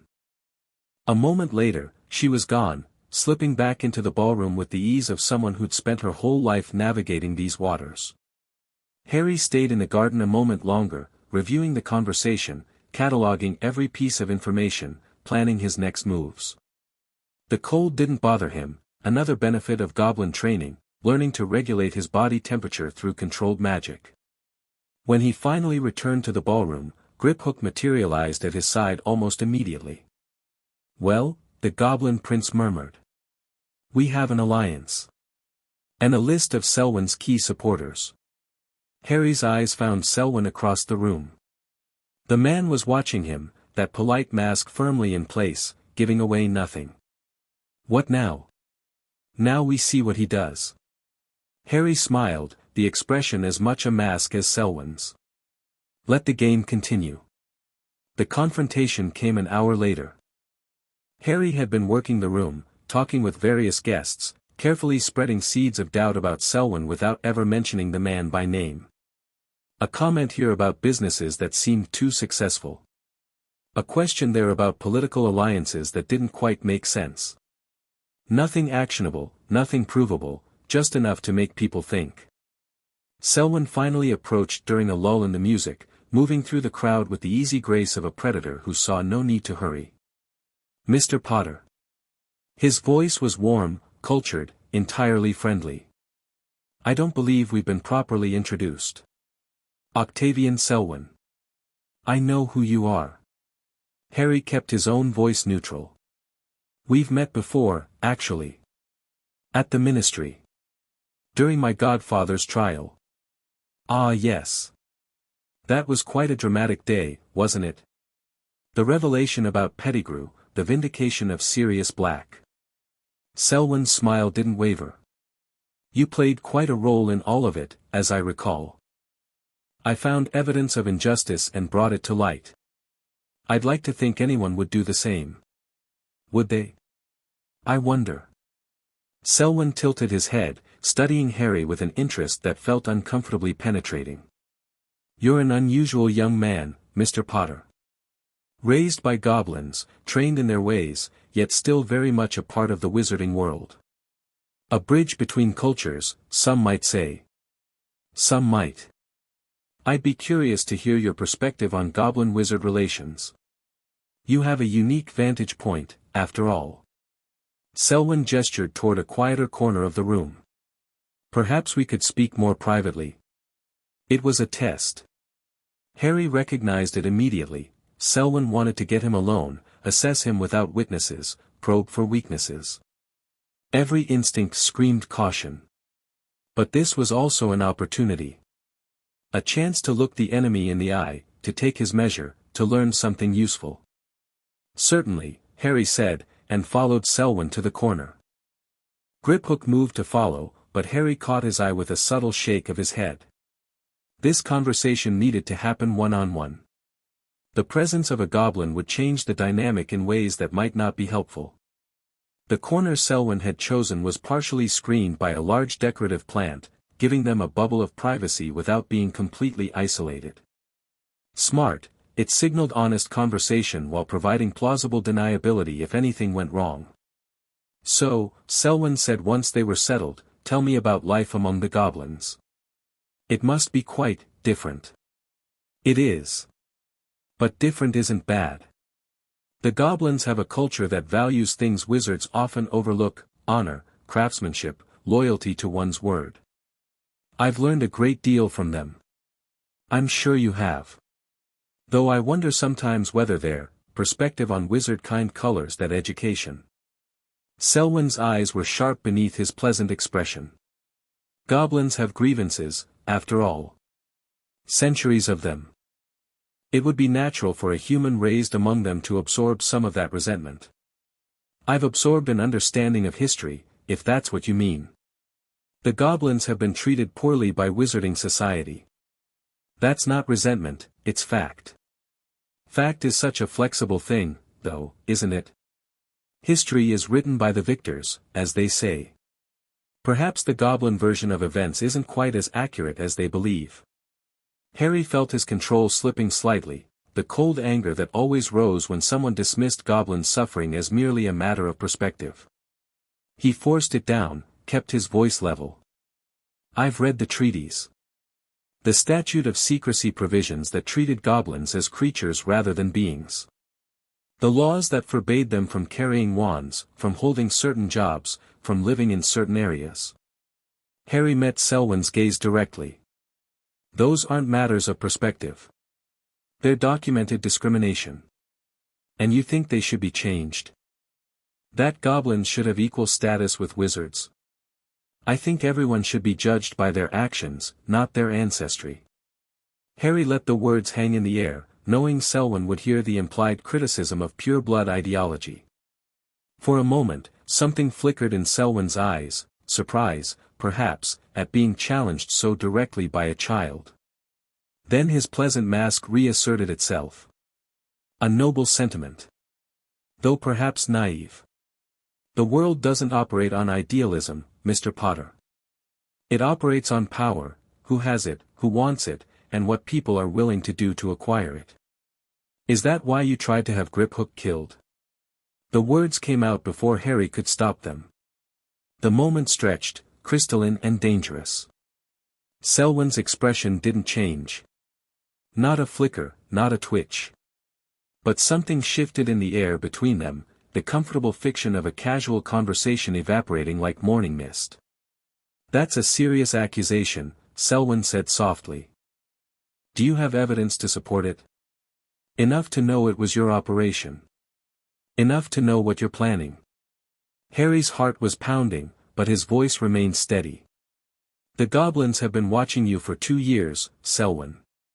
We know about your network. Your businesses. The web you've been weaving throughout the wizarding economy." Selwyn was quiet for a long moment. Then, unexpectedly, he smiled. "You're braver than I expected," he said. "Or more foolish. I'm not sure which. Maybe both. Maybe." Selwyn leaned forward, dropping his voice to a near whisper. "Let me tell you something, Mr. Potter. Something that might help you understand the situation you've wandered into. I've spent 30 years building what I have. 30 years of patience, of planning, of carefully positioning every piece on the board. Do you really think a child, even a famous one, even one with goblin backing, can threaten that? I think you wouldn't be having this conversation if you weren't worried about exactly that." Selwyn's smile widened, but it didn't reach his eyes. "I'm not worried. I'm intrigued. You have potential, Mr. Potter. Raw and unrefined, but genuine potential. It would be a shame to waste it on the wrong side of history. And which side would be right? The winning one, of course. Selwyn stood, smoothing his robes. Think about what I've said. The wizarding world is changing, whether people want it to or not. Those who position themselves correctly will thrive. Those who don't. He shrugged elegantly. Well. History has never been kind to those who bet on the wrong horse. He walked away, leaving Harry alone in the corner with his racing thoughts. Griphook appeared moments later, tension visible in every line of his body. What happened? You look like you've seen a ghost. I poked the bear. Harry took a deep breath, forcing his heartbeat to slow. Selwyn knows we're on to him. I told him directly. You what? I know. It wasn't planned. But, Harry shook his head. I needed to see how he'd react. Needed to know whether he'd deny it, threaten me, or try to recruit me. And? He tried to recruit me. Which tells me he's not ready to move against us directly. Not yet. Harry's jaw tightened. But he will be, eventually. And now we have even less time than we thought. They left the ball shortly afterward, collecting Sirius from a conversation with several members of the Black family. He looked deeply relieved to escape. The carriage ride back to Gringotts was quiet, each of them processing the evening's events in their own way. Harry reported everything to Ragnarok the next morning, the conversation with Daphne, the confrontation with Selwyn, his assessment of the timeline they were working with. The Goblin King listened without interruption, his expression unreadable. When Harry finished, he was silent for a long moment. You took a significant risk, Ragnarok finally said. Confronting Selwyn directly, without consultation, without backup. I know. It could have gone very badly. He could have acted against you right there, in a room full of witnesses who would have covered for him. I know that too. Ragnarok nodded slowly. But it didn't go badly. You learned something valuable, that Selwyn isn't ready for open conflict, that he still prefers manipulation to violence. That's useful information. Is that approval? It's acknowledgement. Approval would require that you never take such a risk again without proper preparation. Ragnarok's eye glittered. But I suspect you wouldn't promise that, even if I asked. Harry didn't respond. They both knew the answer. The girl's information, Ragnarok continued. Daphne Greengrass. Is she trustworthy? I believe so. She has her own agenda, protecting her family, maintaining their independence, but that agenda aligns with ours. For now. For now. Alliances are always temporary, Harry. Remember that. Today's ally can become tomorrow's enemy, and the reverse is also true. I'll remember. Good. Ragnarok stood, moving to his window overlooking the underground city. We're entering a new phase of this conflict. Selwyn knows we're watching him, which means he'll be more careful, but also more dangerous. He'll start positioning contingencies, preparing for the possibility that his main plan might fail. What kind of contingencies? That's what we need to find out. Ragnarok turned back to face Harry. I'm assigning additional resources to intelligence gathering. We need to know what Selwyn's backup plans are before he has a chance to implement them. And me? What should I do? Continue training. Continue building your alliance with Greengrass. Continue being visible, unpredictable, a variable Selwyn can't fully account for. Ragnarok's scarred face softened slightly. You did well last night, Harry.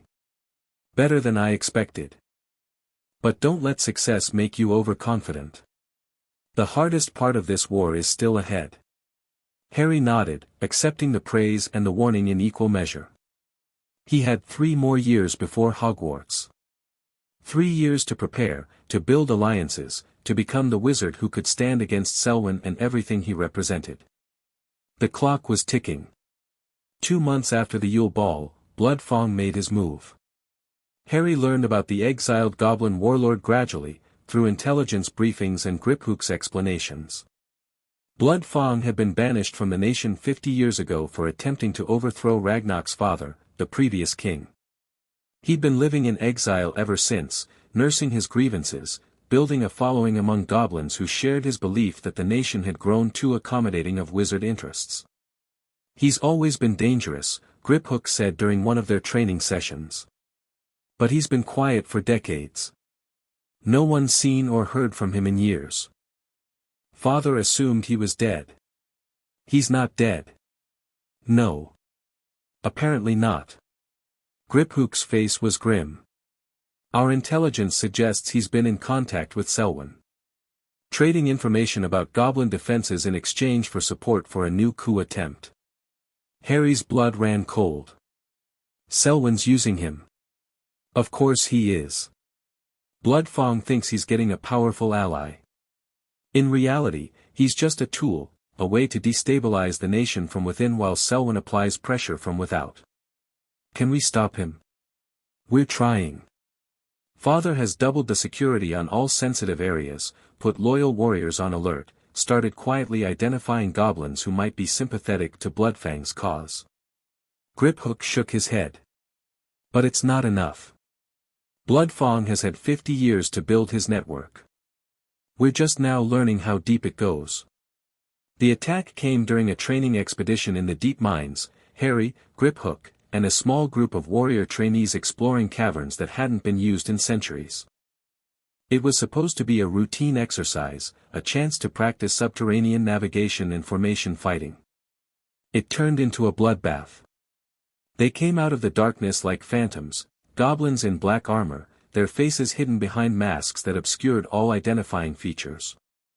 Harry counted at least 20 of them, maybe more, moving with the coordinated precision of warriors who had trained together for years. "Form up," the training master shouted, but it was too late. The attackers had positioned themselves perfectly, cutting off the exits, surrounding the group before anyone could react. Harry's dagger was in his hand before he consciously decided to draw it. Beside him, Griphook had pulled twin blades, his face set in lines of grim determination. "They want me," Griphook said quietly. "Another assassination attempt. If I surrender, you're not surrendering." Harry shifted his stance, putting himself between Griphook and the nearest attackers. "We fight together or we die together. Those are the only options. Harry, shut up and focus." The first attacker came at them from the left, moving faster than Harry expected. He blocked the strike, felt the impact jar through his arm, and countered with a thrust that the attacker barely avoided. Another came from the right, and then they were fighting for their lives. The training took over. All those hours with Silver Claw, all those drills and exercises and brutal lessons, they flowed through Harry like water, his body moving without conscious thought. Block. Strike. Pivot. Use the enemy's momentum against them. Keep moving, keep fighting, never let them pin you down. Griphook fought beside him, their movements complementing each other in ways they'd practiced 100 times. Back to back, covering each other's blind spots, turning every attack into a two-front battle that the individual enemies couldn't handle. But there were too many. The training master went down first, overwhelmed by 3 attackers at once. 2 of the trainees followed, their inexperience showing in fatal hesitation. The others were scattered, fighting their own desperate battles, unable to help each other. Harry felt blood running down his arm where a blade had gotten through his guard. Felt his muscles burning with exhaustion. Felt the creeping certainty that they couldn't win this fight, that the numbers were just too great. And then the rage came. It wasn't like the explosion in the alley 2 years ago, wild, uncontrolled, burning out as quickly as it flared. This was different. Colder. More focused.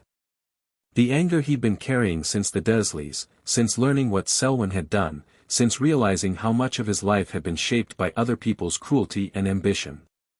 He gathered it all, every drop of fury and pain and determination, and channeled it the way Silverclaw had taught him. Down through his feet, into the stone beneath him, connecting with the deep earth energies that powered goblin magic. The floor of the cavern rippled. It started small, a tremor, a vibration, but it built rapidly, the stone itself responding to Harry's will. The attackers stumbled, thrown off balance by the moving ground. Some fell. Others tried to retreat. Harry pushed harder. A wall of force erupted from the earth, slamming into the nearest attackers and hurling them backward. Stone spikes shot up from the floor, blocking escape routes, trapping enemies in place. The cavern itself became a weapon, turning against those who had invaded it. When it was over, Harry was on his knees, gasping for air, blood dripping from his nose as well as his arm. His vision was blurred, his body shaking with the aftereffects of channeling more power than he'd ever touched before. But the attackers were down. Dead or unconscious or too injured to continue fighting. And Griphook was alive, standing over Harry with an expression of shocked wonder. What the hell was that? Battle magic, Harry managed. The kind Silverclaw's been teaching me. That wasn't, I've seen Goblin battle magic, Harry. That was something else. That was, Griphook shook his head. We need to get you to the healers. You're bleeding from your face. Harry let Griphook help him up, let himself be supported as they stumbled toward the exit. Behind them, the other survivors were securing the fallen attackers, calling for reinforcements through communication stones. One of the masked goblins was still conscious, trapped beneath a stone spike that had pinned his leg. As Harry passed, the goblin ripped off his mask and spat. This changes nothing, he snarled. Bloodfawn will not be stopped by one human's tricks. The nation will fall, and the true goblins will rise. Harry stopped, looking down at the trapped warrior. The face was unfamiliar, but the hatred in those eyes was something Harry recognized. He'd seen it in the Dursleys. In Selwyn. In everyone who believed they had the right to control others. Tell Bloodfawn something for me, Harry said, his voice hoarse from exhaustion. Tell him I'm coming for him. Not today, not tomorrow, but eventually. And when I find him, he leaned closer. I'll show him what this human's tricks can really do. He walked away, leaving the rebel to his rage and his shattered leg. The aftermath was chaos. Ragnarok was furious, not at Harry, but at the security failures that had allowed the attack to happen. Heads rolled, literally in some cases, as the Goblin King rooted out collaborators and tightened control over every aspect of Gringotts' defenses. Silverclaw debriefed Harry personally, her questions sharp and probing as she tried to understand exactly what he'd done in that cavern. You drew on the deep currents, she said finally, something like respect in her voice. Power that most goblins can't touch until they've trained for decades. Power that no human should be able to access at all. It just happened. I was angry, and scared, and the stone was right there, and I reached for it. And it answered. Silverclaw shook her head slowly. I've trained warriors for 30 years, Harry. I've seen talent in many forms. But I've never seen anything quite like this. Is that bad? It's unprecedented. Which means we don't know what the limits are, what the costs might be, how far you can push before something breaks. Her metal hand clicked as she crossed her arms. I'm going to have to redesign your entire training program. We need to explore this ability, understand it, make sure you can control it deliberately rather than just instinctively. And if I can't control it? Then you become a danger to everyone around you, including yourself. Silverclaw's scarred face was uncharacteristically gentle. But I don't think that's going to happen. You've got more discipline than most adults I know. If anyone can master this power, it's you. Harry spent the next weeks in intensive training, pushing his new abilities to their limits and beyond. It was exhausting, dangerous work. More than once, he lost control and nearly brought a section of tunnel down on himself, but gradually he began to understand what he could do. The stone answered him. The deep earth, with all its ancient power, recognized him as something like kin. He could draw on energies that had been building since the world was young, channel them through his body, shape them into weapons or shields or whatever else he needed. It's the goblin magic bonding, Ragnar said during one of their discussions. When you became Kaze Thranik, you were adopted into our people at a magical level, not just a legal one. Normally, this just provides symbolic connections, the right to use our enchanted items, access to our protected spaces. But in your case, it seems to have gone deeper. Why? Your magical core is unusually flexible. Unusually powerful. When it bonded with goblin magic, it didn't just accept the connection, it integrated it, made it part of your fundamental nature. Ragnar's eye was thoughtful. You're not quite human anymore, Harry. Not quite goblin either. You're something new. Something that has never existed before. Harry absorbed this news with mixed feelings. He'd never felt particularly human anyway, the Dursleys had made sure of that. But knowing that his very nature had changed, that he was fundamentally different from everyone around him. Is that why Selwyn sees me as a threat? He asked. Because I'm something he can't predict? Partly. But also because you represent something he fears, a challenge to the established order. Selwyn wants to control the wizarding world by controlling its economy. You represent a bridge between wizards and goblins that threatens to make that control obsolete. Ragnar smiled grimly. If humans and goblins can work together as equals, Selwyn's entire power base becomes irrelevant. So I'm not just a wild card. I'm a symbol. You've always been a symbol, Harry. The boy who lived. The one who defeated the Dark Lord. Now you're becoming something more, a symbol of what's possible when old prejudices are set aside. Ragnar stood, moving to look out his window. That's why Bloodfang attacked you specifically, not just Griphook. You're a threat to his vision too, a human who proves that goblins and wizards can be family. Then I need to be more than a symbol. I need to be someone who can actually make change happen. Yes. And that's what these years are for. Ragnar turned back to face him. Training, alliances, preparation. By the time you enter Hogwarts, you need to be ready to change the world. 6 months after the attack, Harry stood in the deepest vault of Gringotts, surrounded by the accumulated treasures of his family. He'd come alone, wanting privacy for what he was about to do. The letters from his parents were in his hands, all of them, arranged chronologically, read and reread until he'd memorized every word. I know what I need to do now, he said to the empty vault, to the ghosts of the parents he'd never known. I understand what you were fighting for. What Sirius was fighting for. What I have to fight for. He thought about everything that had happened since that day in the alley. The training. The battles. The political maneuvering. The alliance with Daphne, the confrontation with Selwyn, the attack by Bloodfang's forces. I'm not the baby you died to protect anymore. I'm something else now, something stronger, something stranger. But I'm still your son. I'm still fighting for what's right. He placed the letters carefully back in their chest, alongside his mother's wand and his father's glasses. When I face Selwyn, and I will face him, eventually, I'll remember what you taught me. That power without wisdom is violence. That change without justice is chaos. That the people we love are worth fighting for, worth dying for, worth living for.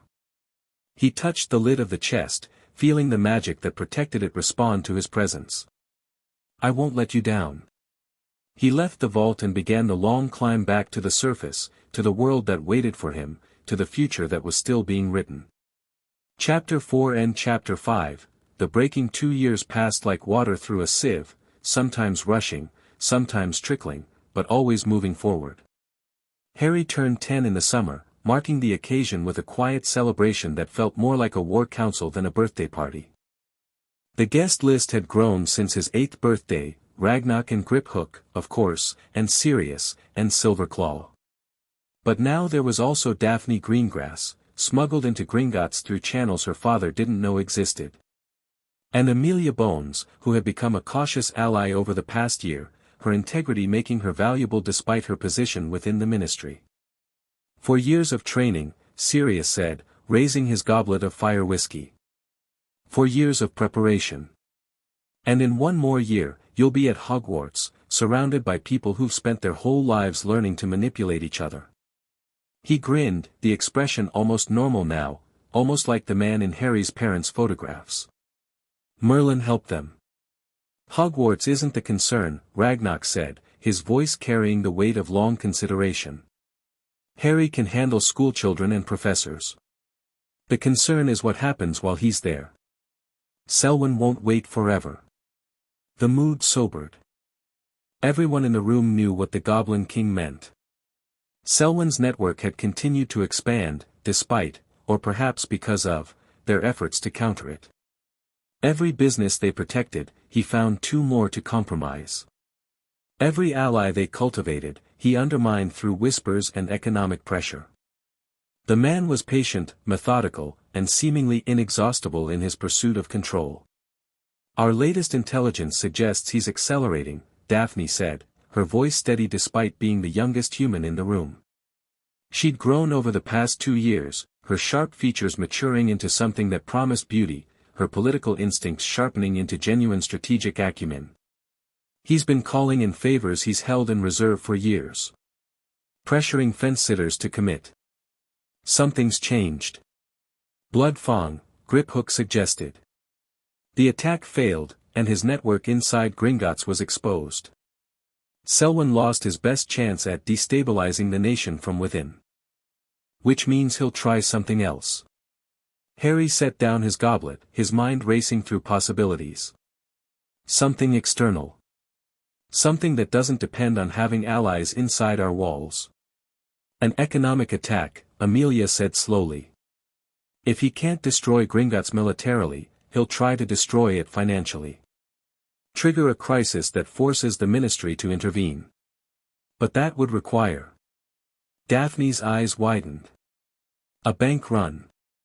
He'd need to convince enough wizards to withdraw their gold simultaneously that Gringotts couldn't cover the demands. Gringotts has reserves sufficient to handle any normal withdrawal pattern, Ragnarok said. But if panic spread, if people believed their gold was at risk, they'd rush to withdraw it. And even if we could cover the initial demand, the perception of instability would feed on itself. Harry stood, pacing the room. It wouldn't matter if Gringotts was actually solvent. If people believed we were failing, the belief would make it true. Silence fell over the gathering. The implications were staggering, not just for Gringotts, but for the entire wizarding economy.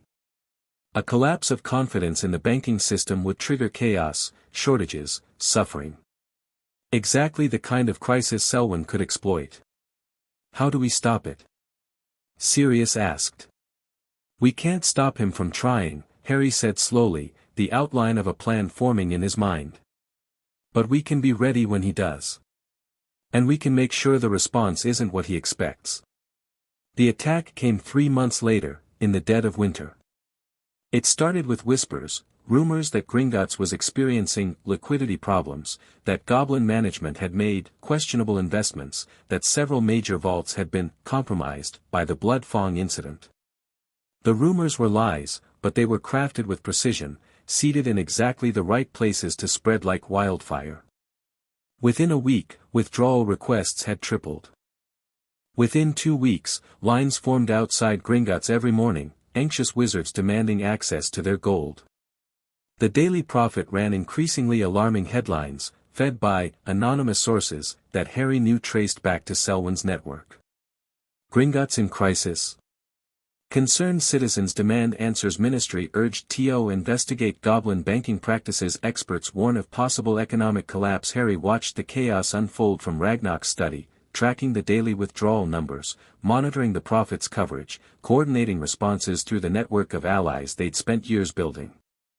It's working, Griphook said grimly, reviewing the latest figures. We're still solvent, barely, but if this continues for another month, we'll have to start refusing withdrawals. And once that happens, the panic becomes self-fulfilling. Harry nodded. Which is why we're not going to let it continue for another month. The plan is ready. Almost. Harry turned to the window, looking out at the underground city that had become his home. I just need to do one more thing first. What? Go public. Griphook stared at him. You want to reveal yourself? Now? In the middle of a crisis? I want to remind the wizarding world who I am. What I represent. Harry's jaw tightened. They've spent years telling stories about the boy who lived, the symbol, the myth, the fairy tale. It's time to show them the reality. And the reality is? A wizard who trusts goblins more than he trusts the ministry. Who was raised by the nation and will defend it against anyone who threatens it.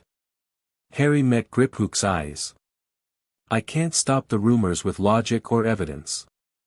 Selwyn's made sure of that. But I can change the narrative. Make it about something bigger than bank withdrawals and financial panic. Make it about loyalty. Make it about choice. About what kind of world people want to live in. Harry smiled grimly. Selwyn thinks he can manipulate wizards by appealing to their fear and greed. I'm betting I can reach them through something else. What? Hope.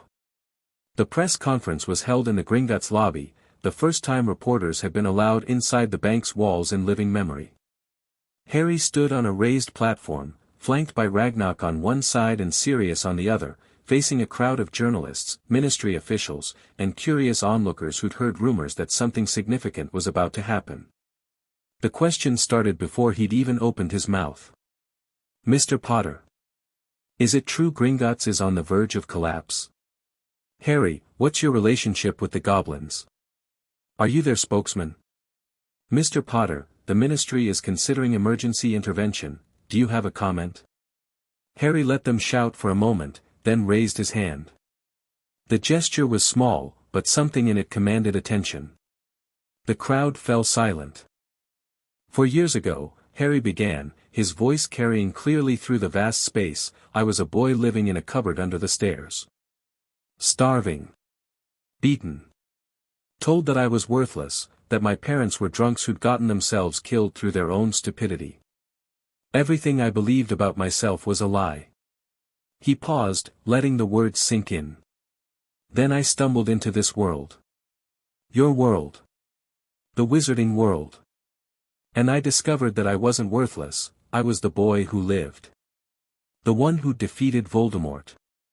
A ripple of reaction at the name, but Harry pressed on. But nobody came to rescue me. Nobody from the ministry, nobody from Hogwarts, nobody from the families who claimed to worship my memory.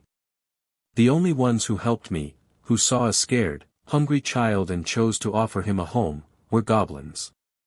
He gestured to Ragnarok beside him. King Ragnarok took me in when I had nothing. He fed me, clothed me, educated me. He taught me about honor, about loyalty, about what it means to keep your word even when it costs you.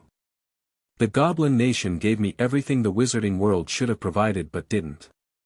Harry's voice hardened. Now someone is trying to destroy that nation.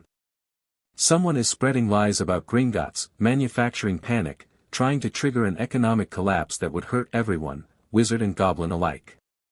And the ministry, instead of investigating who's behind this attack, is talking about intervention.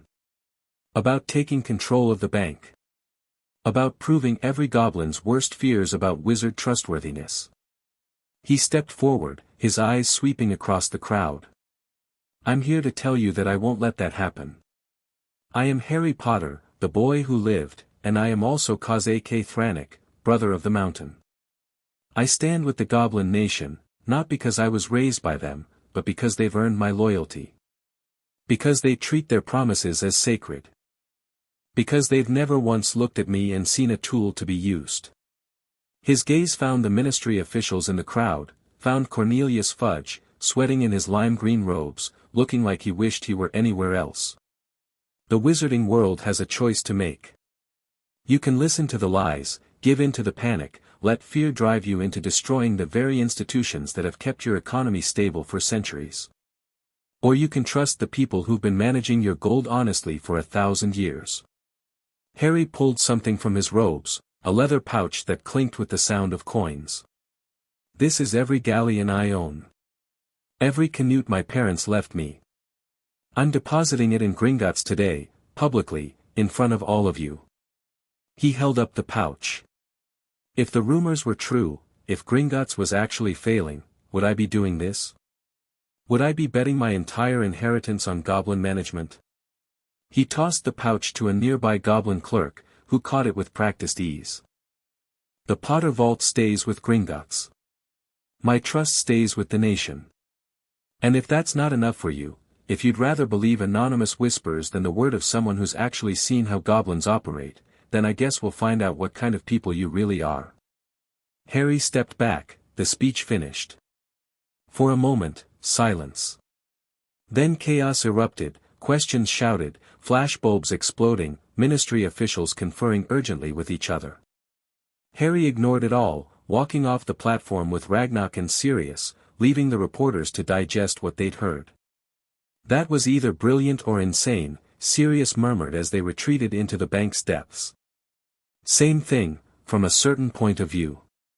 You really think it'll work? I think it'll change the conversation.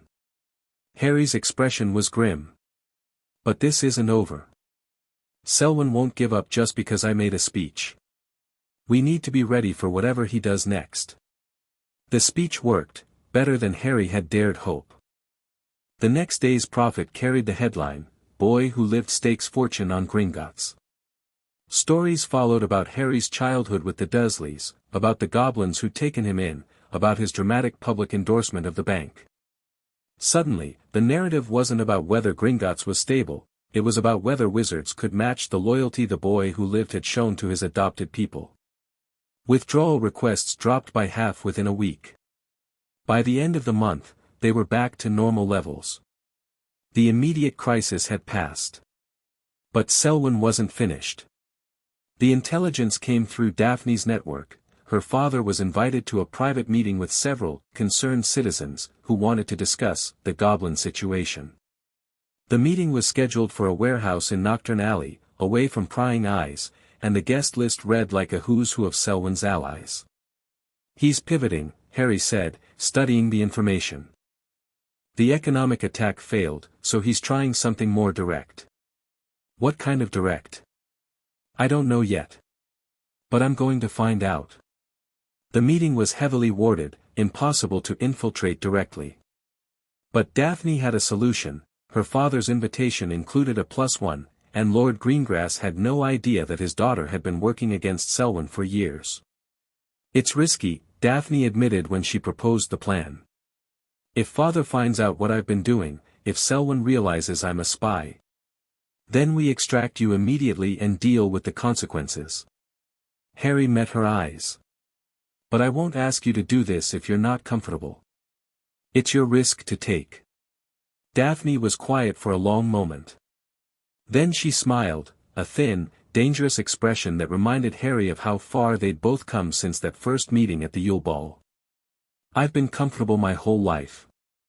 Playing it safe, keeping my head down, hoping the storm would pass without touching me. Her chin lifted. I'm tired of being comfortable. I want to actually do something. Even if it costs you. Especially then. Her eyes held his. You taught me that, you know. That day at the ministry, when you told the whole Wisengamot exactly what you thought of them. You weren't comfortable or safe. You were just, honest. I want to be that brave. Harry felt something shift between them, a deepening of the connection they'd been building for 2 years. Not romance, not yet, but the foundation of something that could become more. Then let's be brave together. The meeting was worse than they'd feared. Daphne reported back through their secure communication channel, her voice tight with suppressed emotion. Selwyn had proposed a new strategy. Instead of attacking Gringotts economically, they would attack it politically. Push through legislation that would give the ministry oversight of Goblin banking practices. Use the manufactured crisis as justification for reforms that would strip the nation of its independence. He's calling it the Goblin Banking Accountability Act, Daphne said. Makes it sound reasonable. Responsible. But the actual provisions would let the ministry seize any vault without cause, audit Goblin records at will, and ultimately take control of Gringotts in the public interest. Can he get it passed? He has enough votes in the Wiesengemot, barely. And with Fudge looking for any way to appear decisive, the ministry will support it. Her voice dropped. Father's considering backing it. He thinks it's a reasonable compromise, Goblin banking with wizard oversight. What did you tell him? Nothing. I couldn't, not without revealing how much I know. The frustration in her voice was palpable. Harry, this is exactly what Selwyn wanted. Even if the bank run failed, he's positioned himself to achieve the same goal through legislation. And there's something. Harry's mind was racing. The law has to pass the Wiesengemot, which means there has to be debate. Public testimony. A chance for opposition. You want to oppose it publicly? After everything you said at the press conference, Selwyn will be ready for you. Not me. Harry smiled grimly. Sirius Black had spent the past 2 years rebuilding himself, physically, mentally, magically. The hollowed-out wreck who'd emerged from Azkaban had been replaced by something closer to the man he'd been before, though the scars would never fully heal. He'd also been studying wizarding law.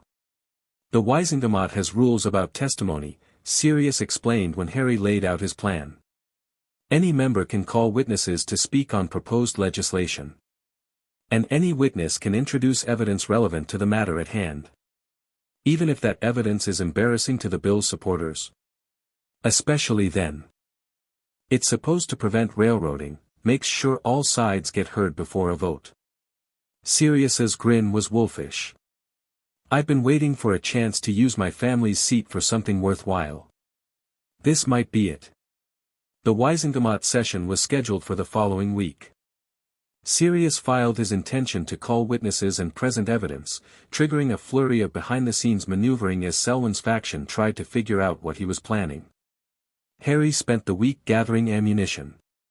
Everything they'd learned about Selwyn over 4 years, the assassination attempt on Griphook, the economic manipulation, the secret meetings with Death Eater remnants, was compiled into a comprehensive dossier.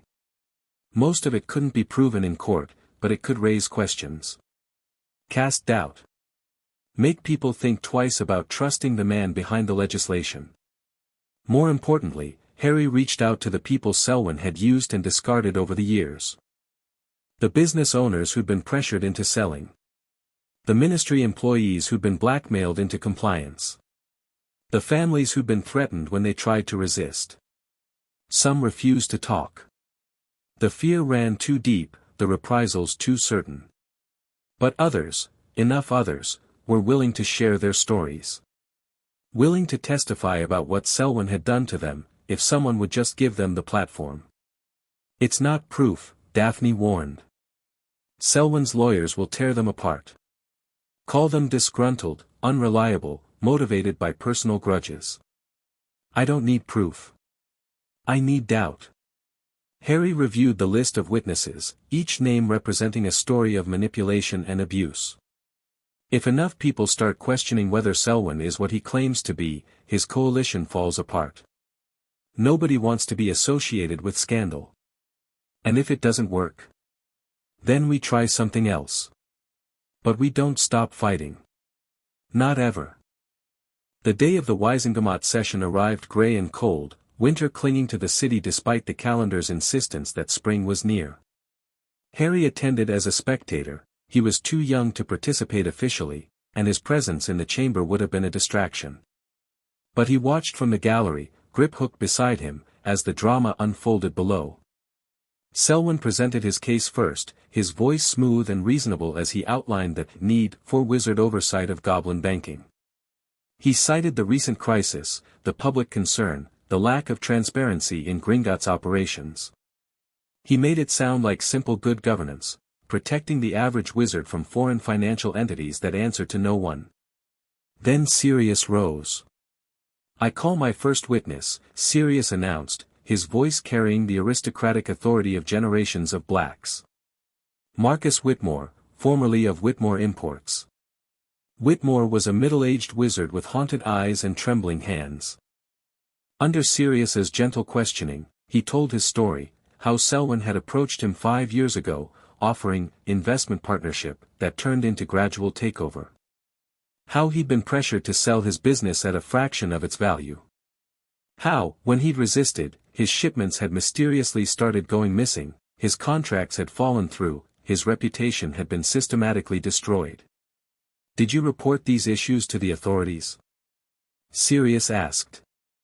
"I tried. The Aurors said there was no evidence of wrongdoing. The MLE said it was a civil matter." Whitmore's voice cracked. "But it wasn't civil. It was organized. Deliberate.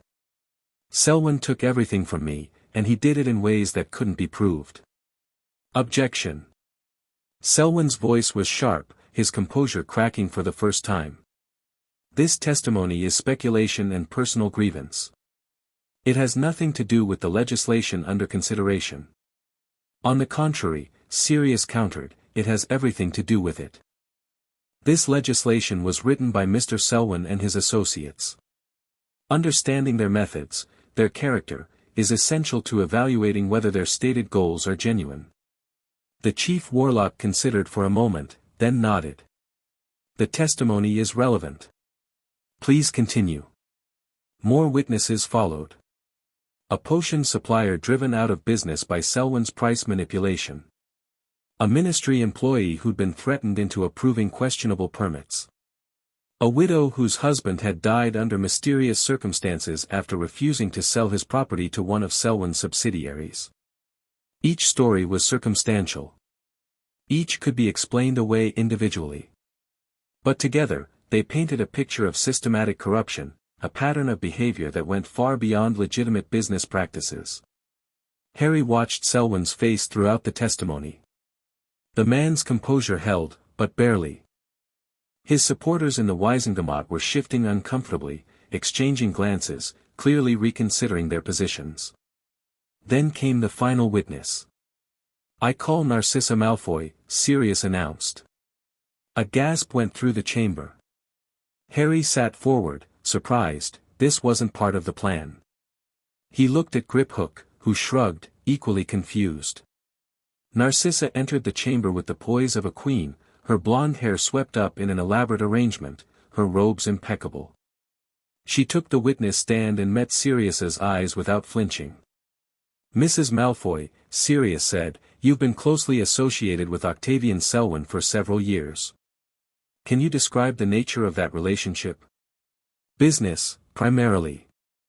Mr. Selwyn has invested in several of my husband's enterprises." Narcissa's voice was cool, controlled. "He's been a frequent guest at Malfoy Manor." "And during these visits, did Mr. Selwyn ever discuss his broader ambitions?" Narcissa was silent for a long moment. Then, slowly, she nodded. "He spoke of building a new order. A wizarding world unified under strong leadership, his leadership, though he rarely said so directly.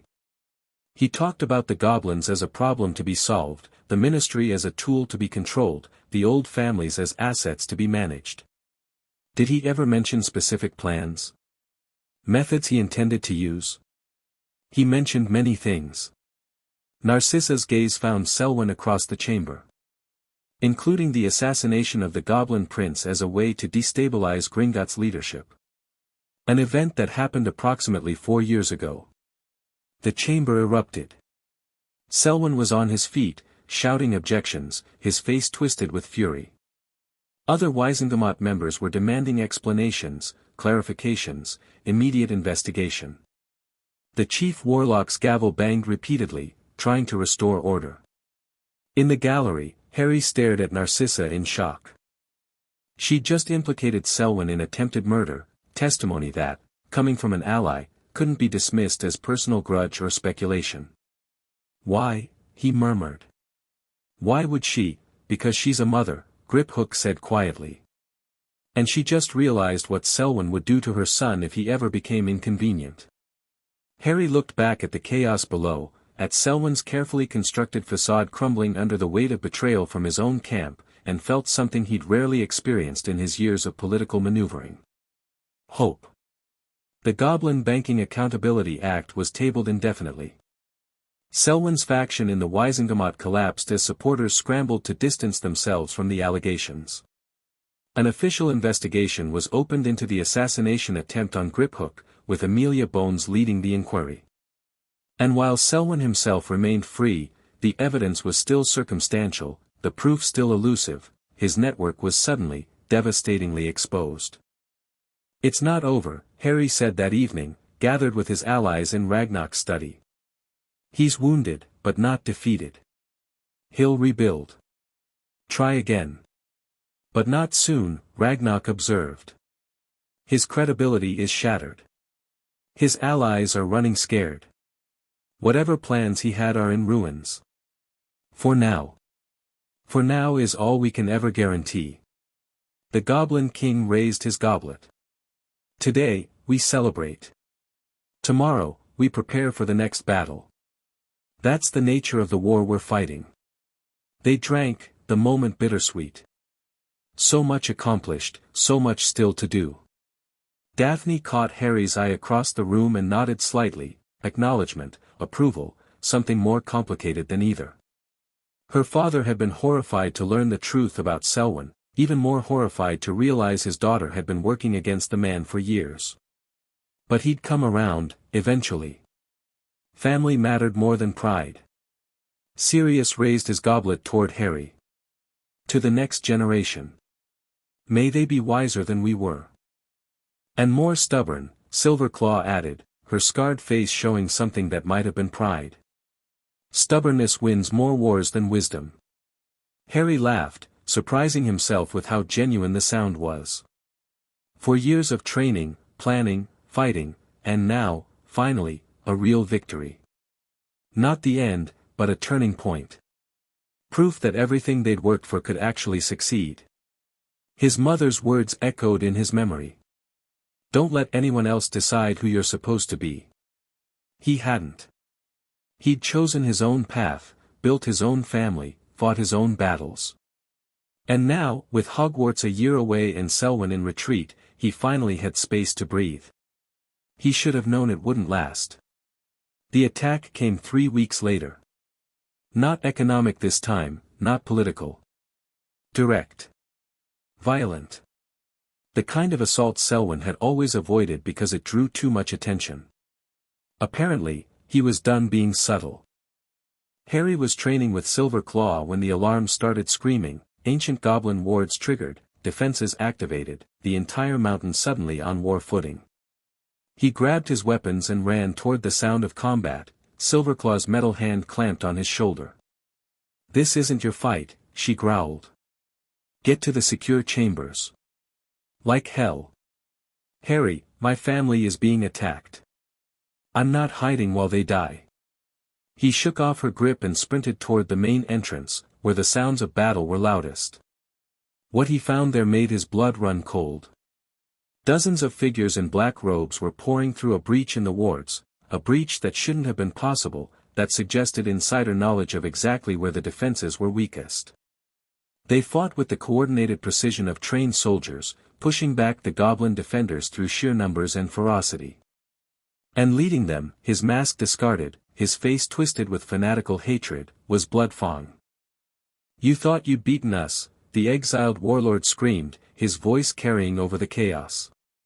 "Thought you'd destroyed our network.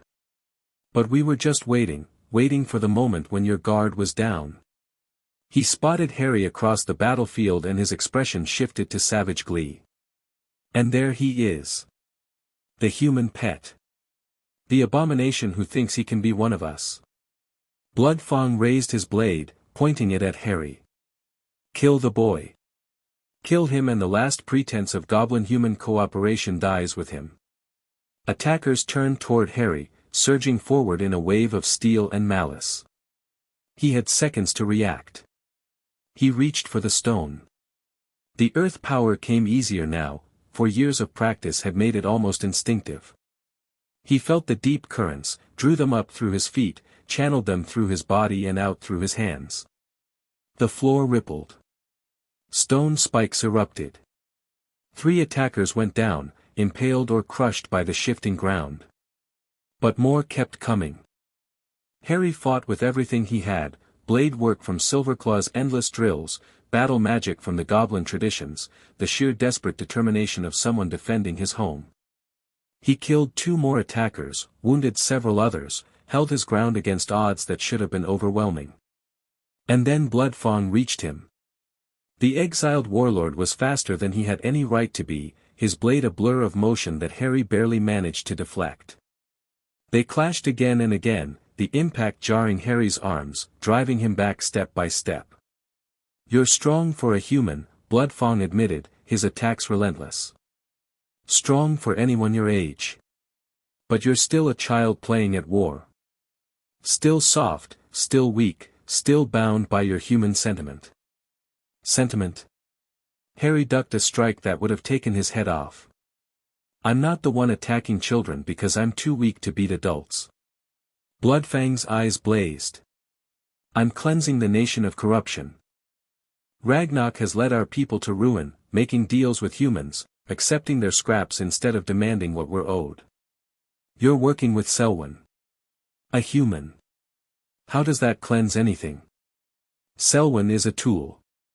Useful for the moment, disposable when his purpose is served." Bloodfang's blade locked against Harry's, their faces inches apart. "Just like you, boy.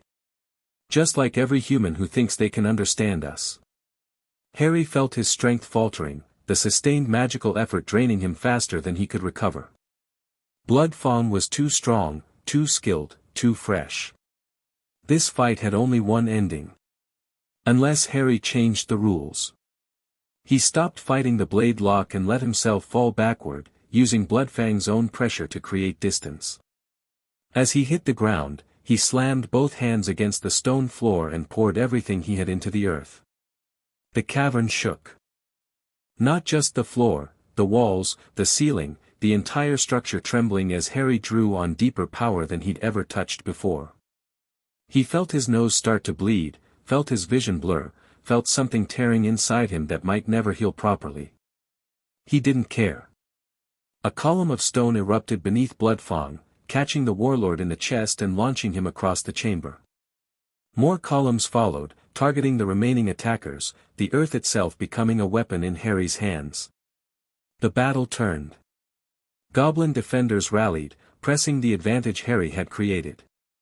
The attackers who weren't dead or incapacitated were retreating, their formation broken, their leader down. Harry tried to stand and couldn't. His legs wouldn't respond. His arms felt like they were made of water. The power he'd channeled had cost him more than he'd realized. Silverclaw appeared beside him, her scarred face tight with concern. "You fool. You absolute fool. Do you know what you just did?" "Won," Harry managed. "We won. You burned yourself out. Drew on more power than your body can handle." She lifted him with surprising gentleness.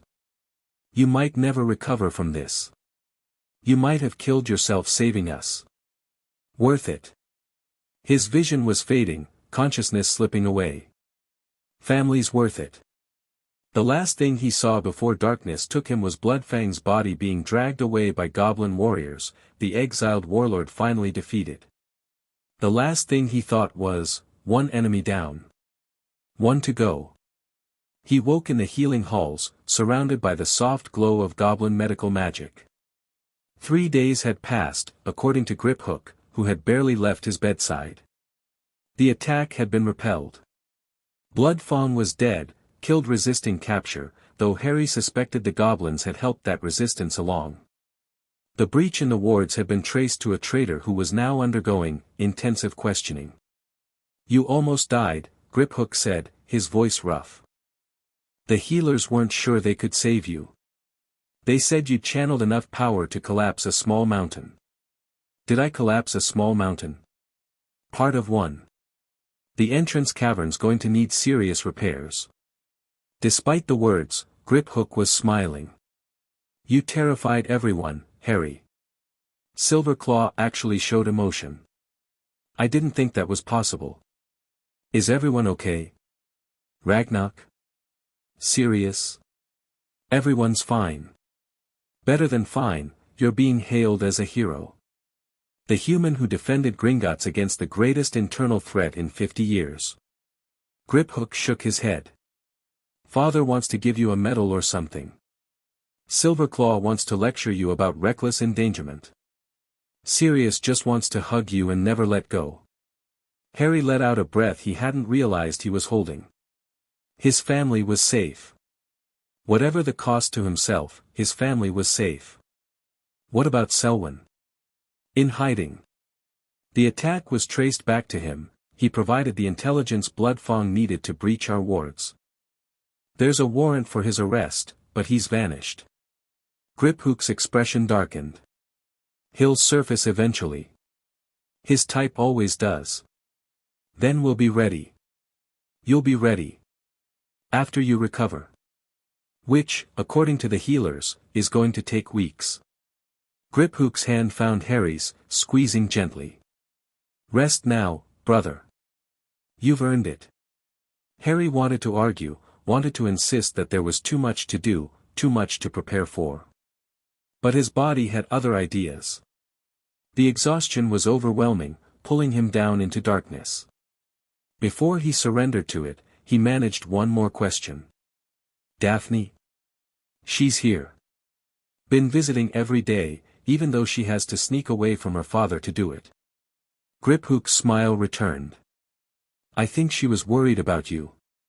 Good. Harry's eyes closed. That's good.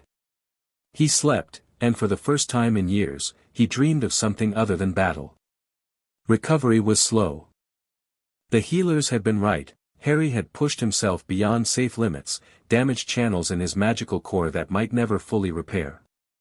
He would always be powerful, they assured him, but there would be a ceiling now. A point beyond which he couldn't push without risking permanent harm. He accepted the news with equanimity. Power had never been his goal. Protecting the people he loved, that was what mattered.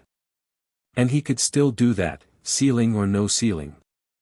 Daphne visited often during his recovery, bringing news from the outside world and a perspective he'd missed while focused on internal threats. The wizarding world was in turmoil. Selwyn's exposure had triggered a wave of revelations about pureblood corruption, leading to resignations, investigations, and a fundamental questioning of how magical society was governed. It's not all good, she cautioned during one visit. Some people are using the chaos to push their own agendas. Radicals on both sides are getting louder. And without Selwyn to hate, some of that anger is starting to turn toward the goblins. Toward us. Toward the nation that allowed a human child to nearly die defending them. Toward the king who endangered the boy who lived. Daphne's expression was troubled. The narrative is being shaped by people who don't have your best interests at heart. When has that ever not been true? She laughed despite herself. Fair point. Harry reached out and took her hand, the first time he'd initiated physical contact between them. Her fingers were cool and slim, her grip steady. Thank you, he said. For everything. For the alliance, for the information, for being here when I woke up. Where else would I be? Anywhere safer. Anywhere that doesn't involve sneaking past your father and sitting in a goblin healing hall. Safe is overrated. Daphne's eyes met his. I made my choice years ago, Potter. I chose to stand with you. That hasn't changed. Something passed between them, a recognition, an acknowledgement, a promise for the future. They were too young for romance, both of them, shaped by circumstances that had forced premature maturity but not erased the reality of their ages. But one day, when the fighting was done and the world was different. One day. When I'm out of here, Harry said, we need to plan. Selwyn's gone to ground, but he'll be back. And Hogwarts is only a year away. I know. Daphne squeezed his hand. We'll be ready. Together. 6 months later, Harry stood at the entrance to Gringotts, watching the sun set over Diagon Alley. The world had changed since that day in the alley, when he'd saved a goblin prince and altered the course of his life. He'd been a scared, hungry child then, knowing nothing about magic or politics or the complicated web of loyalties and hatreds that shaped wizarding society. Now he was something else. A warrior. A diplomat. A symbol. A threat to everyone who wanted to control the world through fear and manipulation. Sirius appeared beside him, looking healthier than he had in years. The training, the purpose, the chance to finally do something meaningful, they'd all contributed to his recovery. He was still damaged, still haunted, but he was also genuinely alive in a way he hadn't been since before Azkaban. Ready for the next chapter? Sirius asked. Is anyone ever ready? Fair point. Sirius clapped him on the shoulder. Hogwarts in a year. A whole castle full of people who've grown up on stories about you. Should be interesting. That's one word for it. Behind them, Griphook and Silverclaw emerged from the bank, followed by a contingent of goblin honor guards. Somewhere in the crowd forming at the edges of Diagon Alley, Harry spotted Daphne, watching with an expression that promised future conversations. And somewhere else, in hiding, in exile, plotting his next move, Selwyn was waiting. The war wasn't over. The final battle was still to come. But for this moment, standing in the golden light with his family around him, Harry allowed himself to feel something like peace. He'd come so far from the cupboard under the stairs. Become so much more than the weapon others had wanted him to be. The boy who lived was just a title. The real Harry Potter, Kaze Thranok, brother of the mountain, was someone he'd built himself, choice by choice, battle by battle, relationship by relationship. And whatever came next, he would face it the same way. On his own terms. With his family beside him. And with absolutely no intention of losing. Chapter 5 and Chapter 6, The Covenant Fulfilled. The Hogwarts letter arrived on a morning that smelled of rain and possibility. Harry was in the training chamber when Griphook found him, the envelope clutched in the Goblin Prince's hand like a declaration of war. The parchment was thick and cream-colored, sealed with the Hogwarts crest in purple wax, and it felt heavier than paper had any right to feel. It's official, Griphook said, handing it over. You're expected at King's Cross Station on September 1st. Platform 9 3/4. Harry turned the envelope over, studying the emerald ink that spelled out his name. Mr. H. Potter, The Warrior's Chamber, Gringotts Bank, London. Someone at Hogwarts had a sense of humor. 5 years, he said quietly. 5 years of preparation. And now it actually begins. The school part, anyway. The war's been going on for a while now. That was true enough. Selwyn had been in hiding for 6 months, but his network hadn't disappeared, just gone deeper underground, harder to track, more careful in its movements. The investigation Amelia Bones was leading had hit wall after wall, blocked by bureaucratic obstacles and convenient dead ends. Selwyn was still out there. Still planning. Still waiting for his moment. And now Harry was about to spend 9 months in a castle full of potential hostages, surrounded by people who might be allies or enemies or simply caught in the crossfire. Ragnarok wants to see you, Griphook added. He has news. The Goblin King looked older than he had 5 years ago, or maybe Harry was just old enough now to see the weight he carried. Ragnarok had ruled for over 3 centuries, survived more crises than most nations experienced in their entire histories. But the past few years had taken their toll. Our intelligence has located Selwyn, Ragnarok said without preamble. He's been hiding in an estate in northern Scotland, protected by wards that would take an army to breach. But he's not just hiding. He's preparing something. What kind of something? A ritual. Ragnarok's eye was grave.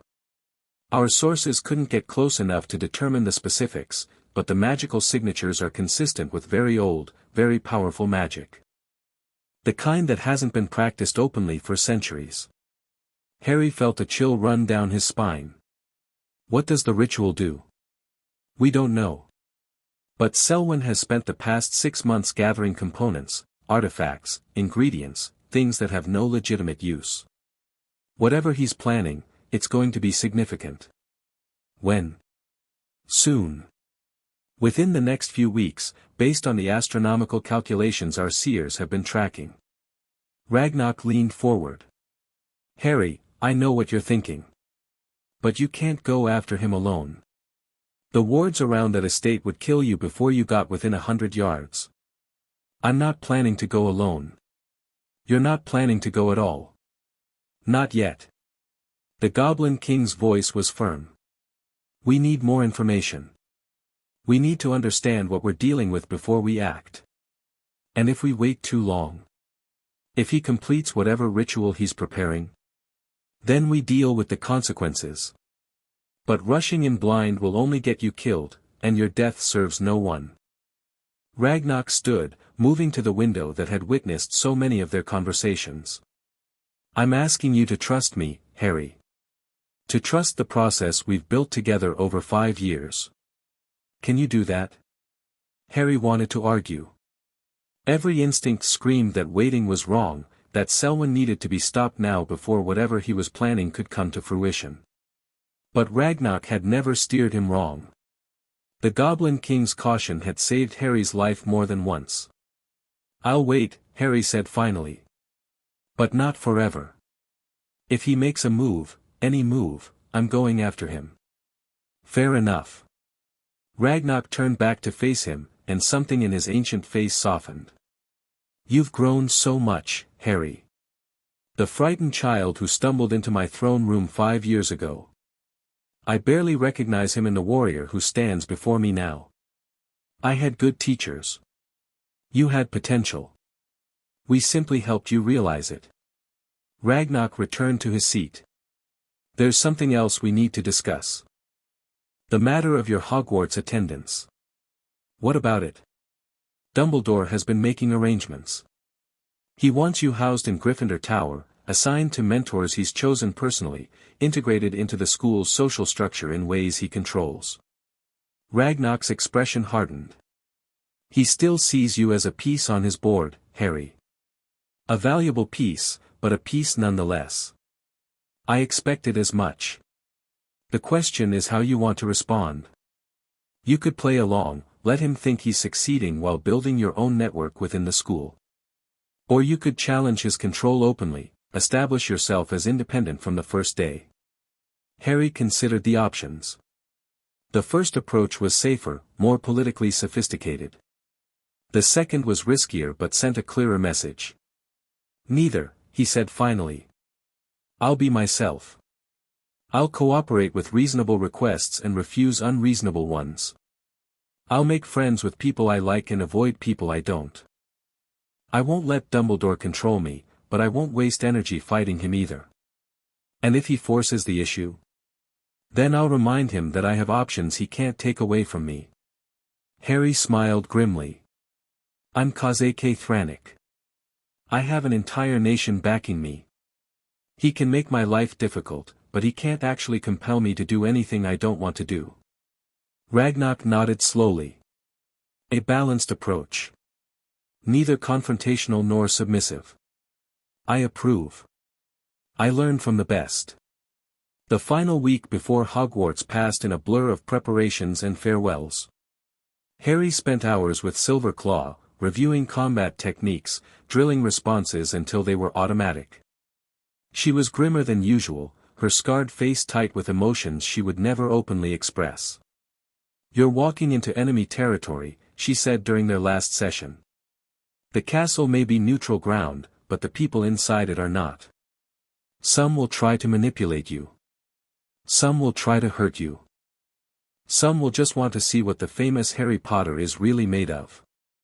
I know. Do you? Silverclaw's metal hand caught his wrist, holding him in place. You've been trained to fight goblins and wizards in open combat. But the battles at Hogwarts will be different. Subtle. Fought with words and rumors and social pressure. You'll need to adapt. I have allies going in. Daphne will be there, and she knows how to navigate that world. Allies are good.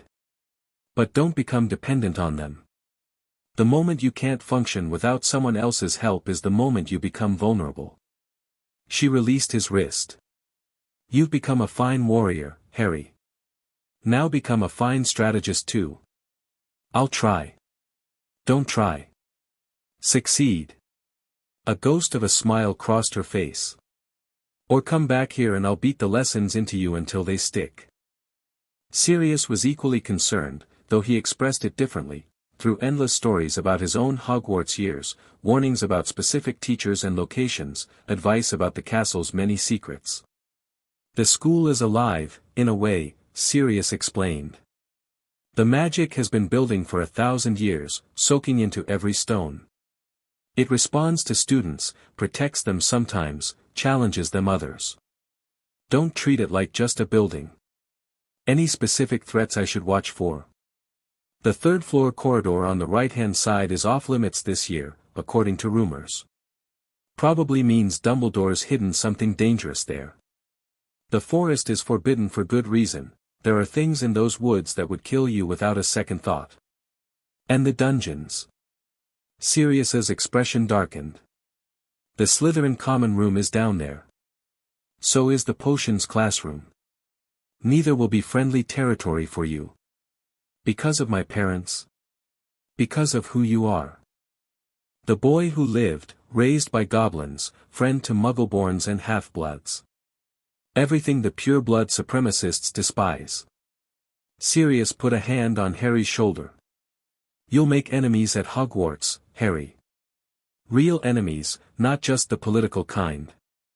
Be ready for that. I've had enemies before. Not like these. Not children who've been raised to hate you from birth, who've been promised rewards if they can bring you down. Sirius's grip tightened. I lost friends at that school, Harry. Good people who made the wrong enemies at the wrong time. I don't want to lose you too. You won't. Harry covered Sirius's hand with his own. I promise. The night before departure, Daphne came to Gringotts one final time.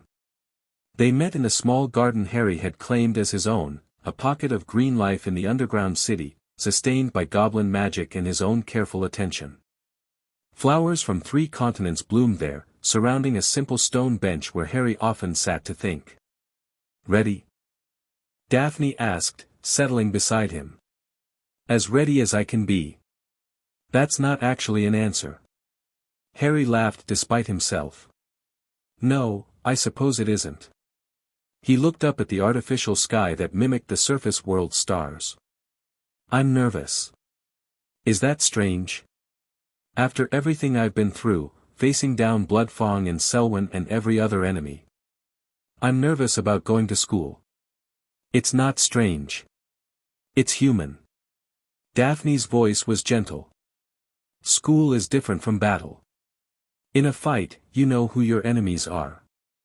At Hogwarts, anyone could be friend or foe, and the rules change constantly. It's more exhausting than combat, in some ways. That's comforting. I wasn't trying to comfort you. I was trying to prepare you. She turned to face him directly. Harry, I need to tell you something. Before we get to Hogwarts, before we're surrounded by other people and expectations and the constant performance of being students. What is it? I've been thinking about us. About what we are, what we could be. Daphne's composure flickered, revealing vulnerability beneath. We've been allies for 3 years. Partners. Friends, I think, though neither of us is very good at that word. But I've started to wonder if there might be something more. Harry's heart rate increased, though he kept his expression neutral. Something more. Don't make me spell it out. A hint of her usual sharpness returned. You know what I mean. You felt it too, or I've badly misread you. He had felt it. The growing awareness of her presence, the way his attention tracked to her whenever she entered a room, the warmth that spread through him when she smiled. He'd attributed it to partnership, to the bond of shared danger and common purpose. But it was more than that. He'd known it was more for a long time. We're 11, he said quietly. 12, in your case. Isn't this a bit soon for declarations?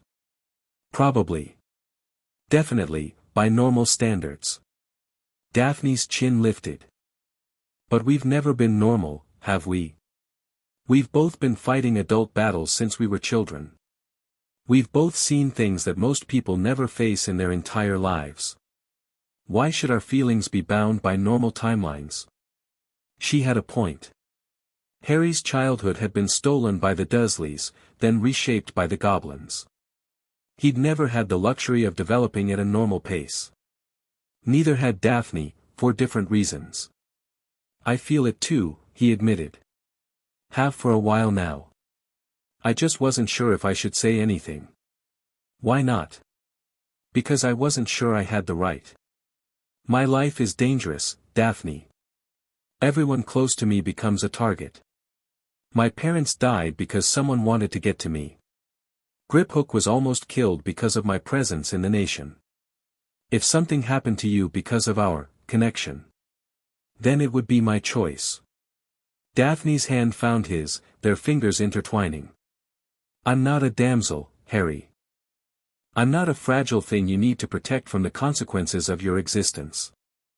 I chose to ally with you knowing the risks. I'd choose it again. Even now. Knowing what we might face. Especially now. Her eyes met his, steady and certain. Whatever comes next, Hogwarts, Selwyn, the future neither of us can predict, I want to face it with you. Not as just an ally. As something more. Harry looked at their joined hands, at this girl who had become so much more than a political asset over 3 years of partnership. She was brilliant and brave and infuriating and exactly the kind of person he'd want standing beside him in any crisis. All right, he said. Something more. We'll figure out what that means as we go. No grand declarations. No sweeping romantic gestures. Would you want those? Daphne considered. No. They'd feel false, coming from us. We're not that kind of people. Then we'll do it our way. Partnership, like we've always had. Just, expanded. She smiled, a real smile, rare and precious. I can work with that. They sat together in the garden as the artificial stars wheeled overhead, two young people on the edge of a new chapter, finding comfort in each other's presence.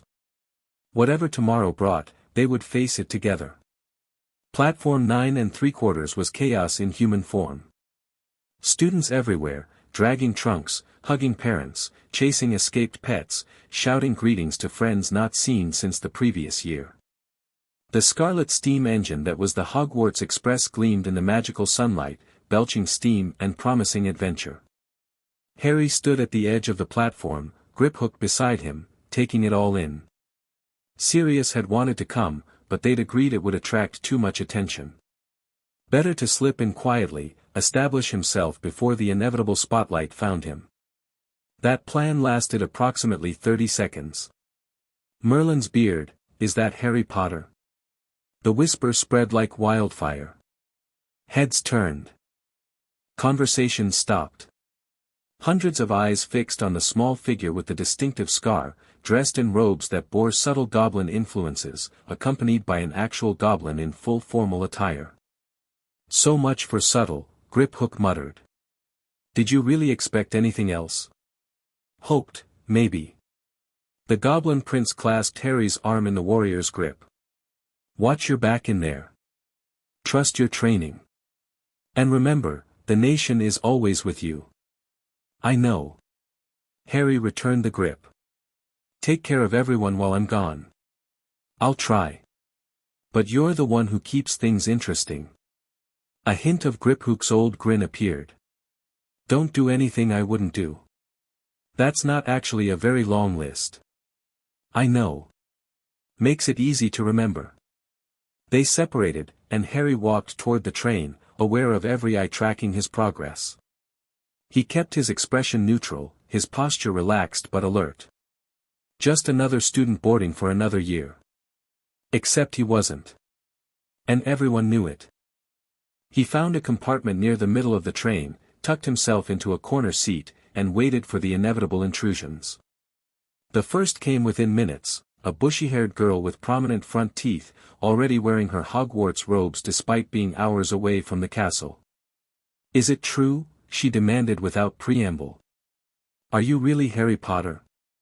Only I've read all about you in modern magical history and the rise and fall of the dark arts and great wizarding events of the 20th century, and you're in all of them, but none of the books mention anything about goblins, and everyone's saying you were raised by goblins, which seems rather improbable actually, given the historical tensions between." "Breathe," Harry suggested. The girl stopped mid-sentence, her cheeks flushing. "Sorry. I do that. Ramble, I mean. When I'm nervous. Which I am. Obviously. What's your name?" "Hermione Granger. Muggle-born. First in my family to show magic." She said it defiantly, as if expecting challenge. "Harry Potter. Half-blood, technically, though I was raised in the Goblin Nation. Pleased to meet you, Hermione Granger." Her eyes widened. "You actually were raised by goblins? I thought that was just rumor. How does that work? Do they have schools? What do they eat? Is it true they can sense gold through solid rock?" Harry found himself smiling despite himself. Her enthusiasm was infectious, her curiosity genuine rather than hostile. "Sit down and I'll tell you about it. But fair warning, the books you've read probably got most of it wrong." Hermione dropped into the seat across from him, practically vibrating with excitement. "Wrong how? Tell me everything." He talked for most of the journey, answering her endless questions about goblin culture, correcting misconceptions, explaining the real history that the wizarding world had conveniently forgotten or distorted. Hermione absorbed information like a sponge, her quick mind making connections he hadn't expected. "So the Goblin rebellions weren't really about violence for violence's sake," she said at one point, working through the implications. "They were responses to specific legal restrictions that treated goblins as inferior beings." "Exactly. Every major rebellion can be traced to some new law that stripped away goblin rights.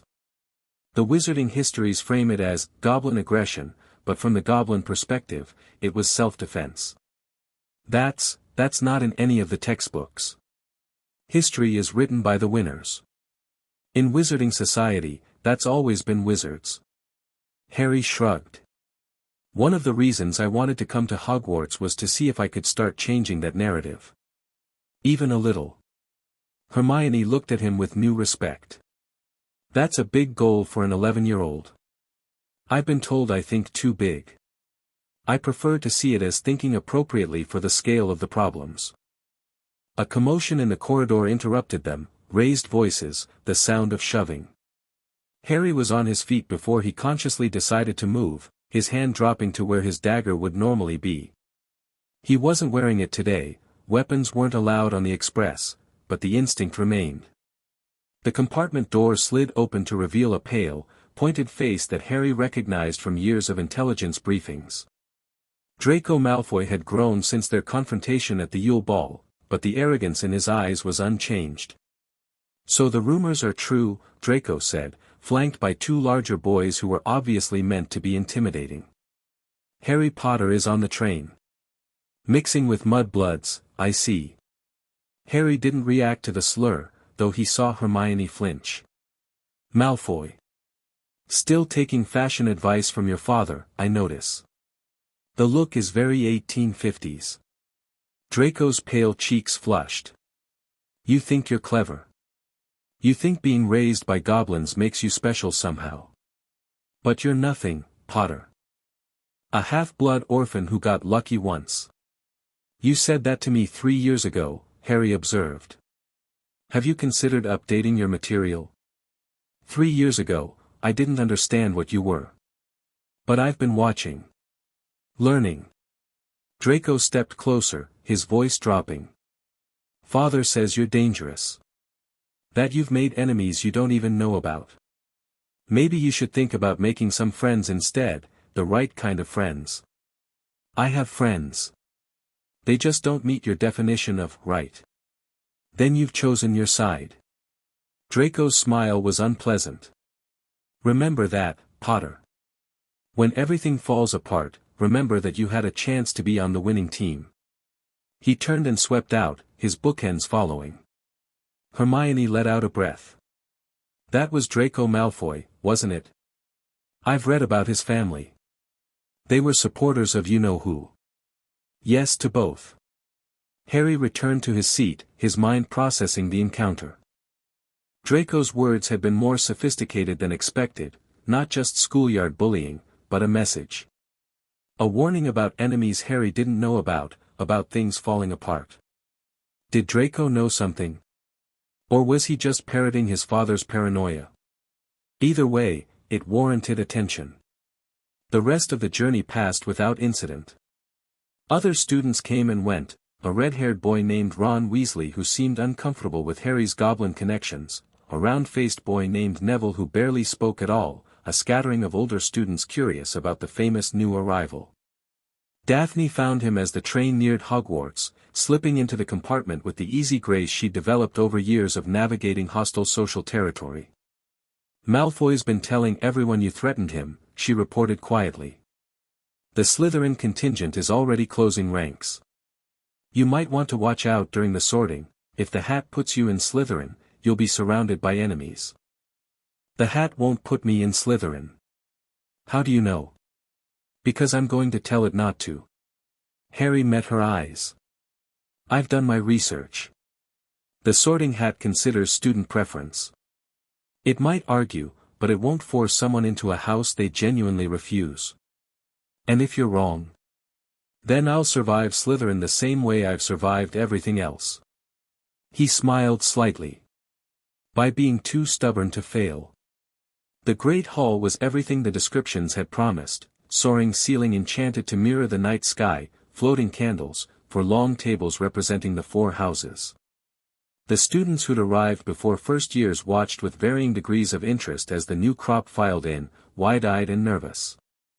Harry kept his expression calm, scanning the room for threats and opportunities. He spotted Dumbledore at the high table, those blue eyes already fixed on him with an intensity that bordered on uncomfortable. Other professors ranged alongside, including a hook-nosed man in black robes who radiated hostility even from across the hall. That's Professor Snape, Daphne murmured from beside him. Potions master. Hates Gryffindors, especially the children of James Potter. Good to know. The sorting ceremony began, students called forward one by one to sit beneath the ancient hat that would determine their house allegiance. Harry watched the process, noting patterns. The hat sometimes took seconds, sometimes minutes, occasionally seemed to be arguing with its wearer. When Granger, Hermione, was called, the hat deliberated for nearly a minute before calling out, Gryffindor. The bushy-haired girl practically bounced to the cheering table. Greengrass, Daphne, earned, Slytherin, as expected. She met Harry's eyes across the hall as she walked to her table, her expression conveying both acceptance and caution. Malfoy, Draco, was sorted into Slytherin before the hat even touched his head. And then, Potter, Harry. The hall went dead silent. Every eye turned toward him as he walked forward, feeling the weight of attention like a physical force. He sat on the stool and let Professor McGonagall place the hat on his head. Well, a voice said inside his mind. Harry Potter at last. I've been curious about you for years. I'd say the same, but I try not to talk to hats. The hat chuckled, an odd sensation, having something laugh inside your skull. Oh, you're interesting. A mind shaped by goblin discipline, warrior training, political education. But underneath all that, something your teachers never quite managed to eliminate. Courage. Fierce, stubborn, occasionally foolish courage. That's Gryffindor, I assume. It could be. But there's also ambition here. Cunning. A willingness to do whatever it takes to protect the people you love. The hat paused. Slytherin would help you. Teach you to navigate the politics of this world more effectively than, no. No. I won't be in the same house as people who call Muggleborns mudbloods. I won't spend 7 years pretending to believe in blood purity. Harry's mental voice was firm. Put me anywhere else. You'd give up advantages for principle. I'd give up advantages for integrity. There's a difference. The hat was silent for a long moment. You remind me of someone, it said finally. Someone I sorted a very long time ago. He also chose principle over advantage, and it made him the greatest wizard of his age. Dumbledore? No. Someone earlier. Someone better, in some ways. The hat seemed to sigh. Very well, Harry Potter. If you won't be a Slytherin, then you'd better be, Gryffindor. The Gryffindor table erupted. Harry walked toward them through a wave of cheers and applause, noting the scowls from the Slytherin table, the calculating look in Dumbledore's eyes, the complex expression on Snape's hooked face. First challenge, complete. He was sorted, housed, officially a Hogwarts student. Now the real work began. The first weeks of term established a rhythm that Harry adapted to quickly. Classes were interesting but not challenging. The magical education he'd received from Goblin teachers was far more advanced than what Hogwarts offered first years. He completed assignments easily, earned points for Gryffindor through correct answers, and kept a low profile academically. Socially was more complicated. His fame preceded him everywhere. Students whispered when he passed, pointed at his scar, made up stories about his years with the goblins. Some wanted to be his friend for the status it would bring, others resented his attention and looked for ways to tear him down. Harry navigated it all with the skills Ragnarok had taught him, deflecting attention when possible, controlling the narrative when necessary. He made genuine connections where he could. Hermione became a study partner, Neville a quiet friend, the Weasley twins an unexpected source of both chaos and intelligence. He maintained his alliance with Daphne through careful public distance and private communication, building a network that spanned house boundaries. And he watched. Dumbledore summoned him to private meetings twice in the first month, probing gently about his time with the goblins, his views on wizarding politics, his plans for the future. Harry gave answers that were honest but incomplete, revealing nothing the headmaster couldn't learn from public sources. "You're very guarded, Harry," Dumbledore observed during the second meeting, his blue eyes twinkling with something that might have been approval or frustration. "More so than I expected for someone your age. I've learned to be careful with information, sir. The wrong word in the wrong ear can cause a lot of damage." A wise perspective. Though perhaps too wise for an 11-year-old.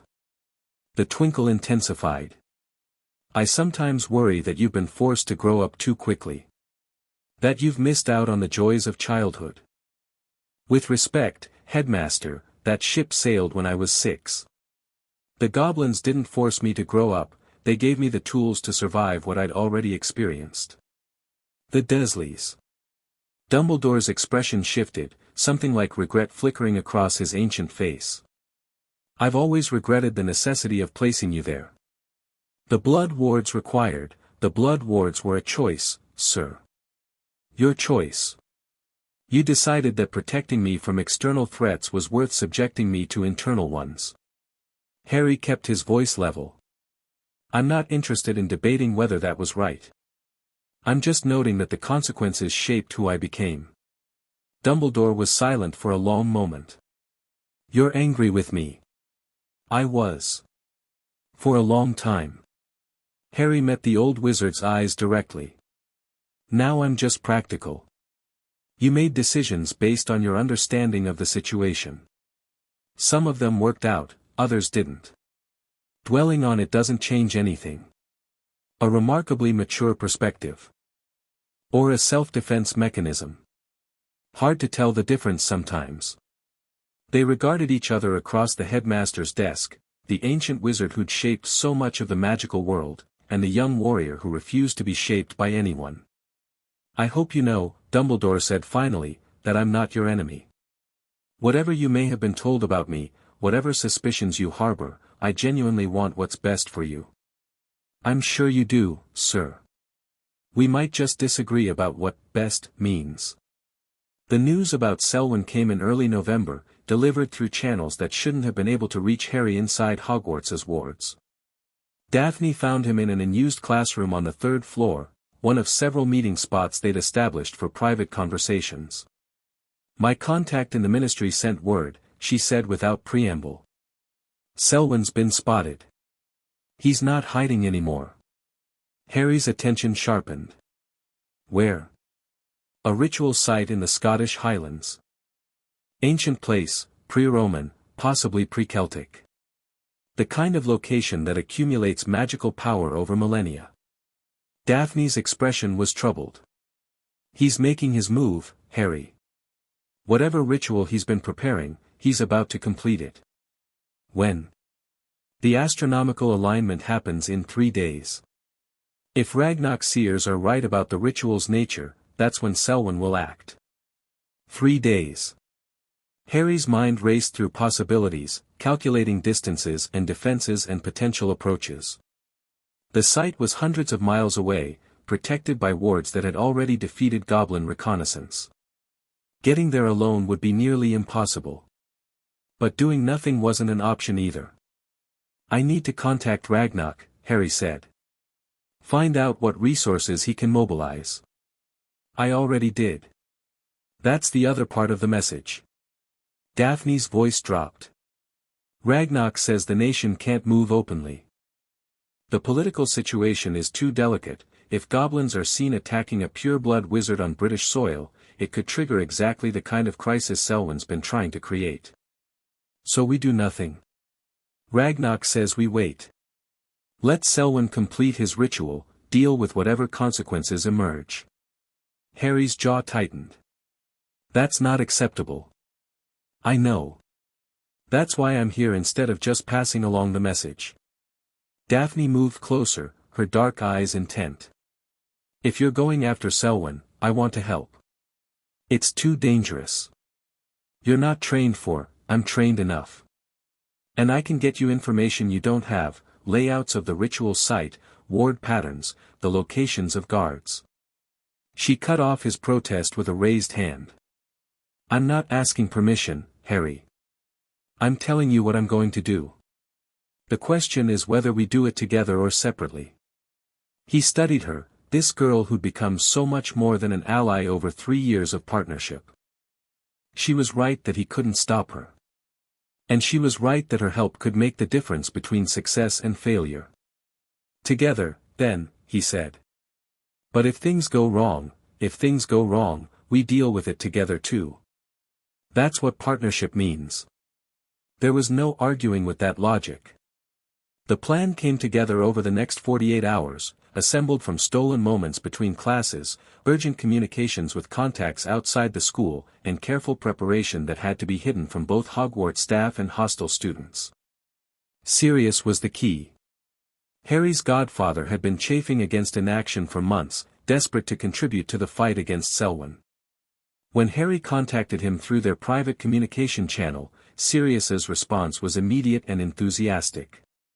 Finally, he said, his voice crackling through the magical mirror grip hook had provided. I was starting to think I'd die of old age before anyone let me actually do something. This isn't a revenge mission, Harry warned. We're trying to stop Selwyn's ritual, not kill him. Of course. Very professional. Totally not about revenge. Sirius's grin was visible even through the mirror's distortion. What do you need? Transportation. Backup. And someone who knows how to break ancient wards without dying. I can handle the first 2. For the third, I know a guy. That guy turned out to be Bill Weasley, the eldest of the Weasley brothers and a professional cursebreaker for Gringotts. He'd been working in Egypt until recently, but Sirius's request brought him back to Britain within a day. Selwyn's wards are good, Bill reported after reviewing the intelligence Daphne had gathered. But they're not perfect. There are gaps, places where the magical geometry doesn't quite line up. If we approach from the right angle, we can get through without triggering the alarms. And once we're inside, that's where it gets complicated. Bill spread out a hand-drawn map of the ritual site. The inner chamber is protected by something I've never seen before. The magical signature is old, really old. Possibly older than Hogwarts. Can you break it? Maybe. With time and the right tools. He met Harry's eyes. But time isn't something we'll have much of. If Selwyn realizes we're there before we reach the inner chamber, he'll activate secondary defenses. Nasty stuff, lethal to anyone who isn't keyed into the wards. Harry nodded, absorbing the information.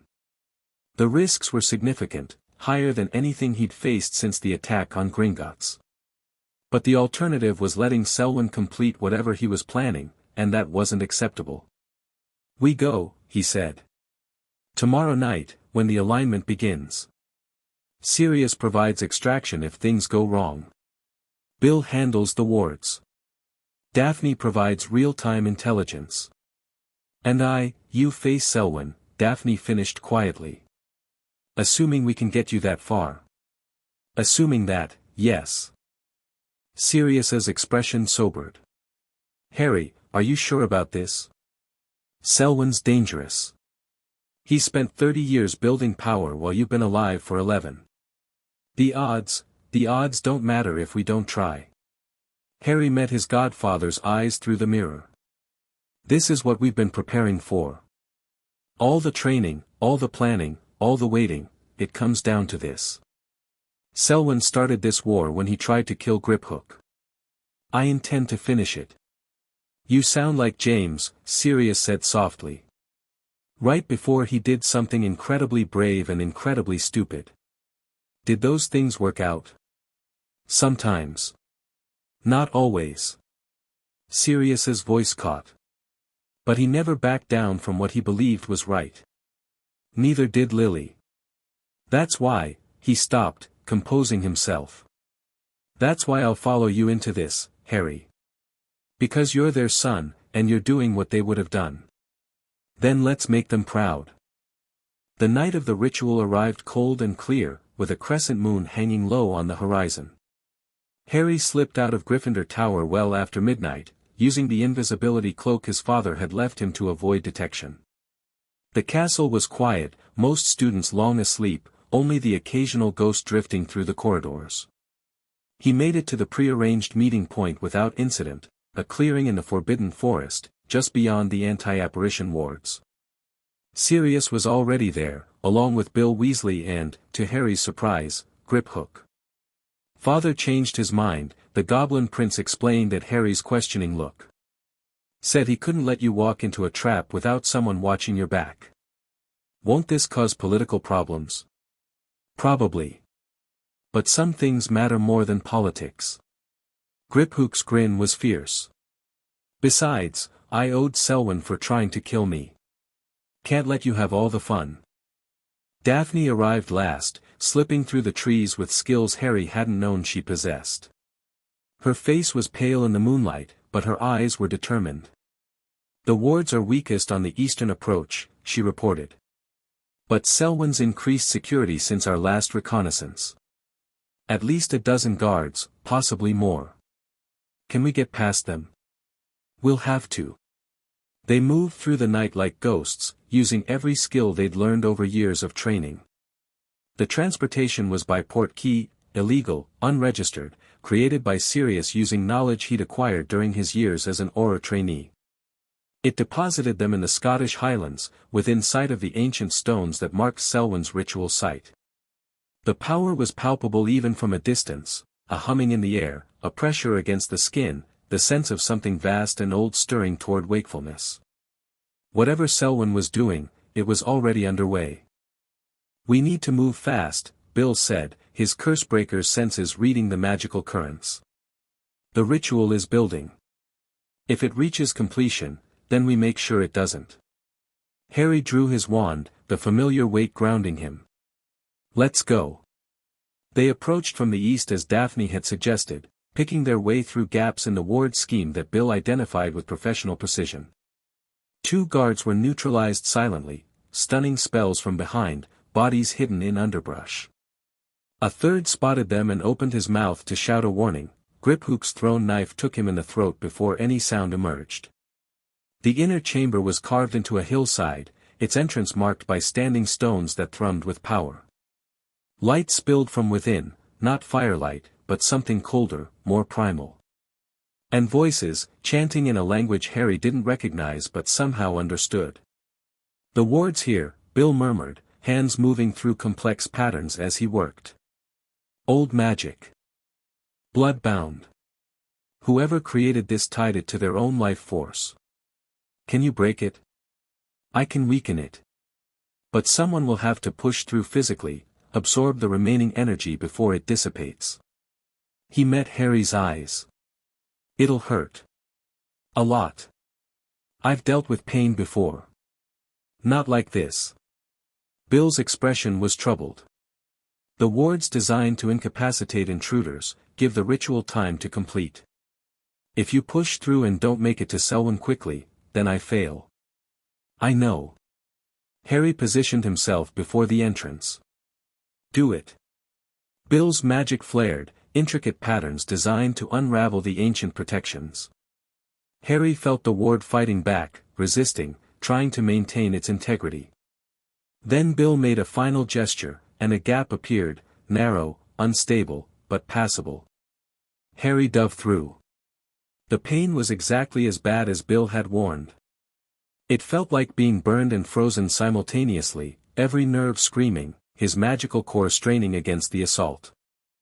But he'd trained for this, trained to push through pain, to keep moving when every instinct screamed to stop. He emerged into the inner chamber and found Selwyn waiting for him.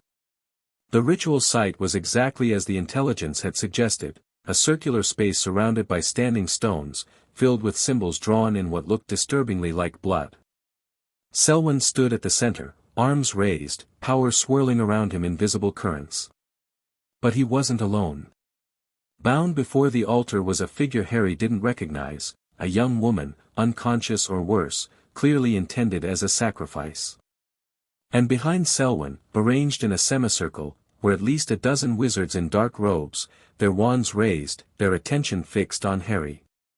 "Ah, Mr. Potter," Selwyn said, his voice carrying easily despite the magical interference. "How delightful. I was hoping you'd accept my invitation." "Invitation? Did you think we didn't know you were coming? That your little network of spies could move undetected?" Selwyn smiled, the expression not reaching his eyes. "I've been waiting for this moment for 3 years. Ever since you walked into my Yule Ball and had the audacity to challenge me in my own sphere. Your sphere was built on murder and manipulation. My sphere was built on understanding how the world actually works. Power flows to those who deserve it, those with the vision and will to seize opportunity." Selwyn's arms remained raised, the ritual continuing around him even as he spoke. "You could have been part of that, Harry. The boy who lived, joining forces with someone who actually knows how to use power effectively. Instead, you chose to align yourself with goblins. With the enemies of wizard supremacy. I chose to align myself with people who have honor. Who keep their word. Who don't sacrifice innocence for personal gain." Harry gestured at the bound woman. "Is that what this ritual requires? Blood sacrifice? All great magic requires sacrifice. The woman is a Muggle-born, a pollution in the magical bloodline, valueless except for what her death can provide." Selwyn's smile widened. "In a few minutes, her life force will complete a ritual that has been building for millennia. And I will gain the power to reshape the wizarding world according to my vision." "What vision?" "A world where everyone does what you say. Where people like me are killed or controlled. A world of order. Of hierarchy. Of proper recognition for those who deserve to rule." The power around Selwyn intensified, the ritual approaching its climax. "You could have been a part of it, Harry. A valued ally, rewarded for your talents. Instead, you'll be another sacrifice. Another stepping stone on my path to greatness." Selwyn made a gesture, and his followers moved to attack. The battle that followed was the most intense of Harry's life. He fought like the warrior Silverclaw had trained him to be, using every technique, every trick, every ounce of skill he'd developed over 5 years. His opponents were experienced, dangerous, but they fought as individuals. He fought as someone who'd been trained to face multiple enemies simultaneously. 2 went down in the first 30 seconds, stunning spells cast faster than they could block, followed by physical strikes that disabled before they could recover. A third tried to flank him. He sensed the movement and dropped, letting the curse pass overhead before responding with a blast of force that sent the man crashing into the stone wall. But there were too many. For every enemy he neutralized, another pressed the attack. His shields were failing, his magical reserves depleting, his body collecting wounds that would need attention soon. And Selwyn just watched, maintaining his ritual, letting his followers exhaust the threat before it could reach him. Impressive, Selwyn called out as Harry took down another attacker. Truly impressive. But futile. The ritual is nearly complete. In moments, nothing you do will matter. Harry felt the truth of those words. The power building in the chamber was enormous, primal, approaching a threshold that would change everything. Once Selwyn absorbed it, the chamber's entrance exploded inward. Griphook came through first, twin blades singing, followed by Sirius with wand blazing, then Bill casting curses that unraveled the enemy's defenses. Daphne brought up the rear, her magic focused on shielding the group, creating space for the fighters to work. "Took you long enough," Harry shouted, relief flooding through him. Bill needed time with the wards. Griphook's response came between strikes that disabled 2 more attackers. "Go. Stop Selwyn. We'll handle these." Harry ran. Selwyn saw him coming and dropped the pretense of indifference. His wand swept around, unleashing curses that Harry barely dodged, killing curses, torture curses, magic designed to maim and destroy. The man was powerful, masterfully skilled, everything Harry had feared. But Harry had something Selwyn didn't. He reached for the stone beneath his feet, for the ancient power that had accumulated in this place over thousands of years. The same power Selwyn was trying to channel through his ritual. The same power that had answered Harry in the depths of Gringotts. And it responded. The earth heaved. Stone spikes erupted around the ritual circle, shattering Selwyn's carefully drawn symbols. The blood channels broke, spilling their contents uselessly across the disrupted ground. The power that had been building, the enormous, primal force Selwyn had spent years preparing to claim, scattered into chaos. "No." Selwyn's scream was raw with fury and disbelief. "You can't, that power is mine. The power belongs to the earth. Not to you. Not to anyone." Harry advanced, his connection to the stone growing stronger with each step. He could feel the ritual collapsing, Selwyn's work of years unraveling in moments.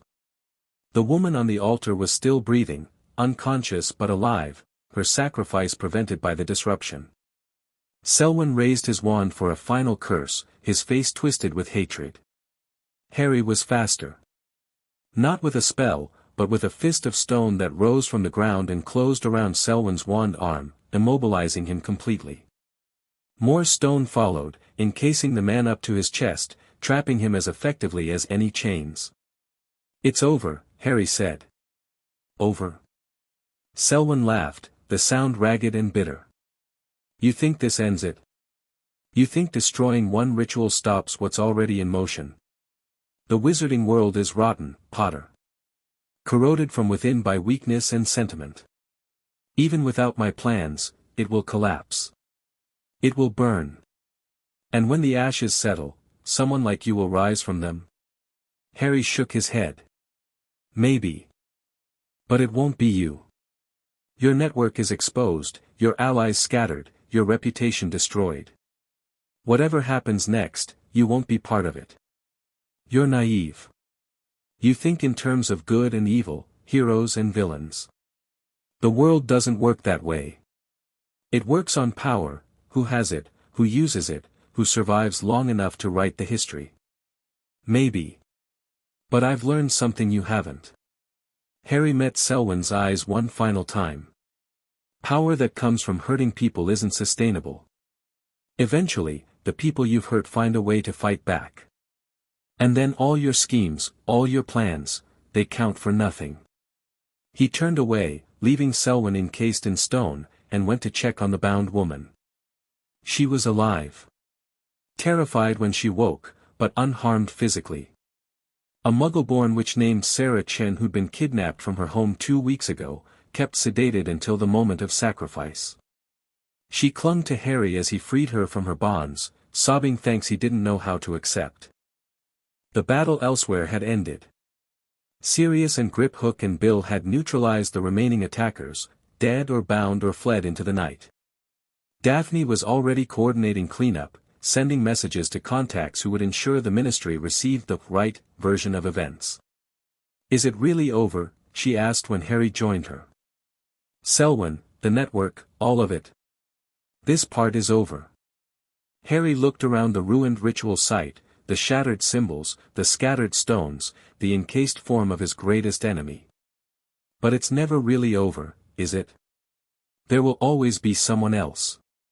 Someone new who thinks they deserve to rule, to control, to reshape the world according to their vision." Then what was the point? The point was stopping this one. Saving Sarah Chen. Protecting the people Selwyn would have hurt. Harry took her hand, drawing strength from the contact. "We can't fix everything. We can't prevent every bad thing from happening. But we can do what's in front of us, moment by moment, choice by choice. That has to be enough." Daphne was quiet for a long moment. Then she squeezed his hand. "It's enough," she said. "For now." The aftermath took weeks to sort out. Selwyn was transferred to Ministry custody, charged with enough crimes to ensure he'd never see freedom again. His network was dismantled piece by piece, revealing connections that went deeper than anyone had suspected. Several prominent wizards were implicated, some fled the country, others faced trials that dominated the Prophet's headlines for months. Harry's role in the confrontation couldn't be completely hidden, but it was carefully managed. The official story credited a coordinated effort between Ministry Aurors and private security forces, with Harry mentioned only as a peripheral witness. It wasn't the whole truth, but it served its purpose, protecting Harry's ability to operate without constant scrutiny. Ragnarok expressed his approval through channels that bypassed official communication. "You did what the nation couldn't do openly," the Goblin King's message read. "The debt is paid, not to us, but to everyone Selwyn would have harmed. I couldn't be prouder if you were my own blood." Silverclaw's response was more direct, a new dagger, Goblin forged, with an inscription in the old tongue that translated roughly to "Warrior True, Mountain Sun, Blood and Stone." Sirius threw a party at Grimmauld Place, inviting everyone who'd been part of the operation. For one night, Harry allowed himself to simply celebrate, to laugh with friends, to accept congratulations he didn't quite feel he deserved, to pretend that victory was uncomplicated. It wasn't, of course. The fight with Selwyn had cost him, the magical injuries from pushing through the ward, the deeper wounds from channeling power that exceeded his damaged core's capacity. The healers said he'd recover fully, but he could feel the difference. The ceiling on his power had lowered slightly. A price paid for a victory earned. Worth it, he decided. Definitely worth it. The Hogwarts Express carried Harry back to London on a warm June afternoon, the term finished, summer stretching ahead full of possibilities. He sat in a compartment with Hermione and Neville and Daphne, the latter having officially defected from Slytherin social circles after the events of the spring, earning her both enemies and unexpected respect. They talked about nothing important, summer plans, books to read, adventures to have. Normal things. Kid things. The kind of things Harry had never experienced until now. When the train pulled into King's Cross, the platform was crowded with families reuniting, students scattering to their various destinations. Harry spotted Sirius waiting near the barrier, looking healthier than he had in years. Beside him stood Grip Hook, formally dressed, representing the nation that had given Harry his second chance at life. And beyond them, barely visible through the crowd, an old wizard with half-moon spectacles watched from a distance. Dumbledore didn't approach, didn't intrude, just observed, his expression unreadable. Harry nodded once in the headmaster's direction. An acknowledgement. Not friendship, not trust, but something like understanding. Then he turned to face his real family. "Ready to go home?" Sirius asked. Harry thought about the question, about what home meant, about the journey that had brought him from a cupboard under the stairs to this moment, standing between worlds he'd helped to change. "Yeah," he said. "I'm ready." Sirius clapped him on the shoulder. Griphook clasped his arm in the warrior's grip. Daphne caught his eye with a small smile that promised continued partnership, and perhaps, eventually, something more. Behind him, Hermione and Neville waved goodbye, already planning summer visits and correspondence. Ahead of him, the magical world waited, still flawed, still struggling, but hopefully a little better for the battles he'd fought. Harry Potter had come home. Not to a place, but to a purpose. To people who loved him. To a life he'd built from the ashes of everything that had been denied him. The boy who lived was just a title. Kozak Thranok, brother of the mountain, was who he'd chosen to become. And whatever came next, he would face it the way he'd faced everything else. With courage. With determination. With the family that had claimed him and the allies who'd stood by him. Together. In his pocket, the Hogwarts letter for next year rustled gently, a promise of challenges to come.